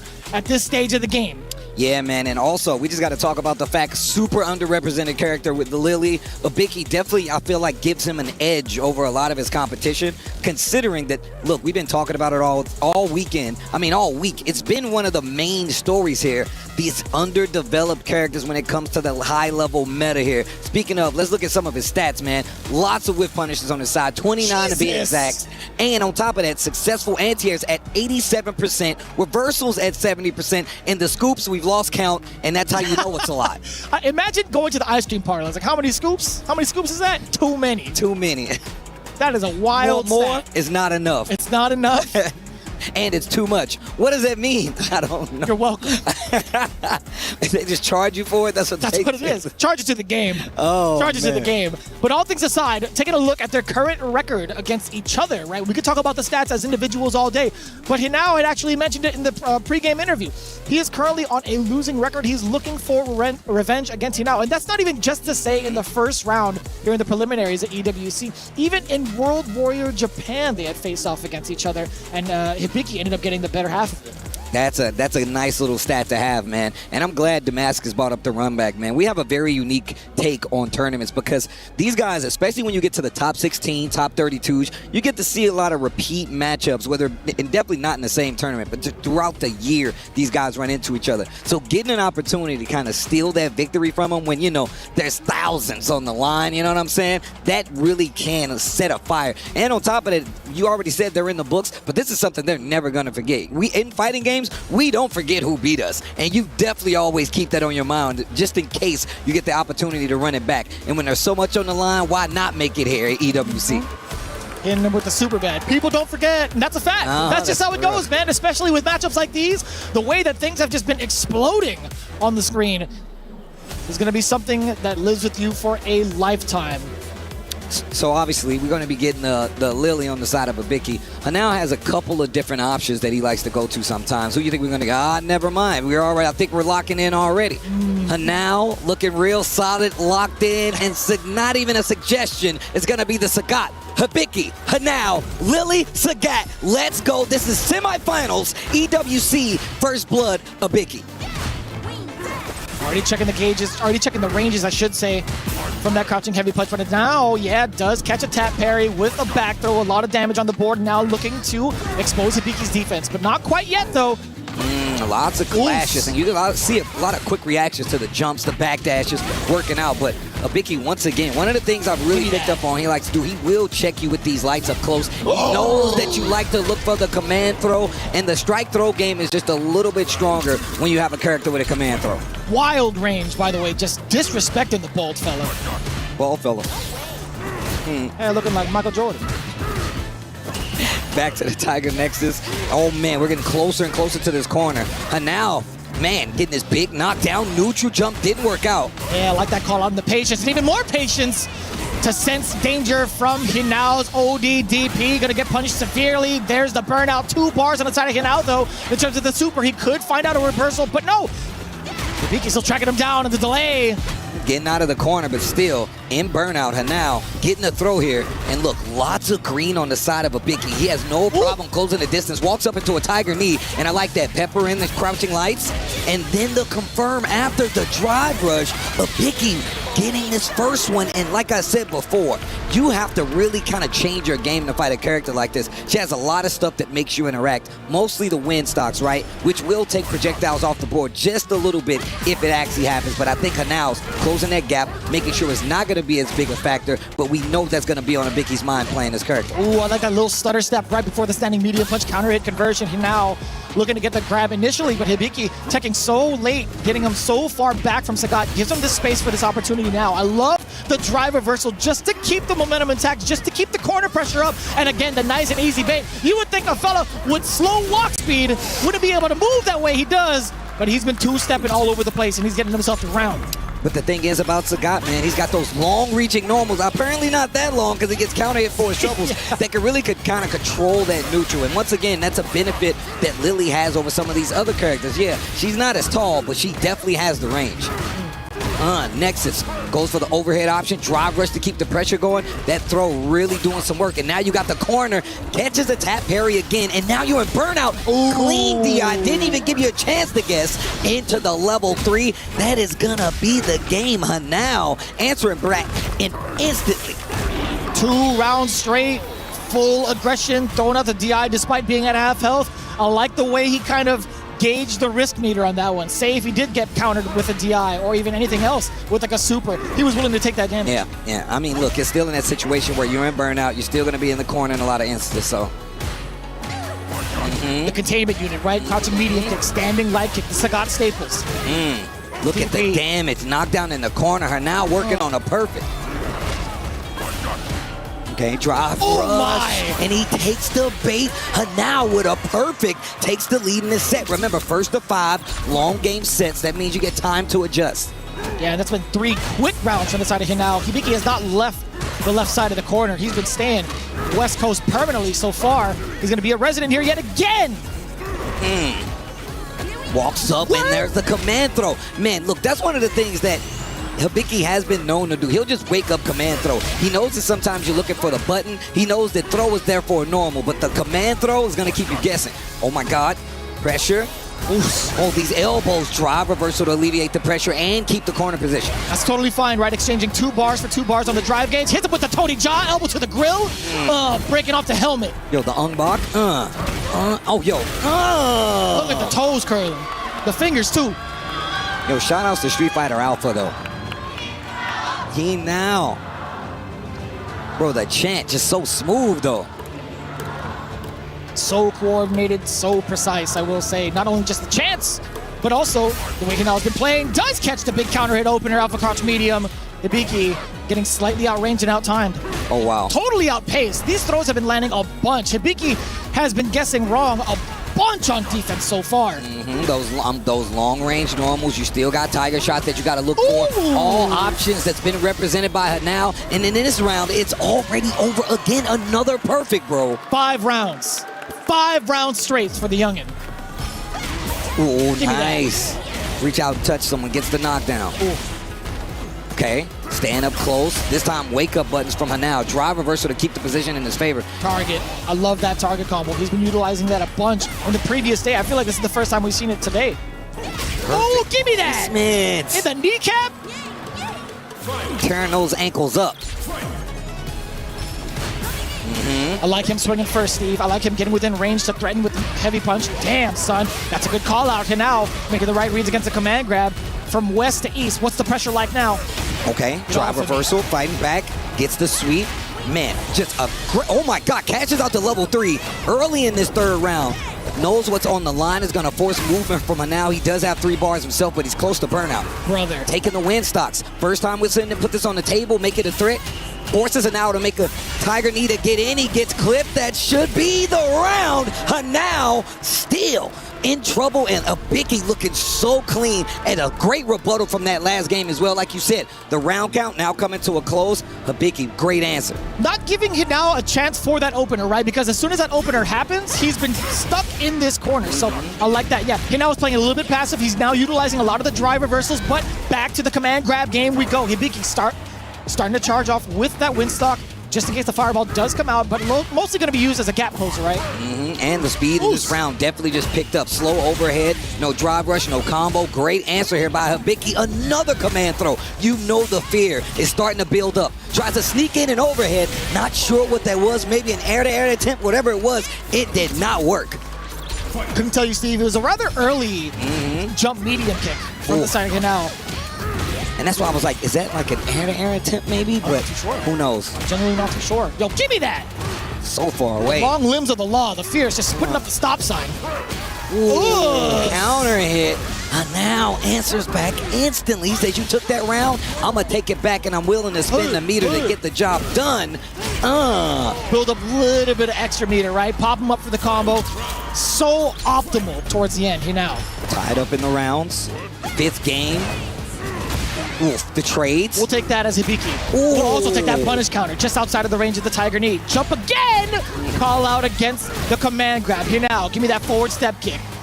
I love that we're seeing clear call outs to these command throws. Neutral jump, back jump, and still getting these big cash outs. Hibiki has definitely made his run super strong thus far because he's been able to like employ it so much. But now, back in this corner. Command throw again, punish counter on top of it.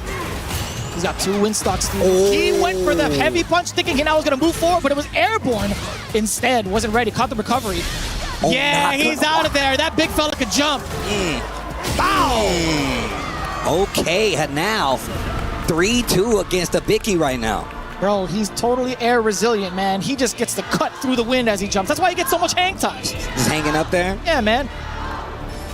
You know how Michael Phelps is like underwater? Sagat's the same with airborne. Dang, just defying gravity. Yeah, man. There's no wind resistance up there. The command throw again. constantly keeping it on the table. Tries to go in with the step kick, big damage cash out. You're in critical range. The fake out with the charge. Command throw for the closeout. Hibiki, the back and forth is actually crazy. Love when we're playing ping pong on the streets. With a giant lion in the background. Yeah, what an audience. Drive reversal. Checks the toes. Doesn't want to get too close though. It's kind of dangerous too, right? Oh, yo, he was anticipating some of the heavies, right? There's that blatant DI just to check Hibiki's movements. Okay, counter hit against them. And you can see Hibiki starting to move more into this range to bait something out. OD uppercut. Drive rush on the step kick. Still ready for the throw break though. Starting to get a little bit ashy. He now actually got caught with the crouching heavy. I like it immediately into the super. Not quite into the burnout scenario yet. The jump in is cleared. That's a low tiger shot. Doesn't finish it. Wait. Still a chance to live. Chip is imminent though. Oh, and that's gonna do it. Great pressure by Hibiki, spacing out the normals as well in the corner. Not gonna give him a time to rebuttal. No drive. That means you don't have to worry about the uppercut. Great play by Hibiki. Brother, these guys are playing at 88 miles an hour. These guys are going so fast. Ooh-wee. And I'm sure only one enough of old to drive. Huh. Gonna see some serious stuff. Oh, damn, the way he's been moving. Where he's going, he don't need roads. All he needs is air. Give me that. Back throw to the corner. I like that. Check the ground approach first. Goes for the high extension off of Nexus. Hibiki's been so good at taking his turn back and finding a way in. There's the round. Bro, we're at game 7 right now, and the back and forth has not stopped just yet. We saw a little round run for quite a bit, but now you can see these back and forths. They're starting to adjust. Those 5 games really starting to come into play. Nice target combo knockdown. Oh, I thought he was going to let go of the wind stop. Excuse me. Oh my God, tried to put a gap in there. There's the super. A lot of space created. Going to charge for another one, by the way. It really alleviates the option. Another one! Oh my gosh. Charge up, you know it. He's got 3 on him. Oh my Damn, God. he hit him with the Happy Gilmore.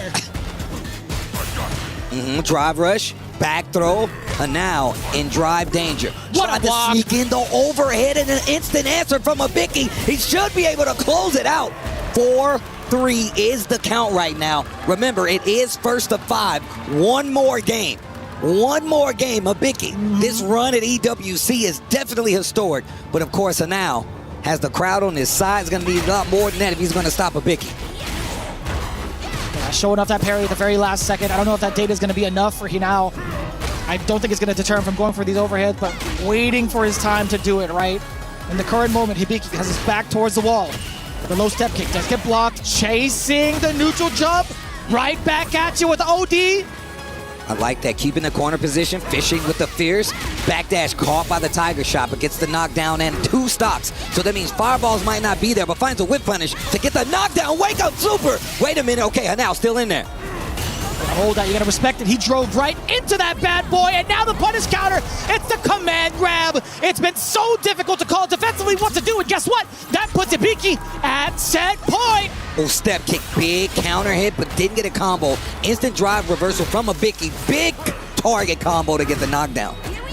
Command throw. Look at the drive. Hanao in trouble. Dashes up. Neutral jump is going to recover a lot faster. Another command throw. So checking the micro step. What a time to throw out that command grab.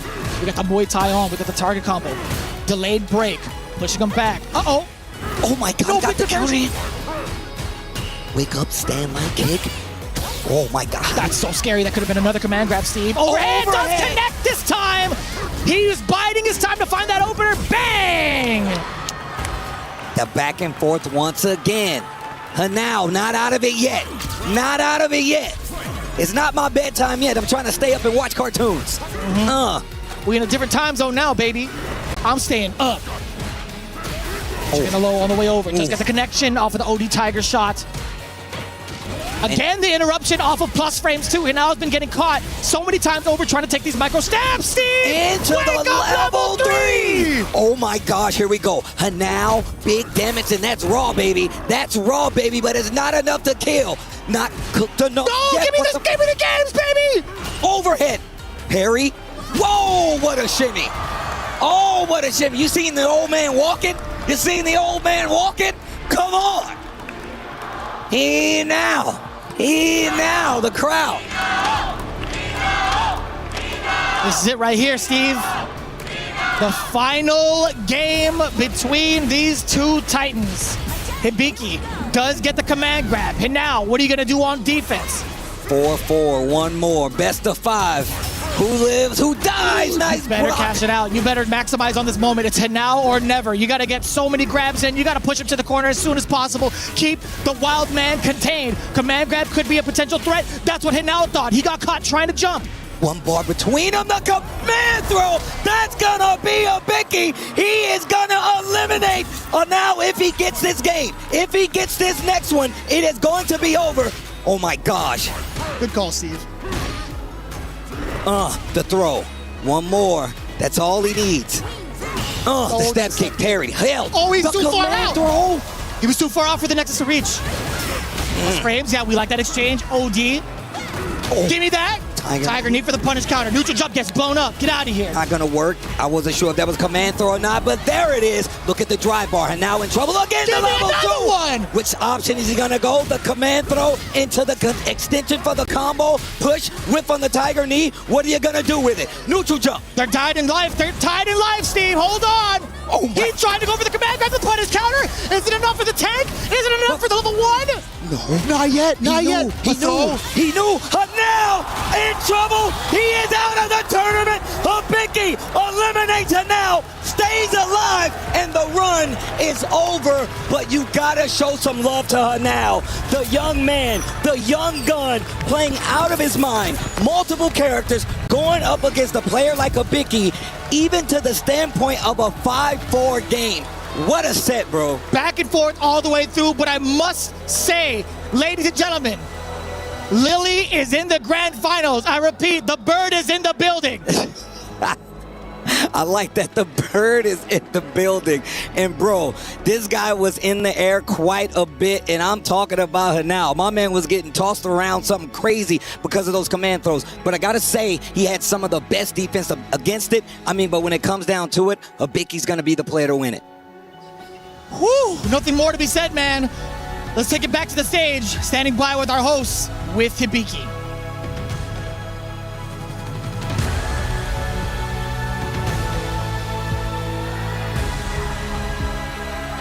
Ladies and gentlemen, his run has been inspirational. He has entertained us all in game and out. Please make some noise for Hinao!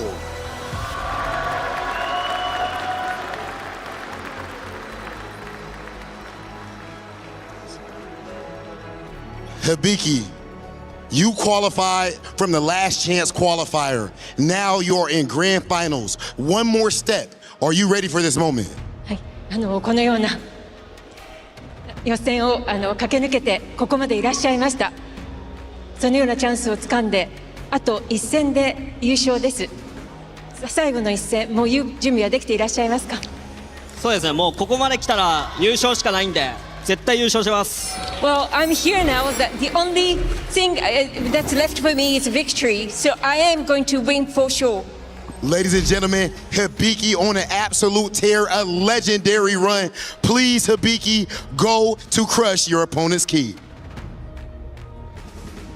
The Cinderella story cannot stop, Rob. Hibiki reaches grand finals of Esports World Cup. The Lily, the character that everyone has forgotten about for so long, but this guy did not. And right now he's got one more match to play for the ultimate trophy. But before that, it is time to make sure you destroy your opponent key. That's another dream crushed. But all of this to cement Hibiki's dream and hopefully make it to the final stage. Let's hear it.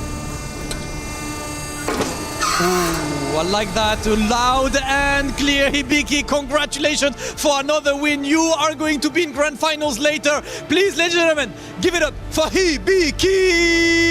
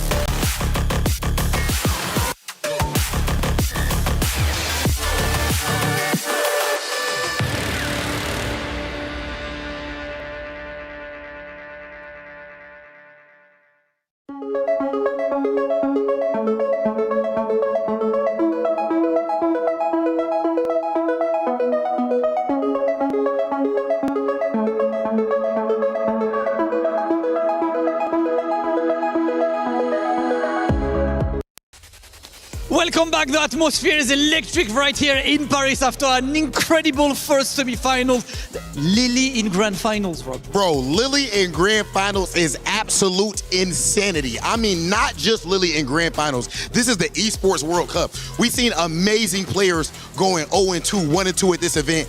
And Hibiki qualified from the last chance qualifier. Loses to Dual Kevin, beats him at this event. This is literally a Cinderella story. This is literally a Cinderella story, as you said. It looks like it's his weekend, it's his day. He's been so good, he's been so consistent. But now it is time to figure out who will face the Master Lily in grand finals. Okay, let's get this other half of grand finals figured out, ladies and gentlemen. One more semifinals match. Please welcome to the stage, Yamaguchi.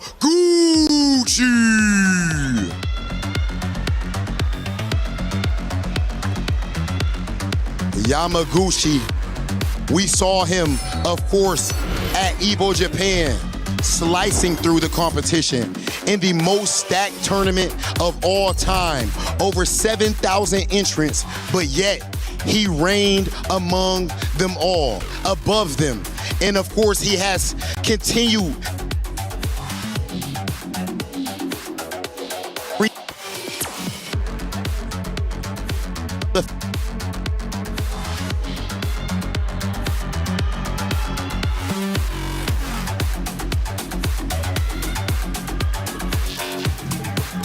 And Yamaguchi coming up, the beast coming up next to Rob TV.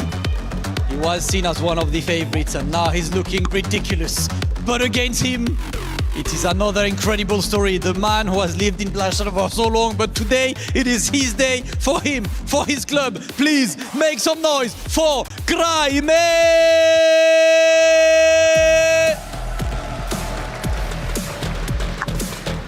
The young gun all the way from Chile representing Team Falcons. He has played ridiculous throughout this entire week and he is now stepping onto the stage for a massive chance at this coveted trophy, at this incredible grand finals upcoming. He's got a huge step to defeat first in the name of Yamaguchi, but the way he's played has been ridiculous, and more importantly, he defeated the guy that was seen as probably the absolute favorite of the entire week, the guy who was so in for Mena Erdi. So now he carries the hope not only of Latin America, of Falcons, but also of his own hope after defeating the champion Craime, stepping up to the stage to make history. Yo, Craime be looking intense. I like that. He's locked in, but he has a whole lot in front of him. Yamaguchi, you won EVO Japan, and now you're one step away from grand finals and another world title. Does this run feel similar to your EVO Japan run? もうすでに山口選手はEVOジャパンで優勝を収めていらっしゃいます。そしてもう世界制覇、別の世界制覇まであと一歩です。その世界制覇、もう準備はできていらっしゃいますか？まあそうですね。準備はまあ70% ぐらいかなって感じなんですけど、まあとりあえず目の前のクライマー君との試合をちょっと頑張りたいなという感じです。Well, I'm probably 70% ready, but I would like to give everything to compete against Crane, who is in front of me.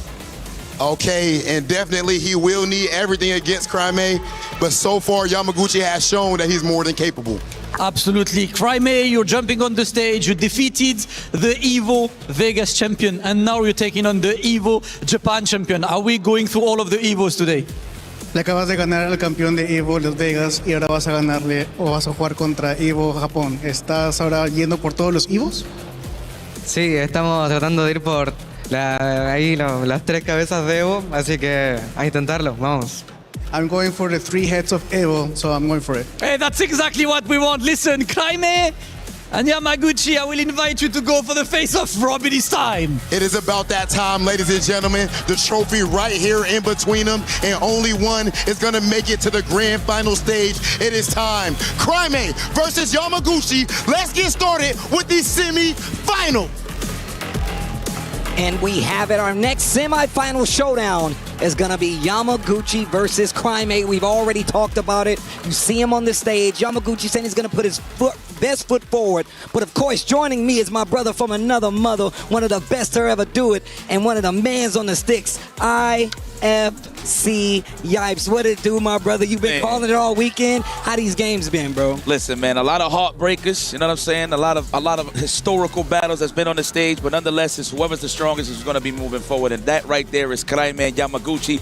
Man, what an excellent match he had with Mena RD. You had me in the edge of my seat. I'm pretty sure you peeked over to the left, and I was salty as hell. Bro, I want y'all to know, I walked up here, my man was sitting on the dock of the bay just looking off into the crowd. I was like, oh, my man hurt right now. Yeah, but you know what? That's what comes with the territory, man. If you're the best, everybody's going to be gunning for you, and Kraime got his revenge, so I really appreciate that. That's what earned him his right here to go up against another EVO champion, this time EVO Japan. Funny enough, man, that's an EVO Japan champion again. But we're talking about recent, not the past. So this is going to be interesting, man. Yamaguchi, of course, coming off of that 5-3 victory from Bruce Lee. That was pretty tough. That man's Purushinage was getting exposed, and that's what got him here. That's one of the matches that really hurt me, the Bruce match, because in my head, I'm like, bro, my man's Bruce has got to get this right now. Yes. Played amazing versus Yamaguchi. Yamaguchi increased his defense, as you was like to say, and actually made him play even harder. Bruce goes down, Yamaguchi goes up, and that's what got him here. Semifinals match is what we're about to watch. It is 1st to 5, so they get more games to adjust.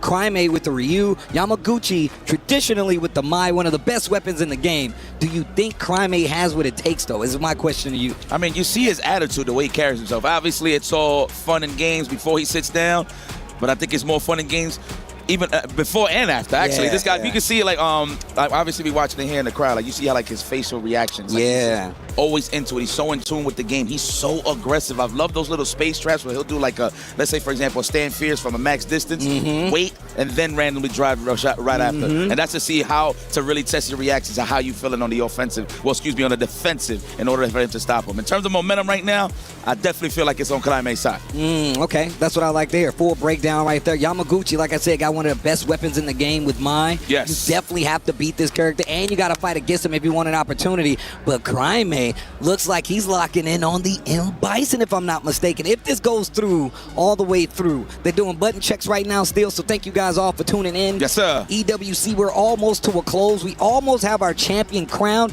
and it'll be nobody that's been a champion before at this point. Yeah, man, fresh championship, man. It's like a fresh smell of sneakers, man. It's going to be right here, right now. We're going to see which brand actually wins. Speaking of which, in terms of brands, I believe Kraime is one of the last remaining Falcon members really getting busy here in EWC. I'm not too sure how they're doing in the other games, but I seen all the management rooting for the boy. So they are very happy that they got some points on the board. Credit to my man Kraime and his hard work. So really appreciate that. The Bison pick, I could agree with this. I want to see how he's going to deal with the fan shenanigans. The most important thing that you want to do to stop her from getting going is you want to be in that range. Oh, never mind. Let me throw that out the garbage because it is Ryu. Sorry to spoil this for you guys. This is the post-end credits. We got Ryu. We got, Ryu. Let me not disrespect the coach out here. Well, actually, that is coach if you say Ryu, but that's for another story. But here we go. Yamaguchi versus Kraime. Our next semifinals match, once again, this is an elimination match. If you win, you go on. If you lose, you go home. You're a super fan. You're in the stands. That's Yo, I was saying this about Kraime, man. I feel like that's signature at this point. The Chilean boys doing that low forward Hashugeki into the level 3. It's just so potent. It's something about the big toe and the ringworm that they're so solid in the neutral, I swear. Landed so many times. Here it goes. I love that mid-screen right at that zone 1 plasma right there, giving me essence of Jonathan Choi here and Alex Valle. Scoop, no, unhand me, says the young lad, Yamaguchi. Ooh, that's stand heavy punch. Kraime trying to control the corner. Yamaguchi, I was about to say, having a hard time getting out, but he gets the throw. Kraime still with a pretty decent life lead, but Yamaguchi hasn't stopped knocking on the door just yet, but Kraime is going to answer and gets the drive rush combo to close it out. Empties the tank. I don't blame him. Sheesh. With confidence. I don't blame him. Without struggle, there is no progress. I see no struggle on the side of Kraime. All progress, to be very honest with you. Yamaguchi needs to tie this up right here. I mean, it's a donut apiece, so it's not bad. You ain't missing nothing over here, Stream. Yeah, this is a race right here, man. They're trying to get a feel for each other's temperature right now. And I can tell you right now, Mai's got the tools for it, bro. If you can't deal with these fans, you know that Yamaguchi's going to be able. They're like, oh, you don't know how to deal, huh? Oh, man, did an early jump roundhouse. Missed up a little bit right there. I don't know what he tried to do. I feel like it was a Tatsu because he did like an early jump roundhouse. I don't know if that was an input error, but it's okay though. We got the Denjin activated. Okay. For that jab range or the shimmy for the big damage. It's a crumple state and put him all the way in the corner. He just lost the juice, but it's okay. He's at that point where no matter what he touches Yamaguchi with next, he can kill. Perfect parries. Definitely going to be something you look forward for. Crime's been throwing some crazy good fireballs, man. Like you said before, looking like he plays a little bit like an old head with the fireballs. I know that. Playing at that range. Look at he's so confident. Playing right here, the low forward confirming the level 3. Crime gonna take game number 1 here in this semifinals match versus Yamaguchi. What I told you, signature. Something about Blase Climate. They percentage is so high on low forwards into the Hoshugeki, man. That might be a logo at this point. Anybody want to sponsor these young boys? Just have a low forward on the logo, please. Oh, mid-screen shimmy, no bueno. Okay. Gets the knockdown. Big jumping heavy punch right there. Okay, wait, pick up, drive rush, fight back to the middle of the screen. Yamaguchi. If he actually did the max distance standing light kick, then walk back, he would have got that whip punish opportunity with the stand fierce on the side of Crime. So it's a little bit, it's more so he has the right idea, but he has a little issue spacing out those normals from Yamaguchi. Nice. Big whip punish, gets the punish counter on top of it.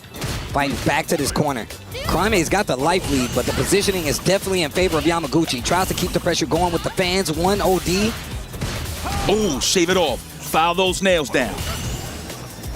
Kick back and relax. So you got to wait. Look, both of these guys are going to have to play and respect their space due to the fact that they're not touching grass on this drive gates. Nice, perfect parry there from Yamaguchi to get right into that zone to start the offense.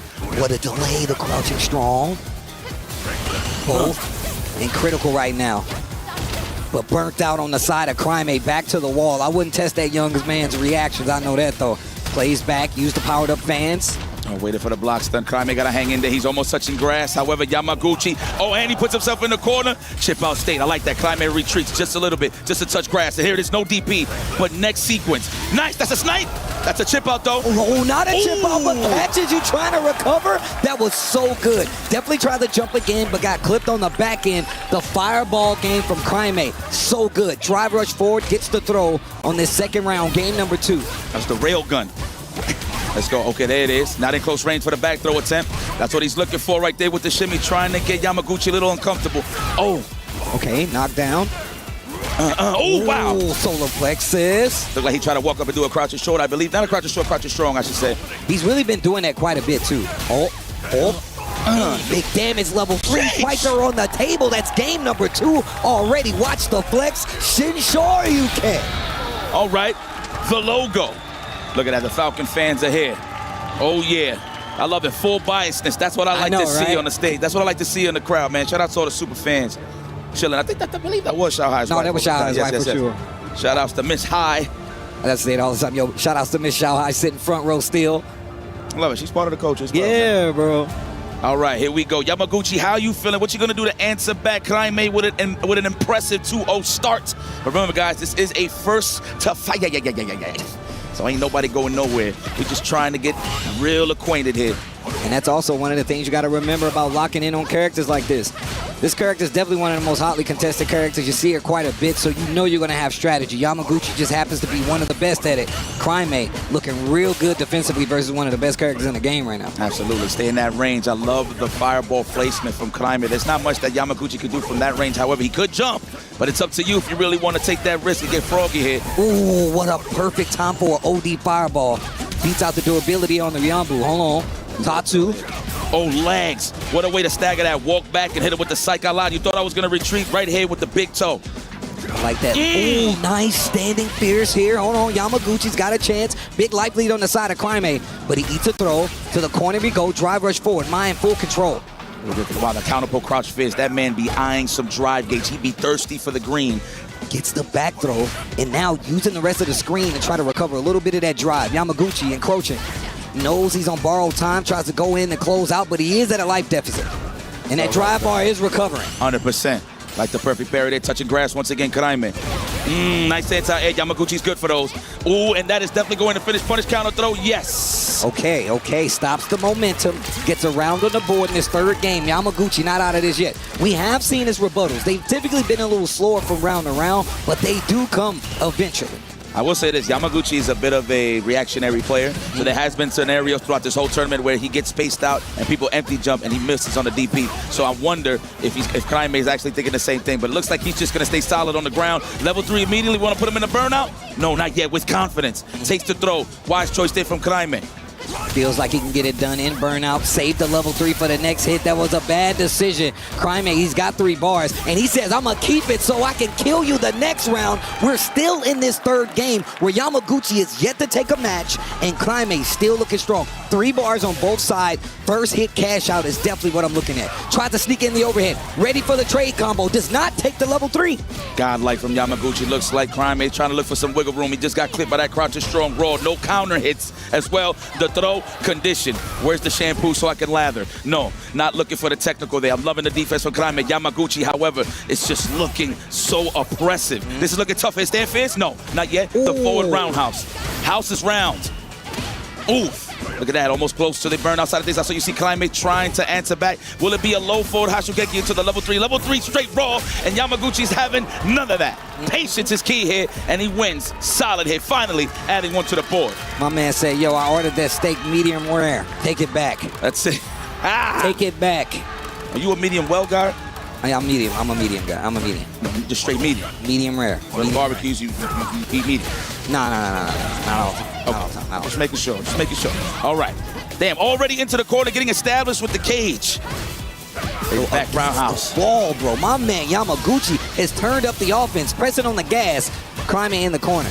I like that Yamaguchi identified that Kraime likes to press those big buttons, so he's always stringing them out so he can actually space himself out, then look for the whip punish that he really wants, and that's the low forward and the stand fierce. So I'm loving this range here from Yamaguchi, but the big starter from Kraime, Tatsumaki.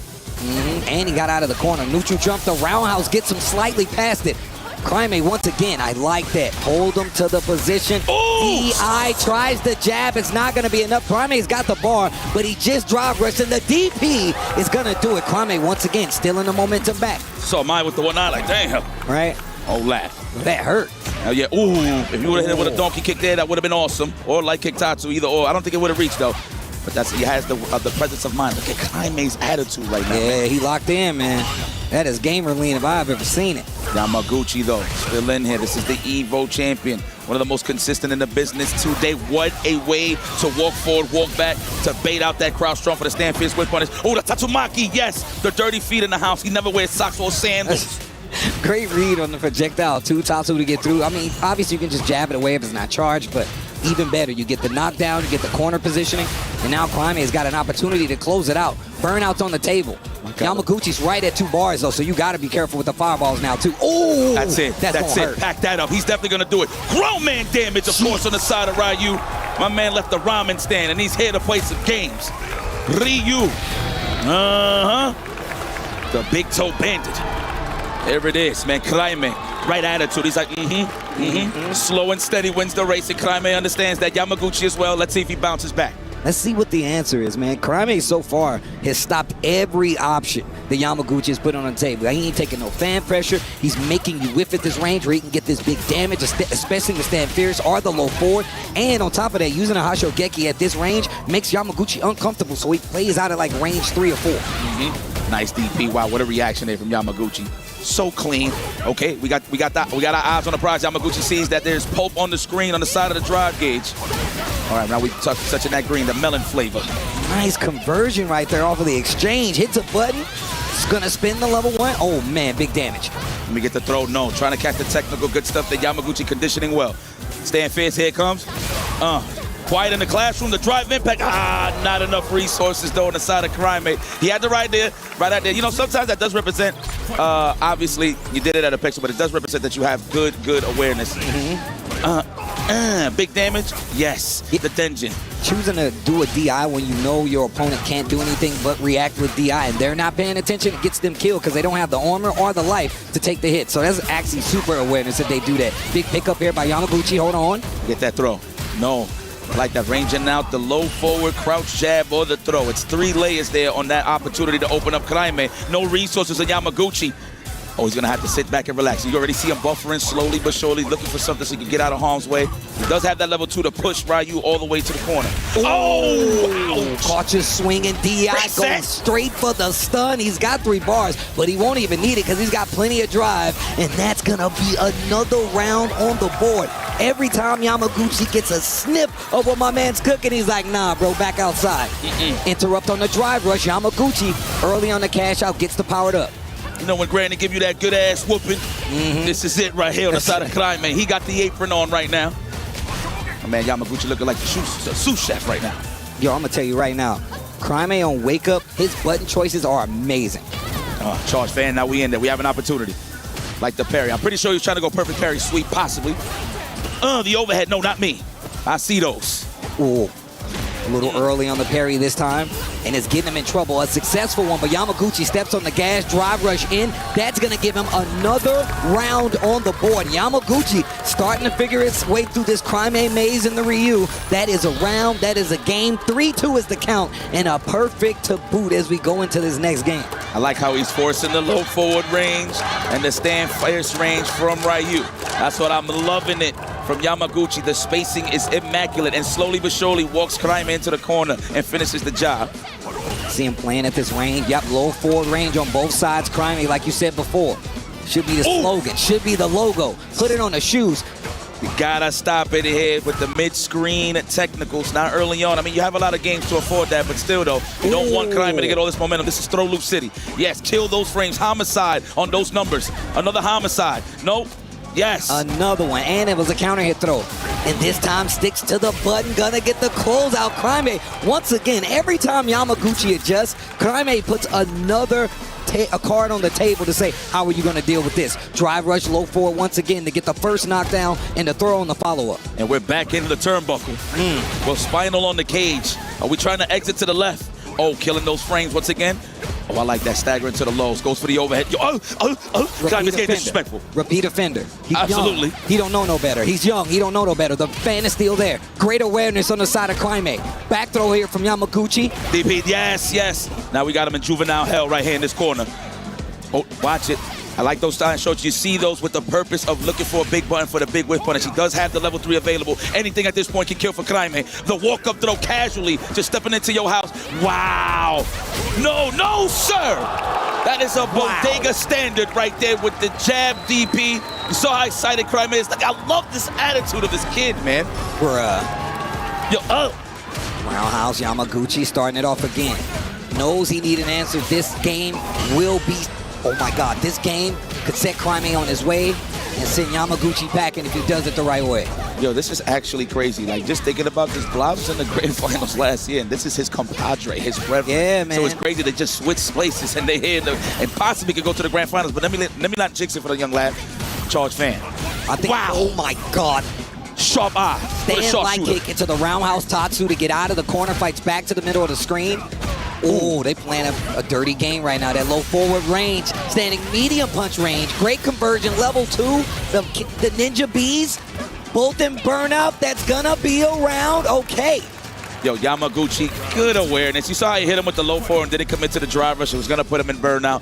He waited for the possible moment to use all of his resources to finish that job, and he got a chance to go up 3 here. Let's see, the fan has the lead in this game, so he could potentially make it a 3-4 situation if he gets this round.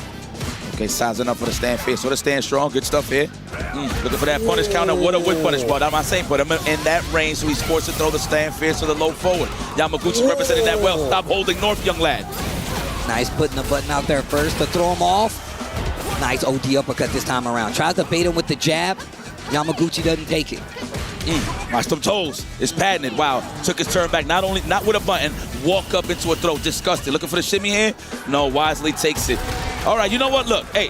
Yamaguchi finding his footing. But I like that from Crime. He's like, you know what? Even though low life, I'm going to take the throw regardless. I'm not going to let you get comfortable going up into the next round. So we'll see. Long game set. That exactly. Means, look, I don't want you to be feeling comfortable walking up to me and getting that, so I'm going to eat the throw, I'm going to wait for later, and I'm going to challenge you next time. Yes. When you least expect it, you're going to see a button coming from Crime. Crime is sizing him up.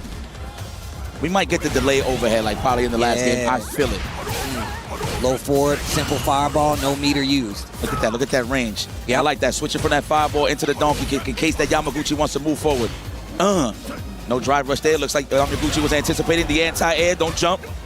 Corner position right here for Yamaguchi. Jump light, not sure what that was on the side of Climate. Got his back to the corner. Yamaguchi in control right now, like you said before.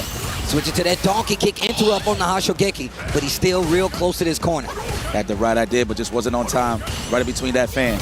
Oh man, what a whip punish. I was just about to say, Crime constantly representing these fireballs, but he gets clipped again. He's gonna use the super powered up fans. Crime in a bad position, goes for the throw, and Yamaguchi fighting his way back. My man swimming back to shore. Man, I don't know if that was a fierce fireball. We got that crouching fierce, so he anticipated Yamaguchi moving forward. That way he could go with the crouch fierce into the Hashogeki, so not too sure there.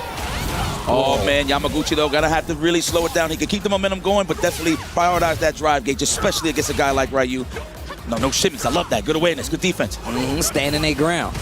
Ooh, perfect parry. First time we've seen it represented from this up close quarters combat. Stand light kick. I love how he just uses stand light kick on wake up just to see what you're gonna do. If he gets the counter hit, he can confirm. There's the jab on the interrupt. Look at Yamaguchi's drive gauge. And the answer back. Yamaguchi puts himself in burnout. Knows he can't punish. Side switch with the Tatsu. Crime so aware. And now this is a situation Yamaguchi doesn't want to be in. In burnout. Eats the DI. There's 3 bars on his side. He's not gonna need them all. And an uppercut to close it out, but he spins it. He cashes anyway. Now this is good for Yamaguchi though. He ties up this match. Yamaguchi's full CA stocked into this next one. But I understand, we know how it go. When you get that pressure on you in the game, you want to make sure you close out the round no matter what. Depending on the route, he had to use it anyway. So now we go to another round, a final round in this game. That was clean stuff there from Kraime. I appreciate that. Never be cheap on the first date. I don't remember if these guys ever played, but hey, this is the grandest of stages right now. To get involved, to get acquainted. Oh, that's a punish. No, wasn't close enough. That was the right idea though. Already into the burnout state. Yamaguchi's pressing those buttons. Wow, he just did it. Fully commits. You know what? At least it's in his control if he's going to burn himself out, right? So now he got all of this space. Backing up. Chucking the plasma. Hit him with the good old SoCal, NorCal special. Ooh. Staying right here from that range. Oh my God. Touching grass once against his Yamaguchi. So we do have some resources here. Are we going to bust out on the reversal any given time? Not yet. Resources. Wow, the double dash. Forget the DP. If he actually would have tried to go for a DP, I'm pretty sure he would have not turned around in time. Stand fierce, no. I like that, using the fans to sneak out the club, gets out of the corner, but now Crime. Oh! Crime 2 hits away. Can he do this? That's one throw, another one. Is he gonna commit? That's the wake up super, then we block in time. And there you have it, ladies and gentlemen. Crime advances to the grand finale.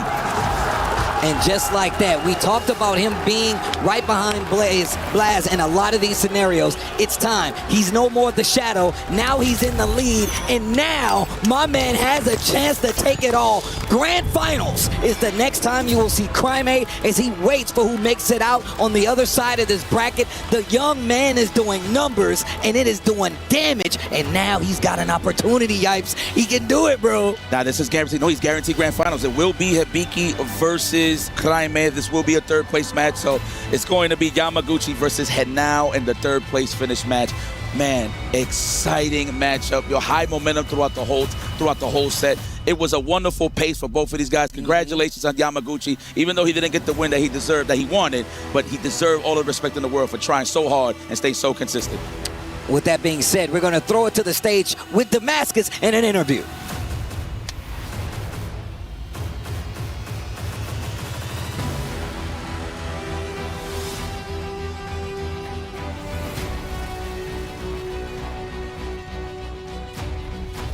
Another incredible match, and another key given away. Yamaguchi must give his key away to Crime, the winner, rightful winner to Grand Finals. But of course, before that, please, ladies and gentlemen, I would like you to give a big round of applause for Yamaguchi!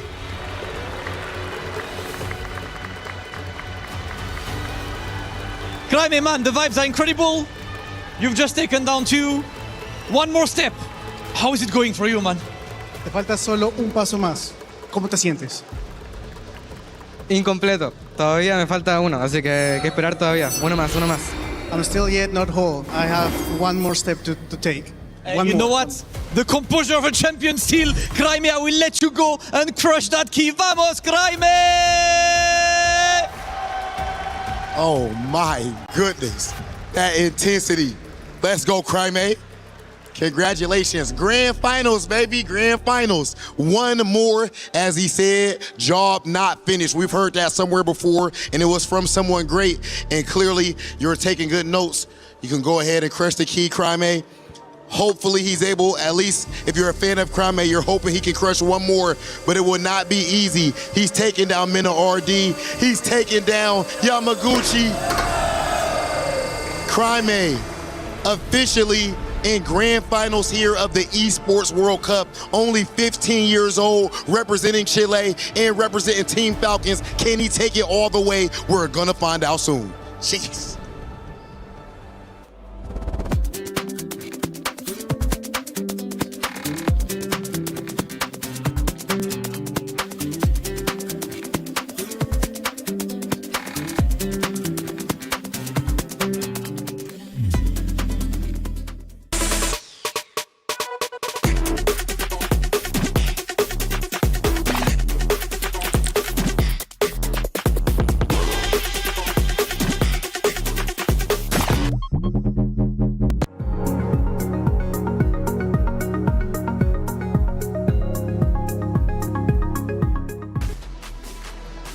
Grand Finals is officially set. It's Hibiki going against Crimea. What a storyline we have before us. But let's not get too ahead of ourselves. We still got to look at the third and fourth place matchup. He now going against Yamaguchi. And that is a $20,000 money match. Fourth place walks away with $50,000, but if you get third, you walk away with $70,000. Welcome again to the Allianz Vault. I'm Taylor Reflections Noble, Ringe, as well as Vicious Boys. My goodness, we have been witnessing history. The just monumental matchups that have been taking place is just blowing me away. I fall in love with Street Fighter more and more each and every day. Let's talk about our first matchup. Hibiki versus Hanao. The young prodigy has finally fallen. Indeed, man. It was tough, right? Hanao brought so much to the table, seemed so prepared this whole time, but nobody has been that prepared for Hibiki. At the end of the day, Lily is bringing to the table what nobody is expecting. Yeah, it pretty much goes to show when it comes to playing against Hibiki, it's like going up against the casino majority of the time. Every single person has succumbed to the command grab. Every single person has panicked on defense. Yeah, including big panics where, like Laz is pointing out, our stats guy, everybody's jumping back from the command grabs. Not a single neutral jump in sight for the punish. There's so much to really consider, too, going forward into the grand finals, because a lot of this data is brand new to us, right? I said it on the comms earlier. It feels like I'm watching Street Fighter for the first time, because the fact of the matter is there's just not enough data, especially with Lily on the playing field, especially with Lily being in the grand finals. Lily has been such a wild card. And I've been asking people in the arena as well as online, who do you want to see in the finals? And at the top of their list was Hibiki. And why? Because of the story of Lily. Lily has truly been a phenomenal character, of course, we've been seeing. And let's not forget the story. From the LCQ to Grand Finals? That's true, right? Our last final remaining LCQ participant making it all the way to the Grand Finals. And another cool little tidbit about this Grand Finals is the oldest versus the youngest in that top 8. Hibiki at 30 years old going up against Crimea at 15. Literally twice his age, bro. I know. And Blast, who was there last year, Hanao has put up a tremendous fight. He's already guaranteed top 4, a little bit more to fight for. But Reinhardt had a chance to speak to him in his post-match interview. 日野くん、アクション満載の4日間でしたが、今日終わりました。まあ3位決定戦がまだあって、でも今までの進行、まあ自分からして自分のプレー考えてどう思いますか？どうでしょうかね。まあ結構攻めたプレーなんですけど、まあただ時々結構冷静な部分とかでいけてたんで、それで結構今回もいけるかなって思ってたんですけど、ちょっとあと一歩がねちょっと届かなかったですね。Hi. So I asked him about, his performance. It's been a crazy 4 days of action from him. We've loved every single moment of his performances, and I just asked him how he feels it's been for him, and he says that, with his forward-moving, aggressive style, he's been generally comfortable. There were moments where he wasn't able to deliver the gameplay that he wanted to. You can clearly hear that also there's some discomfort about the overall result. He does still have to play his third place match, so he's focused on that right now. He thought he would be able to go further, so being one step away from that, top place is difficult for him. But yeah, like I said, almost grand finals, but yeah, third place match to come. そして3位決定戦に注目するとどうですかね。自信はどうでしょうか。まあ当たる人がクライメか山口さんなんですけど、まあそうですね、どっちもまあでもさすがにクライメとやっぱ15歳対決なんで、まあやってみたいですね。So I asked him about the third place match, and he'd love to have a 15-year-old showcase with Kraime here at EWC. We'll see you later.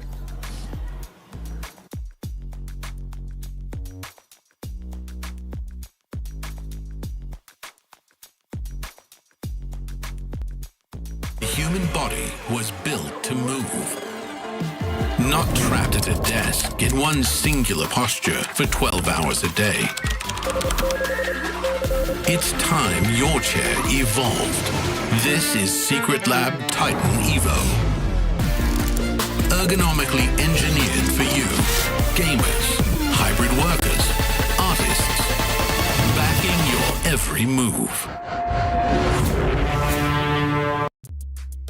Thank you, as always, Reinhardt, for the great interview. Great to hear from him now. He'll be taking that stage in a moment's time to play for third place, but we have another series to break down. Yamaguchi and Kraime went the distance. A great series, but Kraime now matches his brother in arms of Blaz, at least for top 2 guaranteed, but he wants a little more. Oh, absolutely, right? Especially with the qualification for Capcom Cup 13 on the line. Both Hibiki and Kraime have not qualified yet. Kraime has impressed me so much, especially these backdashes, man.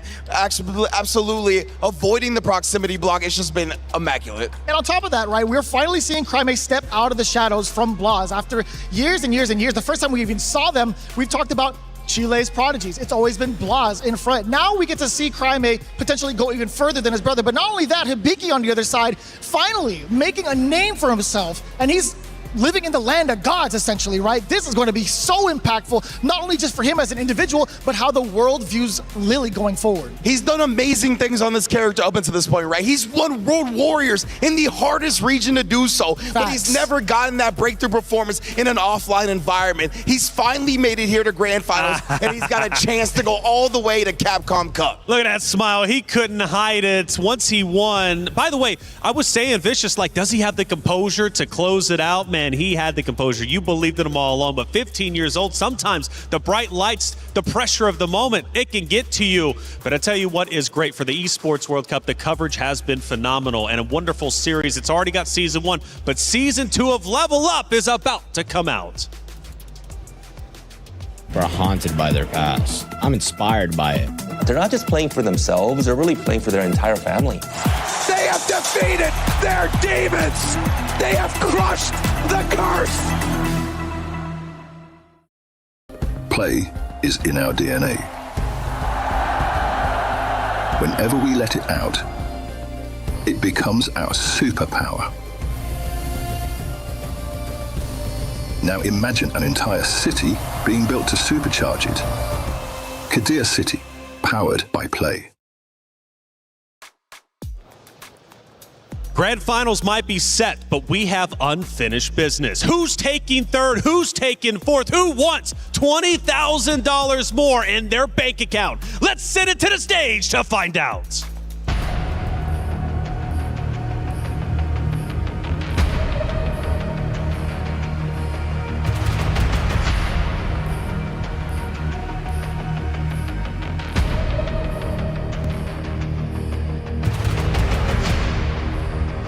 Back to the stage here at EWC 2026. An excited 4 days we had through a lot of Street Fighter 6, and now we close to the end. But before that, Rob, there is a mighty important match to play, the third place match. Yes, this third place match is definitely important. There is $20,000 difference on the line, ladies and gentlemen. $50,000 for fourth place and $70,000 for third place. And of course, there is the prestige as well with your higher placement. Ladies and gentlemen, it is about time. Let's bring out our first competitor, Yamaguchi.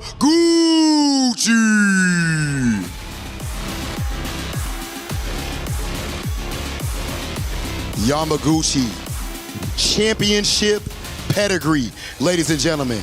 So far, we have seen some of the cleanest play in this entire tournament from him. He was only one step away from grand finals, which just goes to show how phenomenal his play has been. Always poised in the biggest moments, always calm and bringing us the best level of play possible. We'll see if he can take this third place spot.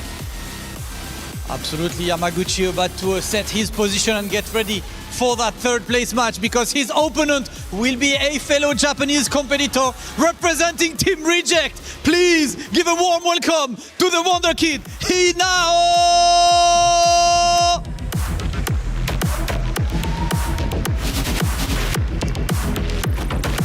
As always, it's always a pleasure to see Hinao jump onto that stage. His playstyle is electric, his personality is electric as well, and right now has an opportunity to get a third place finish for his very first EWC, along with club championship points, and of course the pride of winning in front of all of your fans here who have gathered all the way from the four corners of the globe. Hinao can get ready for his match. Of course, it is time for the third place match. Rob, still an exciting showdown between these two.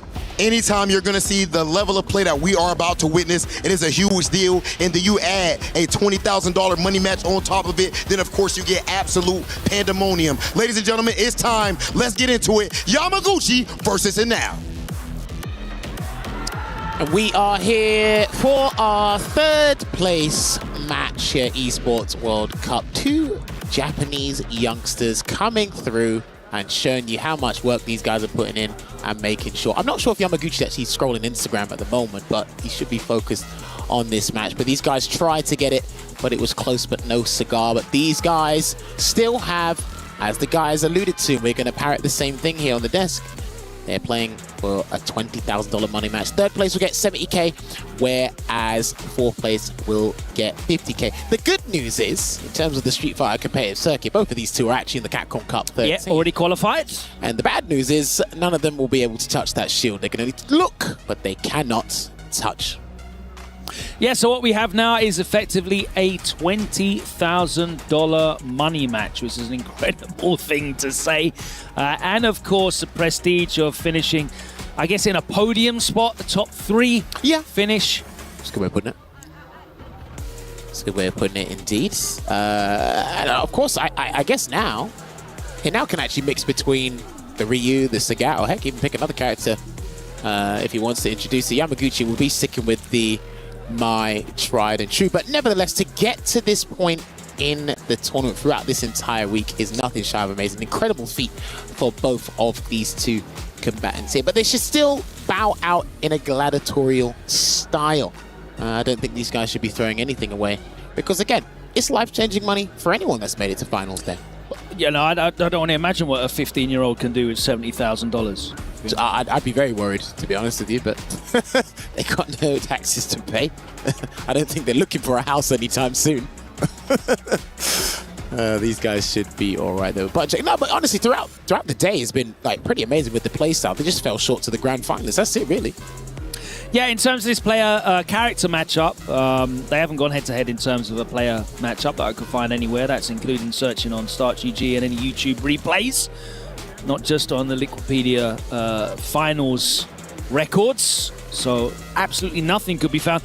But I did have a lot of reference on the Combo Baker Grand Finals, which of course saw Hinao go up against Shanghai. Yes. I suppose a relevant conversation in the Sagat versus Maya matchup. And that looked very tricky. So it looks like he's going to go for that matchup again. But with Sagat's slower normals, you've got the 15-frame medium kick, the 11-frame heavy punches, crouching and standing. Very, very difficult to get those out and control space over Maya's much faster single-digit buttons like a medium punch and a heavy punch. Yeah, of course. This matchup is pretty popular in Japan. Regular, battle lounge sessions, rank match. You probably see it in a lot of their competitive circuits down the line. Popular character picks. Well, for some listen, reason. They're all about efficiency. They want to get the job done.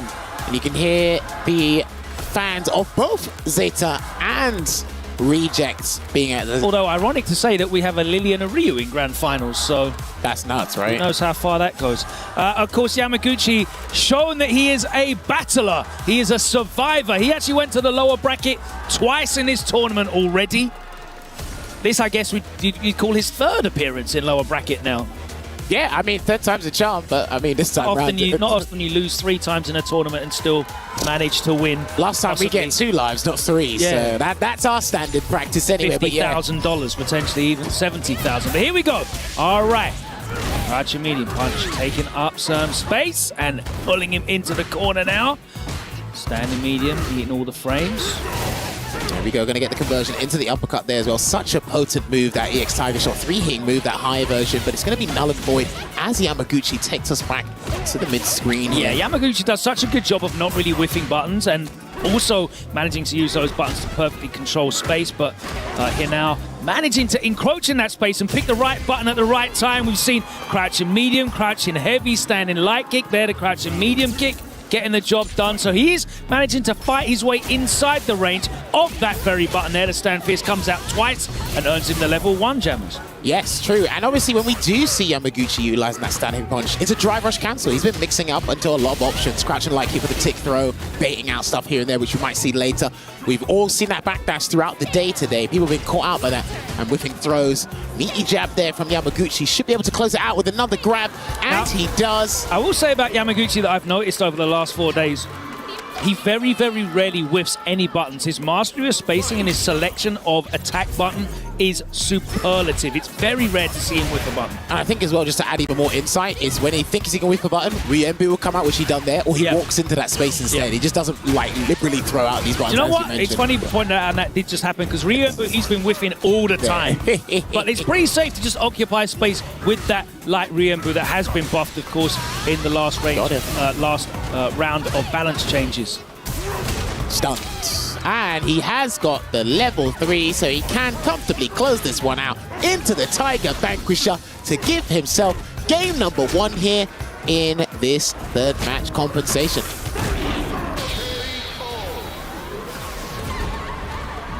Locked in. You still have to be laser focused regardless. Obviously, it's going to be way in the back of the mind that they can't get the trophy for EWC, but it doesn't mean they can't bow out or go out with a bang. Staggered pressure with the standing medium punch. Just gets away with a throw and puts himself back in the drive gauge safe zone here, Logan. Ooh. Nice little walk back with the tiny amount of room that he did have. Here now, not able to walk in far enough. He wake up with the Dodie Tiger uppercut. He tried to perfect parry that step kick, and he literally tried to do it in reaction. That's why that parry came out late. Another wake up. Being as obstinate as any 15-year-old boy would be. Woo! Why not? That was a rare whiff there from Yamaguchi, and he was punished heavily for it. And now with the big life lead, whiffing that medium kick, but the fierce comes out from way across the screen. That stand fierce is probably taller than him, to be honest with you. Oh! Ow! Here comes the level 1. I think if they were in real life, he might come up just above his kneecap. It's funny how one of the smallest players we have is picking the tallest character in the game. It really is ironic, but trade again, and people forget about that, man. I haven't seen that trade come in a little while, but it's because we have incredible reverence towards that button in the game now, stand medium punch. There's a no context step kick, but it worked out. Okay, rebuttal to the Kaichosen with a Tiger Shot there. That might be more than one occasion that will happen. Nice with punish with the medium punch. He's going to be able to get that with a no-meter kill. Dump the drive gauge, get it done. And Yamaguchi putting another round on the board. Needs to start finding his space and that range. There we go. These whip punishes are going to start mounting up because preemptive buttons from Sagat into empty space, they are very easy to whiff punish. Regardless of how prevalent he still is a sluggish character. The trade too far, and if crouching medium kick didn't connect, none of the mediums would have, but he's going to get the conversion into the target combo. And not even that, he's just going to go into the Ryu Embu And he's going to equalize it here on a piece. He's been utilizing the light attacks really well throughout the past couple of days here when he's got his opponent in the corner, because you don't have to overexert yourself. You want to be highly cognizant towards the back. That's just in case you want to overcommit. And the lights are a pretty good answer to cover that. The only exposure you'll have against that is the perfect parry. Exactly. And you don't want to risk tapping perfect parry in the corner. You'll eat that 2K into a throw against Mai. That is not a nice situation to be in. She has throw loops plenty. Oh my days. They want to take the mid-screen throw, and now he finds himself in the corner. Heavily down, 20 frame overhead. Thank you very much. Wake up DP, why not? Yeah, the crazy thing is he actually could have killed off of that crouching medium punch from the overhead there, but it's null and void. It's irrelevant because he still acquires the round anyway, and rounds are resources. Shout out to James Chen. Remember who rounds start? Okay, I seldom see that. Try brushes in, gets a parry. Damn, okay, he actually could have challenged after that then. This recovery than I thought. Oh, okay. Went for a low parry. If he didn't get the jab, he went for a low parry then. Wake up button. No conversion. No conversion. Down reversals, keep him in the corner. Forward throw. Throw do it. No. No overhead for you. Okay, lay back throw. I mean, Hinao's going to have to go for something really crazy here. He needs to build the level 3 before he commits to a drive rush cancel overhead. Then he'll build the level 3 and get the round. All right, gets the important third bar. There we go! Perfectly calculated jammers, and he's going to cancel into the critical art. What's it called? Tiger back pusher. There you go. There you go. And then close it out. With that elbow. And you want to know something interesting?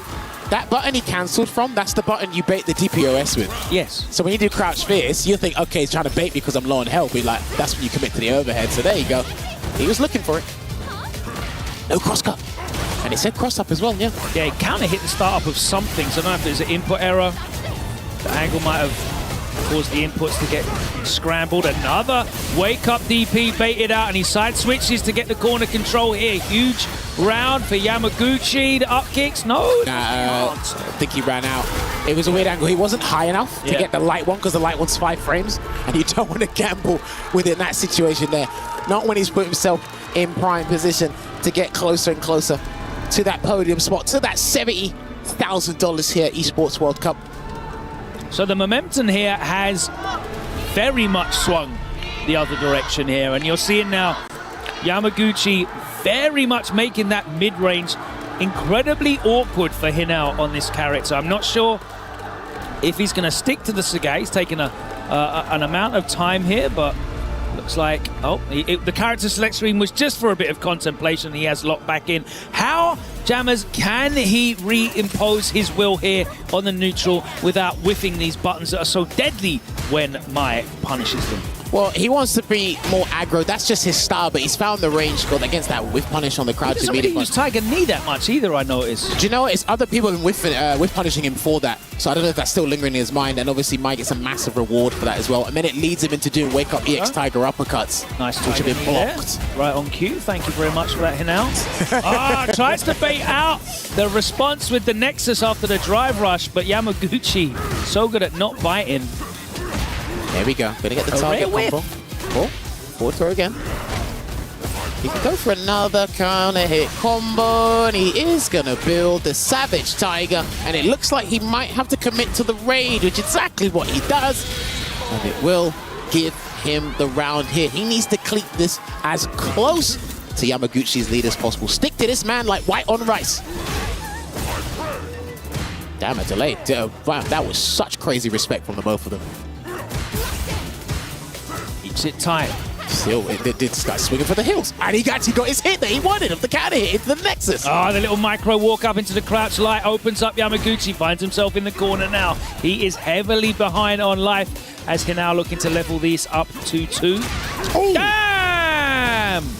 And you still wait just in case of a DP or even a level 1 to come out here. Tiger Shot should close it out here with any kind of style. And he committed to the heavy uppercut. And I mean, he could still challenge with something here. But what Yamaguchi is going to do is he's going to do the CA version of the Amplified. As much of that burnout used as possible. Walk away. He should have walked away. He should have walked away. But then if he did walk away, he was liable to get chipped by a heavy or even a low Tiger Shot there. And I guess he wanted to gamble it. Didn't work out, so it's 2 apiece here between these two, keeping it close. Oh, okay, that hit the fan at the same time. Yeah, the thing is, when he flings out specials, it's even worse than he's flinging out normals. That's almost guaranteed. The enter. Yeah, the Nexus bait can come out from again there. Target combo in the corner into the up kicks. And now with a stagger. Dude, look at that for a counter hit. Stand medium punch. Dude, that's wild. I don't want to ever get counter hit by Sagat or Ryu. I said it with Rinja. 2 characters that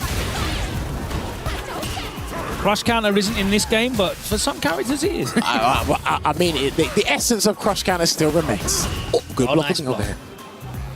Yamaguchi trying to find his way out of the corner. Spends the bar on the OD fans to get out, and he does get the plus frames he requires to be able to get the throw in and close the round out. But this is so evenly matched here. 2 bars apiece. 2 games apiece. Yamaguchi looking to make it 3-2, but for now stalking him down in the corner. Uses the plus frames off that low forward to get the throw in. Whiffed again. That's a classic tactic he does. He'll whiff certain moves and you want to catch that, but then the step kick will guarantee him a punish counter in the subsequent situation here. And again, if he gets another clean hit, he might have to commit to the combo. He can close out the round here. Yeah, so at the moment, Hinao is trying to catch out preemptively some of Yamaguchi's answers. We saw a neutral jump looking for something like a stand fierce or medium punch. That didn't come out, but landed, and the step kick got the business there. Nice buffer there from Hinao. Is he going to be able to? Yes, the heavy DP closes it out.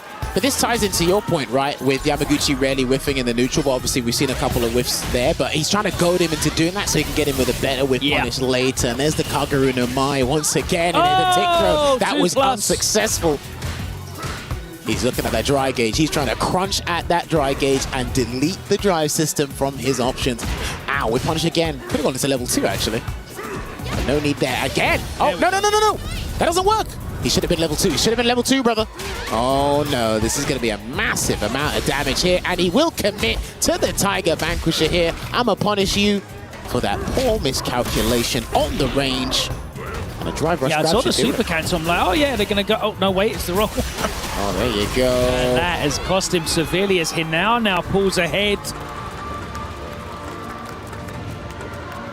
Maybe a little bit closer because the Super Art 1's like 6 frames startup, so I guess, and it was enhanced as well, so it's not a bad idea. It's just, again, that minus. It's really susceptible, and always has been actually for horizontal range. That level 1. That was the complaint as soon as Mai came out, I think.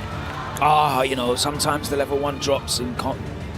Well, I mean, look, when you knock her down, the options she has on defense are incredible, and then the follow-throughs from that the Oki situation is even better. So that's why they probably left them the way they are, minus what they've done to normalize Super Art 1. Gonna get the conversion. Nice call out on the crouching medium punch counter poke.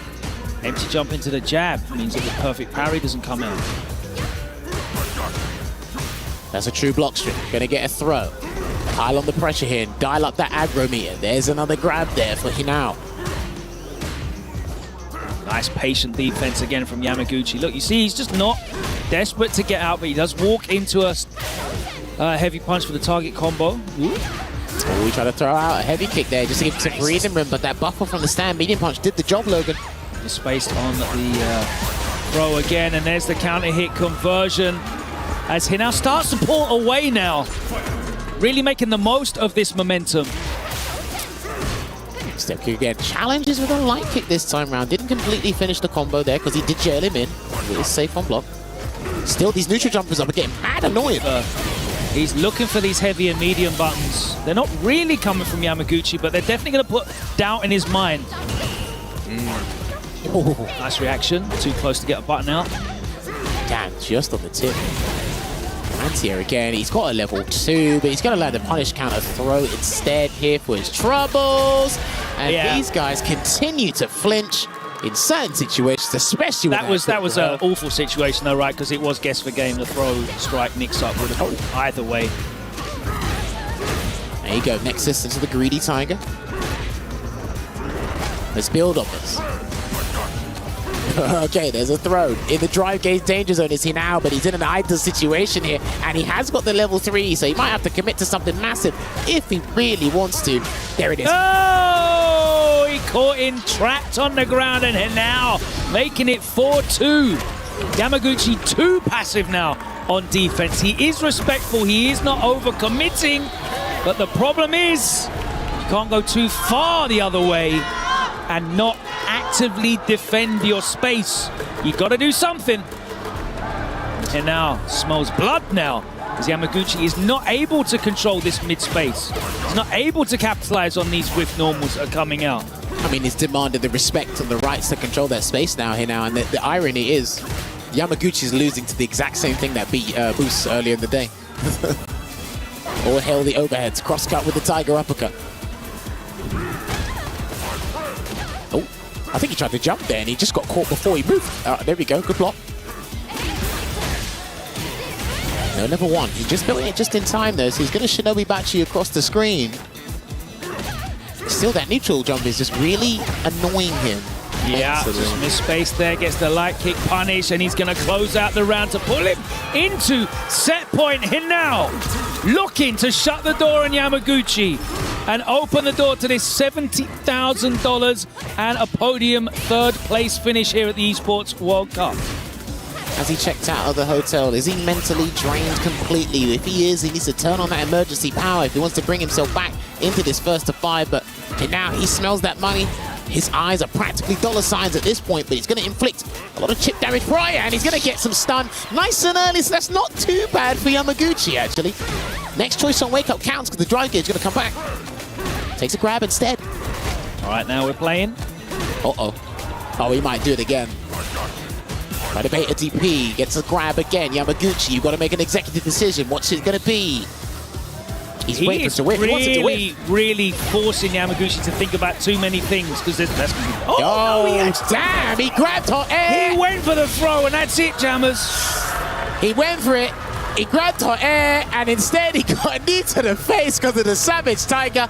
And Reject's own Hinao will be taking third place here. It's all smiles at the end of the day. Couldn't touch the gold. But as Logan said, he's still going to get a podium spot. Nevertheless, well played. Couldn't touch the gold, but he got a nice stack of paper instead. Buzz. I think he definitely started to realize that Yamaguchi was looking too much for certain things in the neutral. He started showing him very different looks, and it was very evident that Yamaguchi wasn't able to react to it all. When I start seeing plays like Yamaguchi not doing the OD reversal OS on drive rush cancels on block, that's how I know they're mixed up in their mind. And that momentum carried through for Hinao. It carries him into third place, and Yamaguchi goes down.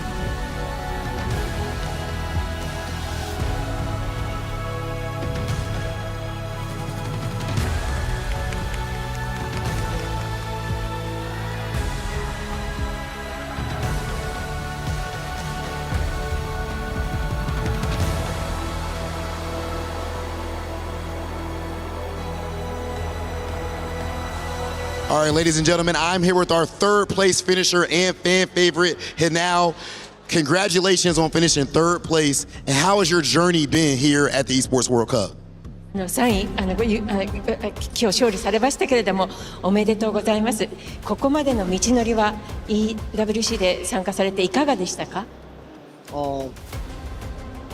特に考えてなかったの。でも EWC にやっぱ来て、レベルの高さだったり、すごい強い人に会ったりとか、やっぱあと響さんには2回負けてしまって、やっぱりすごく強かった本当に。だから EWC に来てもっと強い人に会えてよかったです。So I didn't think about that question to be coming today, but like everybody was very, very skilled and very, very strong, and I'm very honored to have been able to compete against Hibiki-san twice. And Hibiki indeed was very, very strong. So I am so glad that I was able to participate in competing in EWC. And something else that's been strong here now is the support that you've had from all of your friends here and all across the world. We heard a whole lot of Hinao throughout the entire event. Do you have any words for all of your fans? たくさんの方がご家族もそうでしょうし、お友達もそうでしょうし、世界中の方たちがひなおと大声援を送っていらっしゃいました。ファンの皆様に一言何かございますか？恥ずかしいけど本当にいつもそれでやっぱり力にもなってるから、応援のおかげでここまで来ることもできたし、本当にありがとう。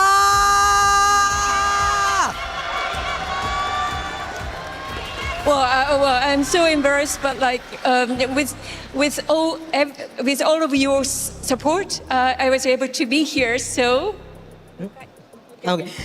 ありがとうございます。Enough said, ladies and gentlemen. In third place, Hanao, the young prodigy. Let's go ahead and send things to the studio as we get ready for grand finals.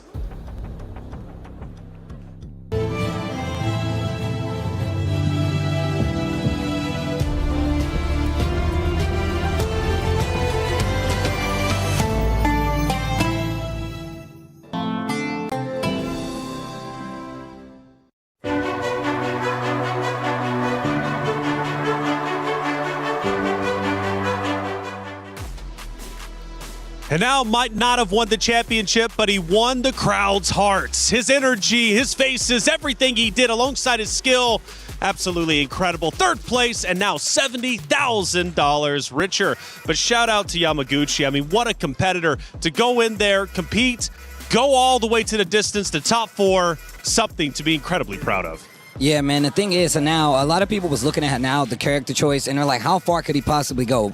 Outside the fact that he's already here at EWC, he has an underrepresented character, and he's got the heart of a champion, bro. Shout outs to him, and like in all honesty, like it's just amazing to see him here playing so well. Vicious, I've been learning you've got competitors who have been competing for 20 plus years. The guy, and now he's only 15. This is just the start. Not only just that, but you got to think about it. A 15-year-old walking away with 11 million yen in his pocket. That is this conversion rate is definitely going to be so helpful coming back. But all honesty, man, he has been backing up all of the talk, all of the aura. He's been farming since that big Chengdu final. He's going in from Sagat, also with Ryu. This guy has no end in sight, man. Yeah, man, it's really interesting to see just how the game has changed to the point where obviously every time that new game comes out, we get new players. But this is one of the youngest we've seen. Of course, you got Kaime, you got Blaz, all there. But this is truly the next generation of Street Fighter that we're seeing being birthed here. Yep. And everybody here watching at EWC, hopefully you guys get behind them even more so, because these guys play for years on top of years. We got 40-year-olds and 45-year-olds in this bad boy. Which is crazy to me, 45-year-olds competing against a 15-year-old. But Hanao, a giant on that very stage, is just simply sensational. And third place again, that 11 million yen, as you said, is just, yo, that is crazy. But also to celebrate Yamaguchi, I mean, to make it top four, Vicious, is just simply sensational.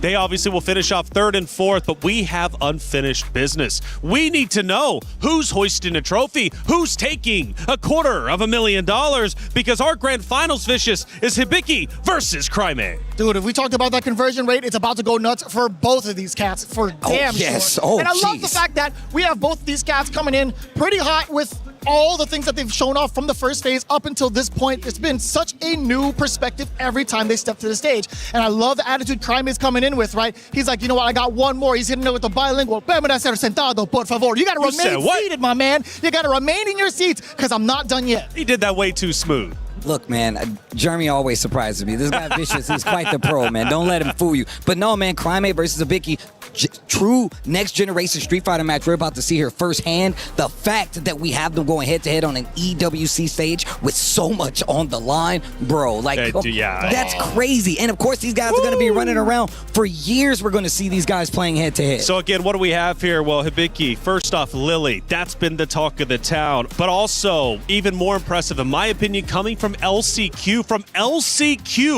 last chance qualifiers, now making it to grand finals and might be $250,000 richer. And also an entry into Capcom Cup is just absolute insanity. But on the opposite side, you've got Kaime, who's been in the shadow of Blaz for the longest time, second place last year. This time he's guaranteed a top two. He now steps out of that shadow and finds his own identity. Now we're going going to see how much he's going to roll the dice against Hibiki as well, right? This is the first time we've seen a lot of the pros really be tested on their defensive choices. And man, it's going to be so difficult, even more so to call, because Hibiki's been on a roll. Yeah, on a roll indeed. Mr. Karate, let's bring you in. Let's hear what you got to say, man. I've missed you on our desk, Mr. Karate, and I'm sure you've been loving it all, haven't you? Yeah, I have a lot. I had a lot of fun to see Hibiki cooking everybody, and I want him to win now because he's so close. And as a player of Lily, I really enjoyed the show a lot. Yeah, the show's been sensational, man. First off, Hinao, right? Getting third place. What do you think about that?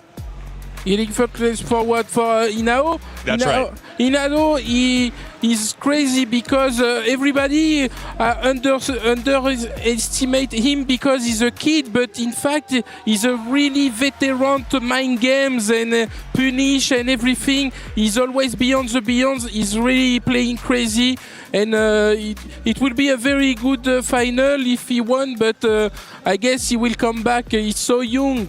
Okay, well, Mr. Karate, I got a question. As a fellow Lily player, is your character broken? Do we need to nerf Lily? Tell us. I always said, because I follow a lot Hibiki's playing, as a Lily player, you don't have a lot of player to see. Shout out to El Chacote. But when I saw Hibiki losing, he just losing for his defense. And as he progressed for those years with the defense, the more and more he won. And now he's on point and he could kill everybody. And indeed, the character looks crazy. And maybe she needs some buff. Maybe give her Did you say buffs? You're crazy. This interview is over. Get off the screen. This interview is over. Hold on. Before you go, I do have to ask you, as like a genuine Lily player, as you watched Hibiki dismantle a lot of the pro play and kind of rediscover the meta with this character, has he kind of inspired you to take a new look and also just like a new perspective on Lily and the way you play now? Yes, I want to copy all his setups because the setups is very crazy and on point. And I saw new combos and optimization is crazy. And when she can the corner carry you very easily with the wind. And when you are in the corner, you so trapped because she can anti-air you with a big combo with the level 2 or just grab you to the dead. So it's crazy. This character is crazy. You got a broken character, man. And you want to buff that, huh? You want that to be buffed? You sound crazy. Jeff, when she has a stock of wind, his dragon should be invincible, and that's all I want. Right. Hey, Mr. Karate, thank you so much for coming on. We're going to be listening to you. It's grand finals time, Mr. Karate. Let's get hype, baby. He's hype. Don't worry about it. He is hype. Don't worry about it. I can tell. He's going to contain it. He just won that buff. That's really what the only thing that was on his mind, all right? Hey, grand finals time, Hibiki. It's time to look at some stats, man, because his stats are out of this world. He's been playing so incredibly well, and of course, the Lily now needing a buff, at least officially. Curious how that's going to end up working. As we take a look at the stats, though, I'm curious what stands out to you guys, because Hibiki, pretty much all around, has been one of the best players here, and you're already laughing. What's up? Come on, man. Like, there's no number that you can't quantify the amount of whoops that has been going on the screen thus far. I'll tell you what, like, there's no chance that Lazarus was going to be able to count every single one of those command grabs. And neither could we, to be honest with you. That's just like the most truthful thing I've ever seen. Scoops, a lot. A lot. That means everybody here got command grab. But that should tell you everything, right? Command grabs are definitely something you really got to commit to. And on top of that, they have clean punishes. The fact that he's got so many tells you he's inside the minds of some of these players. It just tell you just how good of a guy, how good of a Street Fighter 6 player he is. But is he in the mind of Cryme? Because Cryme has worked hard to get to this point. Grand Finals is a big deal, right? 15 years old. Again, the story representing Chile. Blaz, right, his brother in arms now, looking to get out of the shadow. He's successfully done so.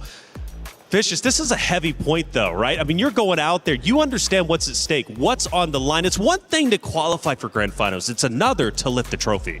Yeah, on top of that, I mean, those two accolades are going to be something we've talked about going forward when it comes to highlighting these players. But the person that qualifies here no longer has to worry about them getting downloaded as they progress into Capcom Cup, right? That is such a big deal for someone like Crimea, because I feel like the less you put him on the radar, the more dangerous, the sharper he's going to be going forward into the big dance if he can make it past Hibiki. Well, let's take a look at some stats. We looked at it from Hibiki. What stands out to you? I mean, look, missed DI reactions. That is a young man's reactions. My man was eating ice cream at 11 o'clock at night one night when we was hanging out in Puerto Rico. So you should tell you, he's all sugar. He's all energy. On top of that, the whip punish is 42. That's another thing. My man is ready. Anti-airs, 100%. That means no airspace is safe when you're fighting against Crimea. That should tell you everything. Might as well be a lot, just like the scoops, all right, from Hibiki just a little bit earlier. We have talented creators across the board. Mr. Karate was just one of them, but we had a competition. I'm curious who ended up winning our creator contest.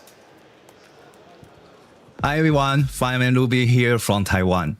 Man, cosplay Street Fighter 6 at EWC this year has been an absolutely blast. The matches have been ridiculous hype. So many insane clutches and heart-stopping moments that completely blow my chat away every single day.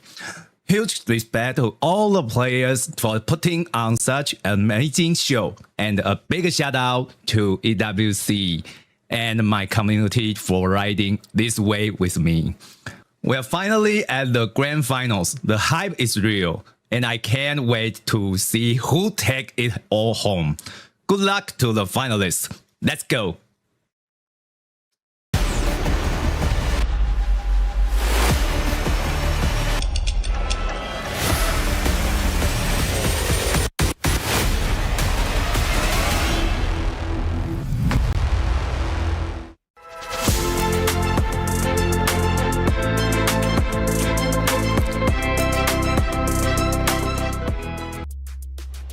Thank you to all the creators out there. Because of you, you make this event special. Alongside the crowd who's in the venue and you at home, thank you to quite literally everybody out there. Now, the coverage for EWC has been sensational. Season 1 of the Level Up program was wonderful to watch, but Season 2 is about to be out. A lot of people are haunted by their past. I'm inspired by it. They're not just playing for themselves, they're really playing for their entire family. They have defeated their demons! They have crushed the curse!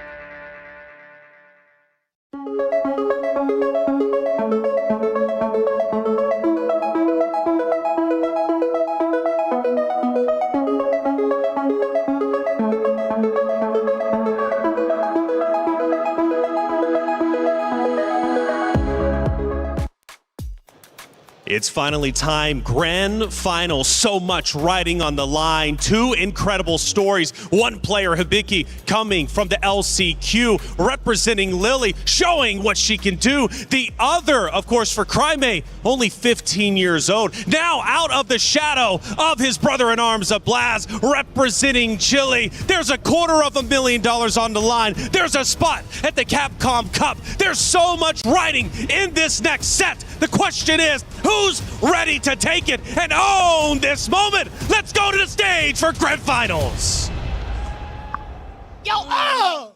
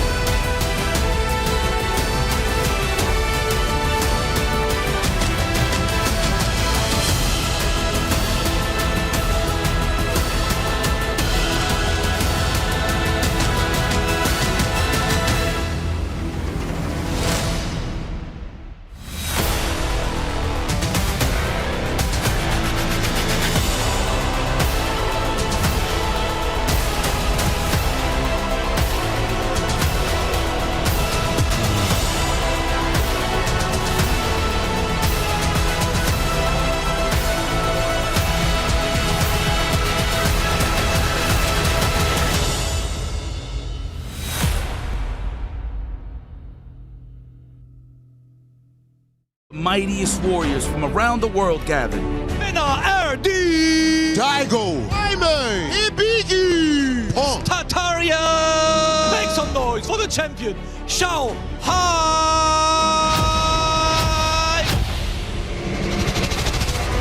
32 warriors fought. Back in the meantime, and the throw will do it! Cheyenne takes down LeJar to open up EWC! Endured. Cry. Now it's time to crown the strongest in the world. まあもちろん勝ちたいのはそうなんですけど、もうここまで来たら楽しみたいなと思います。No te conozco, pero te tengo que ganar, Hibiki.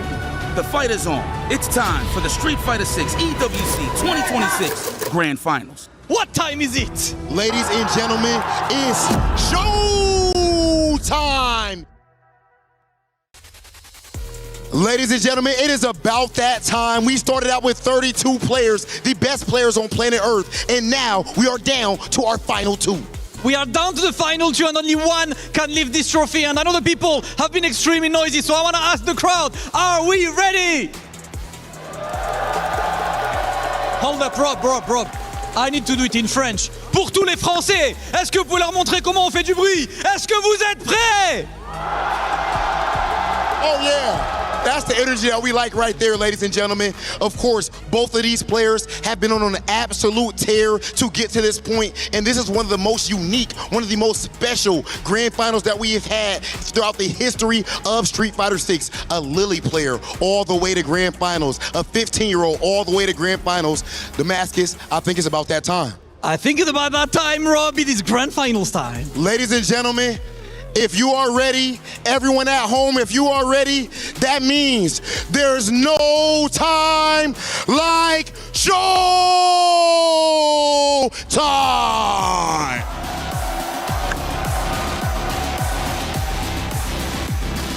Coming to the stage, Cryme, playing absolutely phenomenal, taking down Evo champions back to back. He goes up against Minna Ordi. He refuses to have his confidence shaken. He goes up against Yamaguchi. The same result. Ladies and gentlemen, this player only knows greatness. Absolutely. And against him, it is the Lily Master, the hope all of the low tier heroes, the hope on all of the character loyalists. And he comes all the way from Japan. Hibiki jumping for that grand finals, Rob. I am hyped. We need to have a chat with these guys. This is absolutely amazing. Cryme, one more match.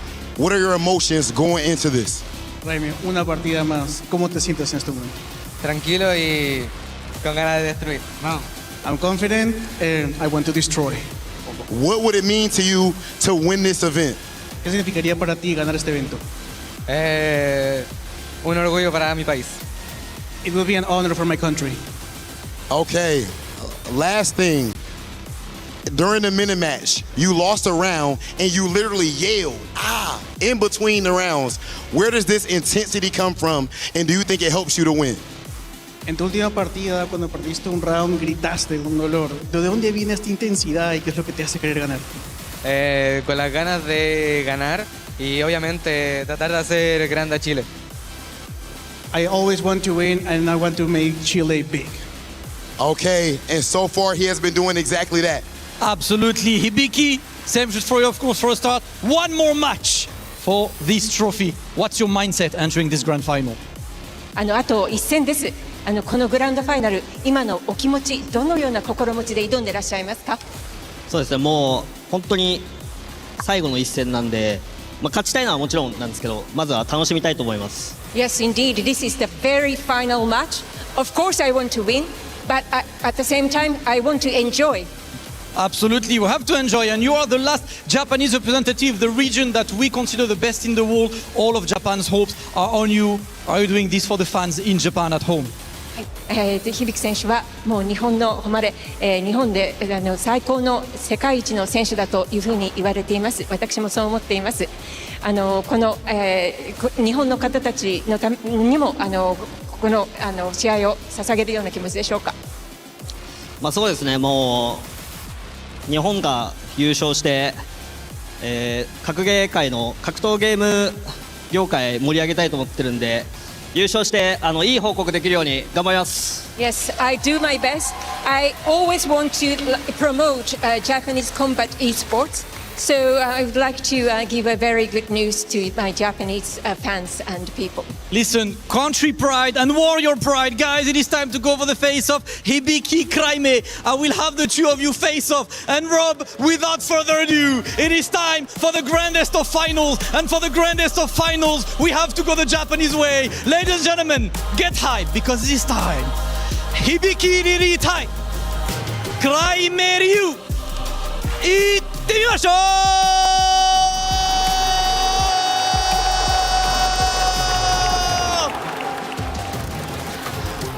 My goodness, baby. We have arrived at EWC Grand Finals.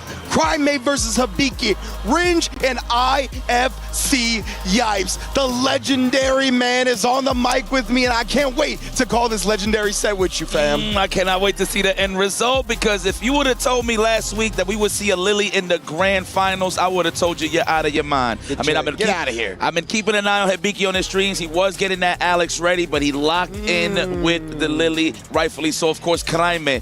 Man, I'm falling in love with this kid every single time I see him on the stage, dude. He is just doing exceptional work. I just love his energy and his excitement and his attitude moving into this tournament. I love the contrast we get when it comes to the energy from him as well, right? Before the match, smiley, happy, always talking about having pride for his country, for his people back home. But when he is in the game, that boy is a cold-blooded killer. You can see it on his face. Like Rob mentioned, he be screaming at himself when he loses. He's talking to himself. He's putting the one more up when he's one round away from victory. I love kids like this. And of course, on the other end, Hibiki coming from the LCQ, already winning one championship here at EWC. If he manages to take grand finals, he'll add an extra $50,000 to his reward via the Jafonzo Award, which does congratulate the person who wins the LCQ and then goes on to win the main event. Oh my God, this actually might be the first time here for the one-on-one side of things, which is pretty cool. I mean, there's a lot of cool stuff that you can actually etch in history still. Of course, Kraime being the youngest player in the 1v1 side of things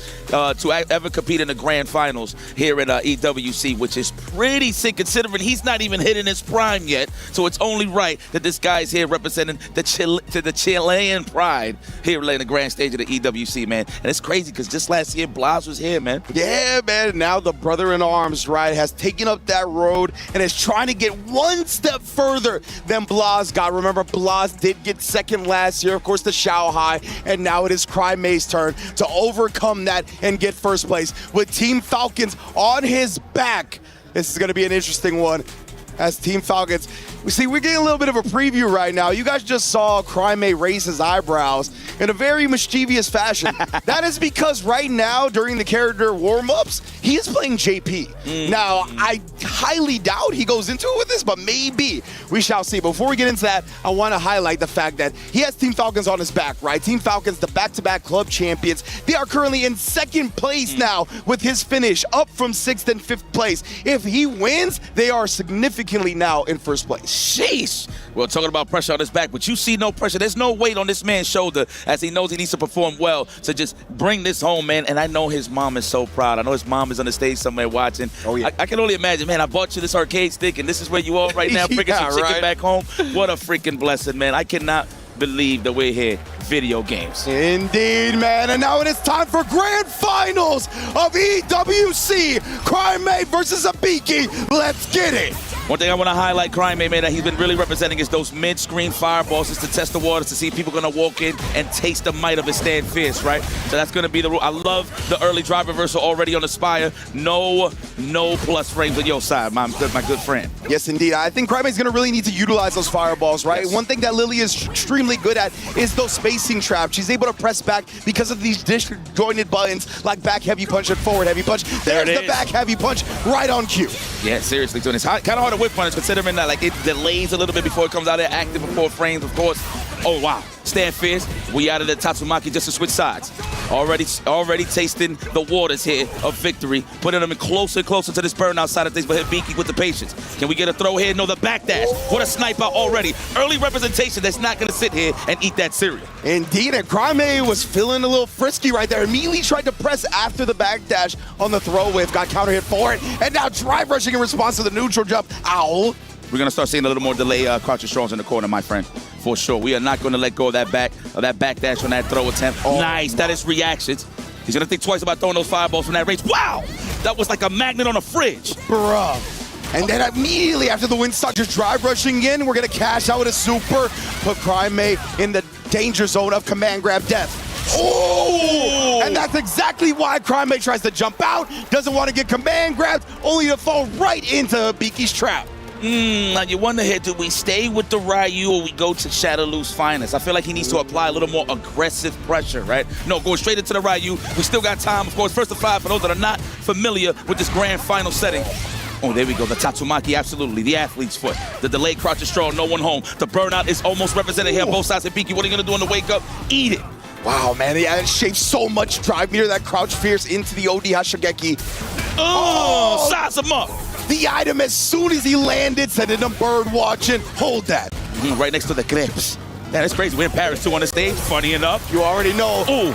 It's so fitting where this grand finals is taking place. What a bounce back from Crime to start game 2. Good stuff. And answer backs with a perfect as well. Letting them know that I am here and I'm here to play. Ooh, nice walk back. Waited on the negative frames to walk back a little bit. Use that opportunity for that whip punish. That's a command throw. Not yet. Goes for the legs. Then the command throw. Conditioning's being applied here. Indeed. Crime got hit by that low, right? He was definitely trying to avoid it. Punish counter. You're dead. Perfect KO. Right in response. Perfect for perfect. Ooh, wait. Yeah, Kurt Hennings and towels are in the air. Gum is in the air and all that. It's flying overhead. These guys look like they got some places to go. All right, chuck that plasma nice and easy. He has no wind stock, so he's okay. He could throw that plasma nice and safe. But you got to be careful for the random jump in. Of course, the drive reversal. Hit him with that good old-fashioned Alpha 3. We're going to go for the sweep here. No. Very dangerous. I wouldn't. Definitely got a lot of good normals to reach that on the punish. Oh, wow, what a challenge. Oh, yes, indeed. Crime does like to take big turns with that fierce, right? So Hibiki sneaking in the light. Does he to throw for it? Jumps away. Beautiful read from Crime. Optimal punish to follow.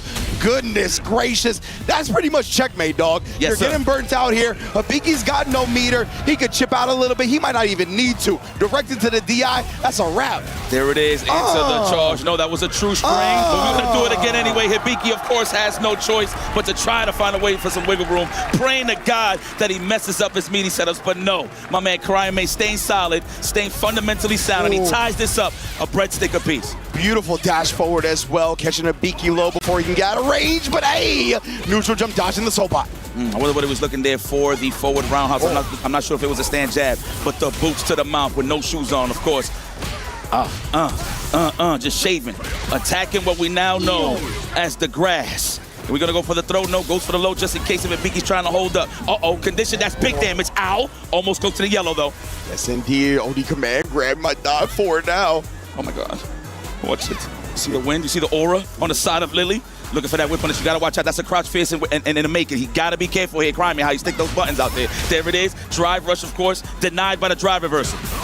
Yeah, Crime actually going to go in and switches the real estate with the back throw. That's big. He doesn't want to throw a fireball because of wind, but he actually whips the throw. I can't imagine why he thought it was going to connect from that range.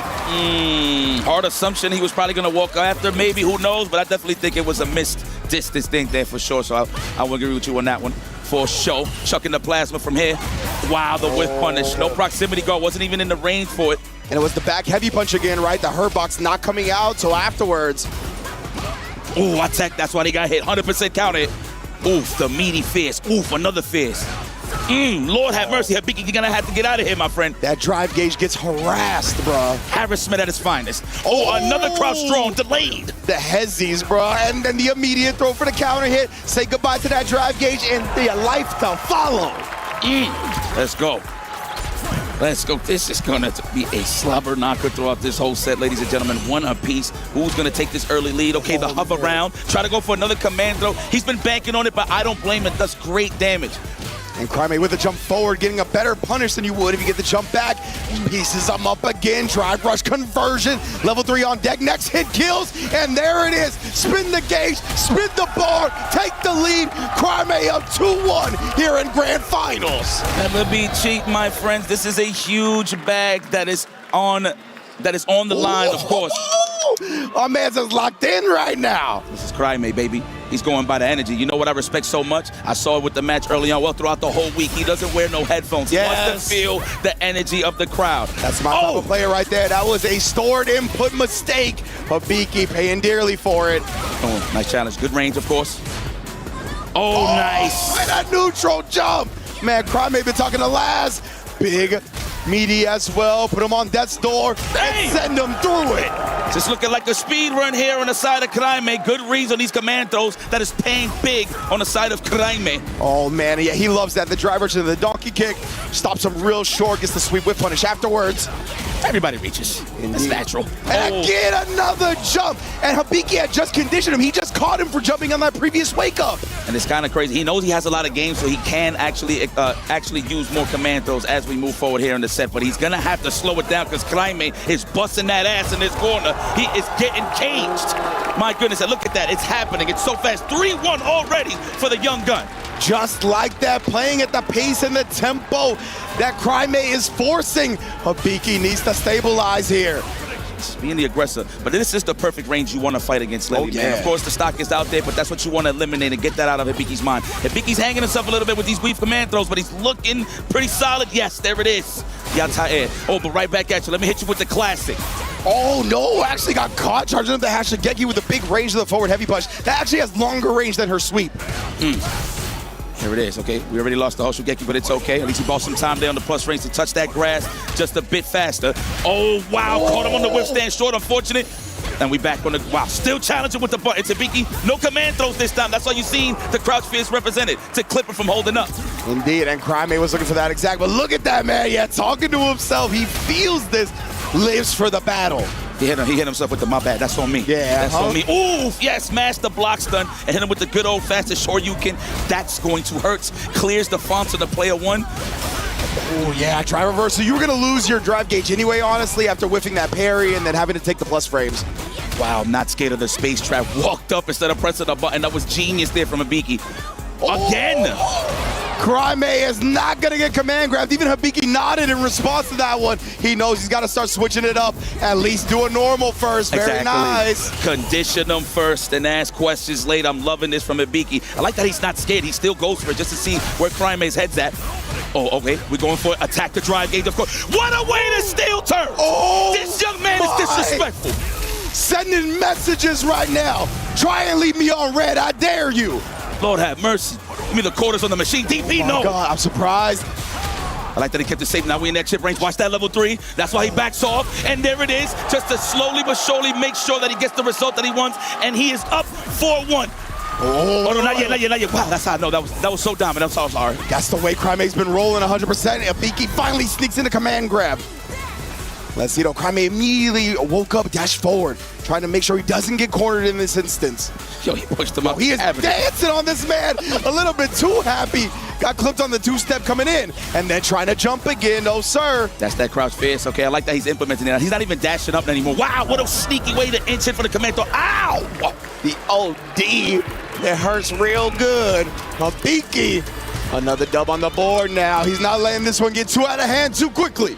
I apologize for the folks at home. I apologize. I'm not down on the young man, but he was getting his ass kicked, and it looked like he's back in order right now. Habiki goes up one more game. Make this a little more competitive for the side of Crime, make it a little more difficult for the Team Falcon side of things. Ooh, let's go. Big bone ankle. Indeed, nice little push back to the mid-screen, giving him plus frames. He tried to hit him with the crouch fierce. Not going to happen.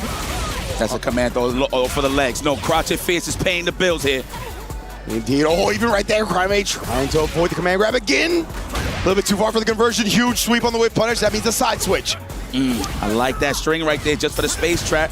Oh, no! Hey, stay! Yeah, Habiki has been canceling that normal into the special. He tried to call it out, and again, another command grab. Oh, what a switch up from Hibiki to not special cancel. That way he got to punish the drive reversal. Oh, man. Listen, Kaime's longevity, it all comes down to once Hibiki's close, is he going to go for the guess with a parry? That's the dangerous part. That's why Hibiki's always challenging, right? Yeah. He's banking on those big damage moments off of the wake-up parry on the side of Kaime. Okay, try to chase, of course, the win stock. Definitely put it in the back pocket right on time. The big boot. Now we back into the dungeon. Forcing the issue with the Condor Spire, and then the drive rush to follow. Caught Kaime trying to escape yet again here, keeping him locked on the ground. Immediate press back with the fierce, and the plus frames. You ain't gonna challenge this. Okay, keeping it solid. He's gonna have to be careful, Kaime, just to get overzealous with the low forward into the drive rush. He does have enough grass though to really commit. I love the walk forwards here from Hibiki to snipe out the walkbacks. Yeah, Kaime used all that drive gauge, just relieve himself of that win pressure. Overhead, nice and delayed. Oh my God, that's the money maker right there. But Hibiki blocked it. Not yet represented here. That was so scary. Hibiki had perfect parried and then tried the light kick. Oh, almost. She's so lucky she got the stubby legs. Legit, man. Just outside the range. Kaime has pushed him to the corner now. Big damage to the drive gauge and again got caught after the Hashigeki. He whiffed. It looked like he was trying to bail out the parry, but instead Hibiki pressing buttons on wake up. 100,000. 100 pow wow. That's big damage. Oh! He got the back jump instead of the regular one. Wow, you see his scheming to get up in there and finish the job. Oh my God, can you get close for level 2? I swear to God, on everything. If you get this. He tried it again, but it's okay. Very nice, especially because Hibiki was in burnout, so it wasn't going to be a true punish anyway. Let's go, Kaime. Let's translate what that man said. He says, vamos, vamos, vamos, vamos. He's keeping that blood pumping. I'm loving this attitude here from Kaime. Hibiki, though, with that wake-up level 1. You think I won't do it, too? Indeed, right. Forcing the issue with the OD Spire. Hey, that command grab hurts. More stock on this block. We got one in the chamber. Wow, sniped out the command throw. Big roundhouse for the jump in. Big roundhouse for the damage. Now what are we gonna do here to continue? Yes, kill those frames. Nice and delayed the throw of the parry timing for the perfect parry. Yeah, he got some drive meter back. Wakes up with it. He'll bet it all on the line. He baited out the super. Kaime going up 4-2 here in grand finals. Okay, Kaime. Closer and closer to the bag, but don't get overzealous. You know that there's one more. Look at Shahai like a proud big bro. Facts, man. His Team Falcons teammate coming through. Remember, they're already in second place. They will firmly be in first if Kaime pulls this off. Already winning. Not on the life ball side of things, but a drive gauge. Harassment. What's your favorite flavor of crepe? Oh, man. Says Kaime here. Like bananas and that's some Nutella? No, jump-ins. Yes, we don't like sweets, says Hibiki. And then we get the low as well, preventing him from jumping out yet again. What a call out with a sweep. Kaime, the cojones. Ooh, is big man damage. That's a 40-year-old duffing you. Scoop, another one with the jab, no. Like that, meaty crouch short, just to condition a little bit before the next interaction. I know he's gonna look for that overhead, but fights back with that crouch fist, Hibiki.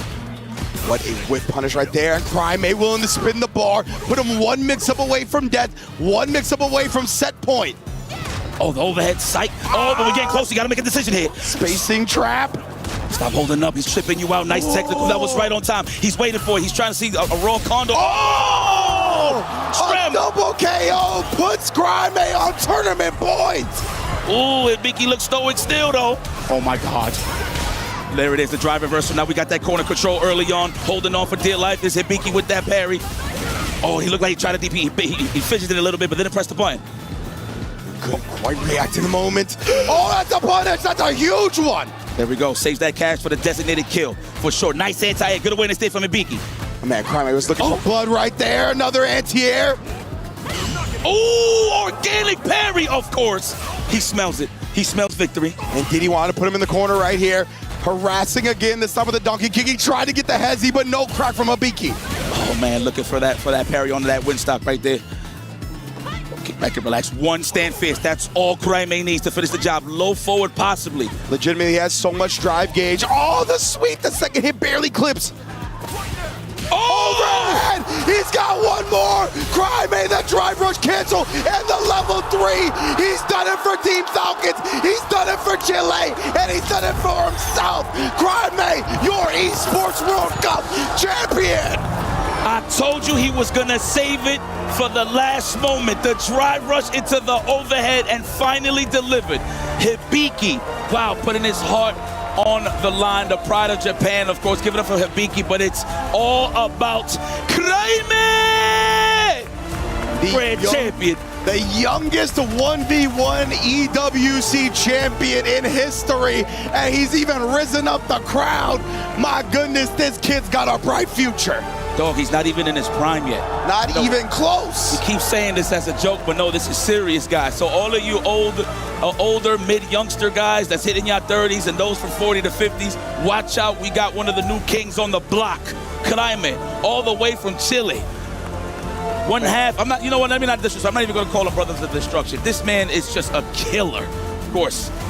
Man, I'm so proud of this dude, yo. It's just the attitude. Yeah, exactly. What a showing, man. He's so good at, just in general, you feel the mindset outside the game. When you see him in the game, it looks like he lives to fight, lives for the battle, and lives for moments like this where he is crowned champion.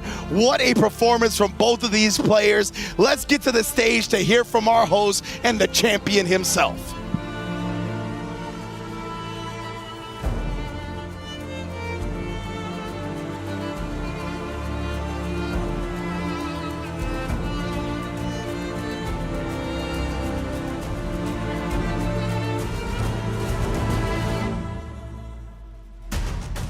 What an incredible grand final, and of course it is time for Kraime to claim his final key. Kraime, the grand champion of Esports World Cup 2026, walks in celebration to the Crusher, happily to go and crush his final key, the one that cements his legacy, the one that establishes him as a champion, the one that makes him the best. This is truly a moment in history, ladies and gentlemen. Only 15 years old and has shown that he is one of the best on planet Earth. And today, he is the best when it comes to this event. Coming into this event, not many people believe this was not their favorite, but he showed that they were all wrong. Ladies and gentlemen, it's that time. Last Crusher. It is officially done. Kraime, please join us on the stage. It is your time, Kraime, to join us on the stage and to get the trophy that is rightfully yours. Ladies and gentlemen, please make the maximum amount of noise for you EWC 2026 champion, Kraime!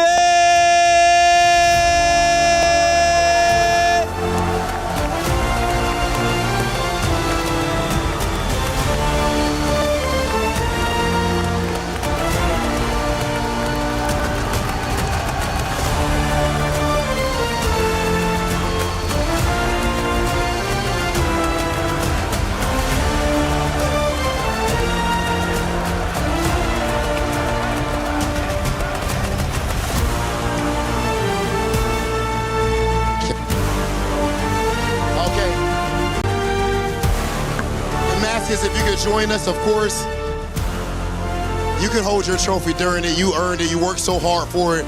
Kraime, you just had the biggest win of your life up to this point. How does it feel? Kraime, acabas de tener la victoria más grande de tu vida. ¿Cómo se siente? Me siento bien y muy contento. Y bueno, ya con ganas de regresar a Chile para obviamente ver a mi familiar y amigo. Que bueno, o sea, no soy solo yo, sino que todos aportan, como en el sentido de esto de los juegos. Igual es complicado, si no tuviera el apoyo del resto, yo no podría ser campeón mundial. I'm very, very happy for my win, and I can't wait to go back to Chile. This isn't just me, it's everyone that comes in and helps me, so I can't wait to share this with them. And of course, you know what, Kraime, you talked about Chile last year. The second place here was Chile Blast. This year, it's you. What's Chile about, man? Is it the best region now? El año pasado Blas quedó segundo, ahora tú quedas primero. ¿Qué tiene Chile? ¿Es el mejor sitio? Es que lo que no saben es que en Chile está el poder. What you don't know is that in Chile there's the power. Kraime, your mom is here with you. She's with you at every event, supporting you. Do you have anything to say to her? Tu mamá está contigo en todos los eventos. ¿Hay algo que le quieres decir? Nada, obvio, o sea, eternamente agradecido y bueno, muy contento de poder haber ganado esto con mi mamá acá presente y más aún con ella acompañándome y todo. Así que muy feliz. I'm eternally grateful, and I'm extremely happy that I am able to win this with my mom here in the event with me. I'm so happy. And Damask, if I'm not mistaken, before we actually finish this, I think there is one more order of business for our champion. We have one last question for you, Crimey. This is not the full trophy. Your full trophy will contain 3 keys of 3 players who were at Esports World Cup that you want to put on the trophy. So can you give me the name of the 3 players you want to be put on your trophy? Este no es todo tu trofeo. Tu trofeo va Este no es todo tu trofeo. Tu trofeo va a incluir a 3 de los restos de los jugadores que han estado acá contigo. Cuéntanos cuáles son los 3 nombres que vas a escoger para tu trofeo. No lo he pensado, pero yo creo que uno va a ser el de mi jugador favorito. Yo creo que Mena es uno. Mena va a ser uno. Yo creo que el segundo. Yo creo que voy a escoger el de mi amigo y mi rival. O bueno, mi compañero, al Blas. Voy a escoger al Blas. Y voy a escoger a Hibiki. I haven't really thought about it, but I'm going to pick my favorite player, Menard, my friend, Blas, and I'm going to pick Hibiki as well. Okay, picking 3 Titans as he has just become one himself. Damascus, I think we should step back as they're about to blow the roof off of this place. Ladies and gentlemen, one more time, make some noise for your EWC champion, Crime!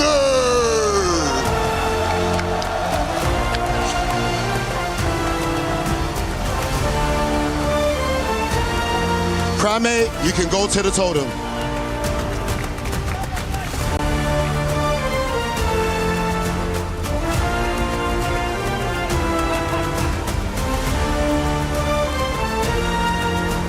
He came in as one of the youngest competitors. He leaves as a champion.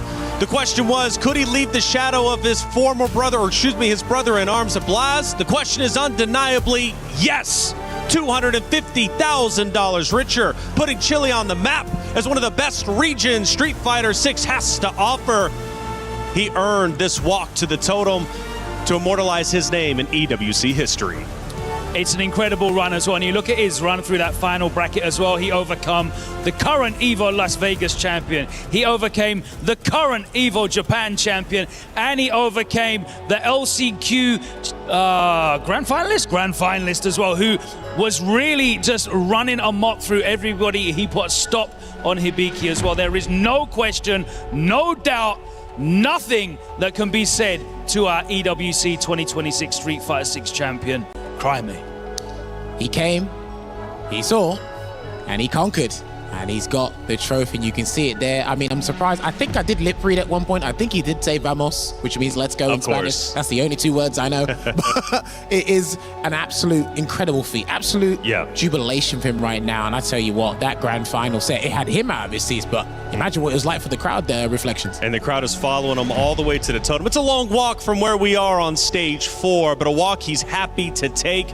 Also to take note, not only is he a champion, but he also earns the first championship for the club championship for the Falcons. A big win for them. They were already top 5. Now they're going to be even higher. Yeah, I think they were in second off the back of this result. I think this is enough to put them into first spot in the club championships, but we'll certainly confirm that. But boy, what an investment there. Falcons, they went and picked up the 2-time champion Shanghai, but they didn't just rest on their laurels there. They're investing in the future. They've invested in the young talent, and it's paid off here back in Crimey. Fantastic stuff. I love the way he plays as well. He has joy in his heart, but he's not here to just have fun. With that joy, he's got fire, he's got passion, and a killer instinct, and he showed it anytime we saw him on the camera whilst he was playing. And Jammers, one of the things said during the commentary, during his championship moment, he hasn't even reached his prime yet. Nope. I'm telling you, I don't even know when that will happen. I don't even know who will be still in the scene to see the apex, the crescendo of his prime moment. But right now, if this is anything, it's a very, very good start to it. That's it, Logan. 3 keys were chosen that are crushed that he can use for his trophy. And those 3 he'll happily take. He is your champion, Crimey, for EWC 2026 Street Fighter 6.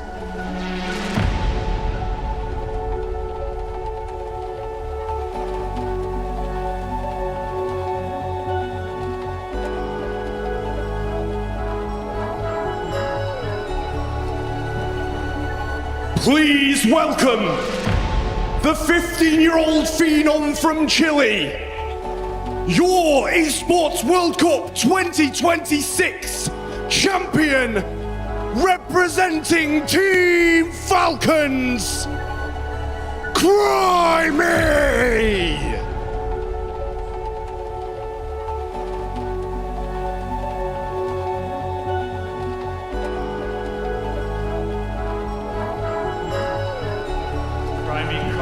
Congratulations, well done, fantastic work. Please take to the totem and represent yourself and cement your name in the Esports World Cup history.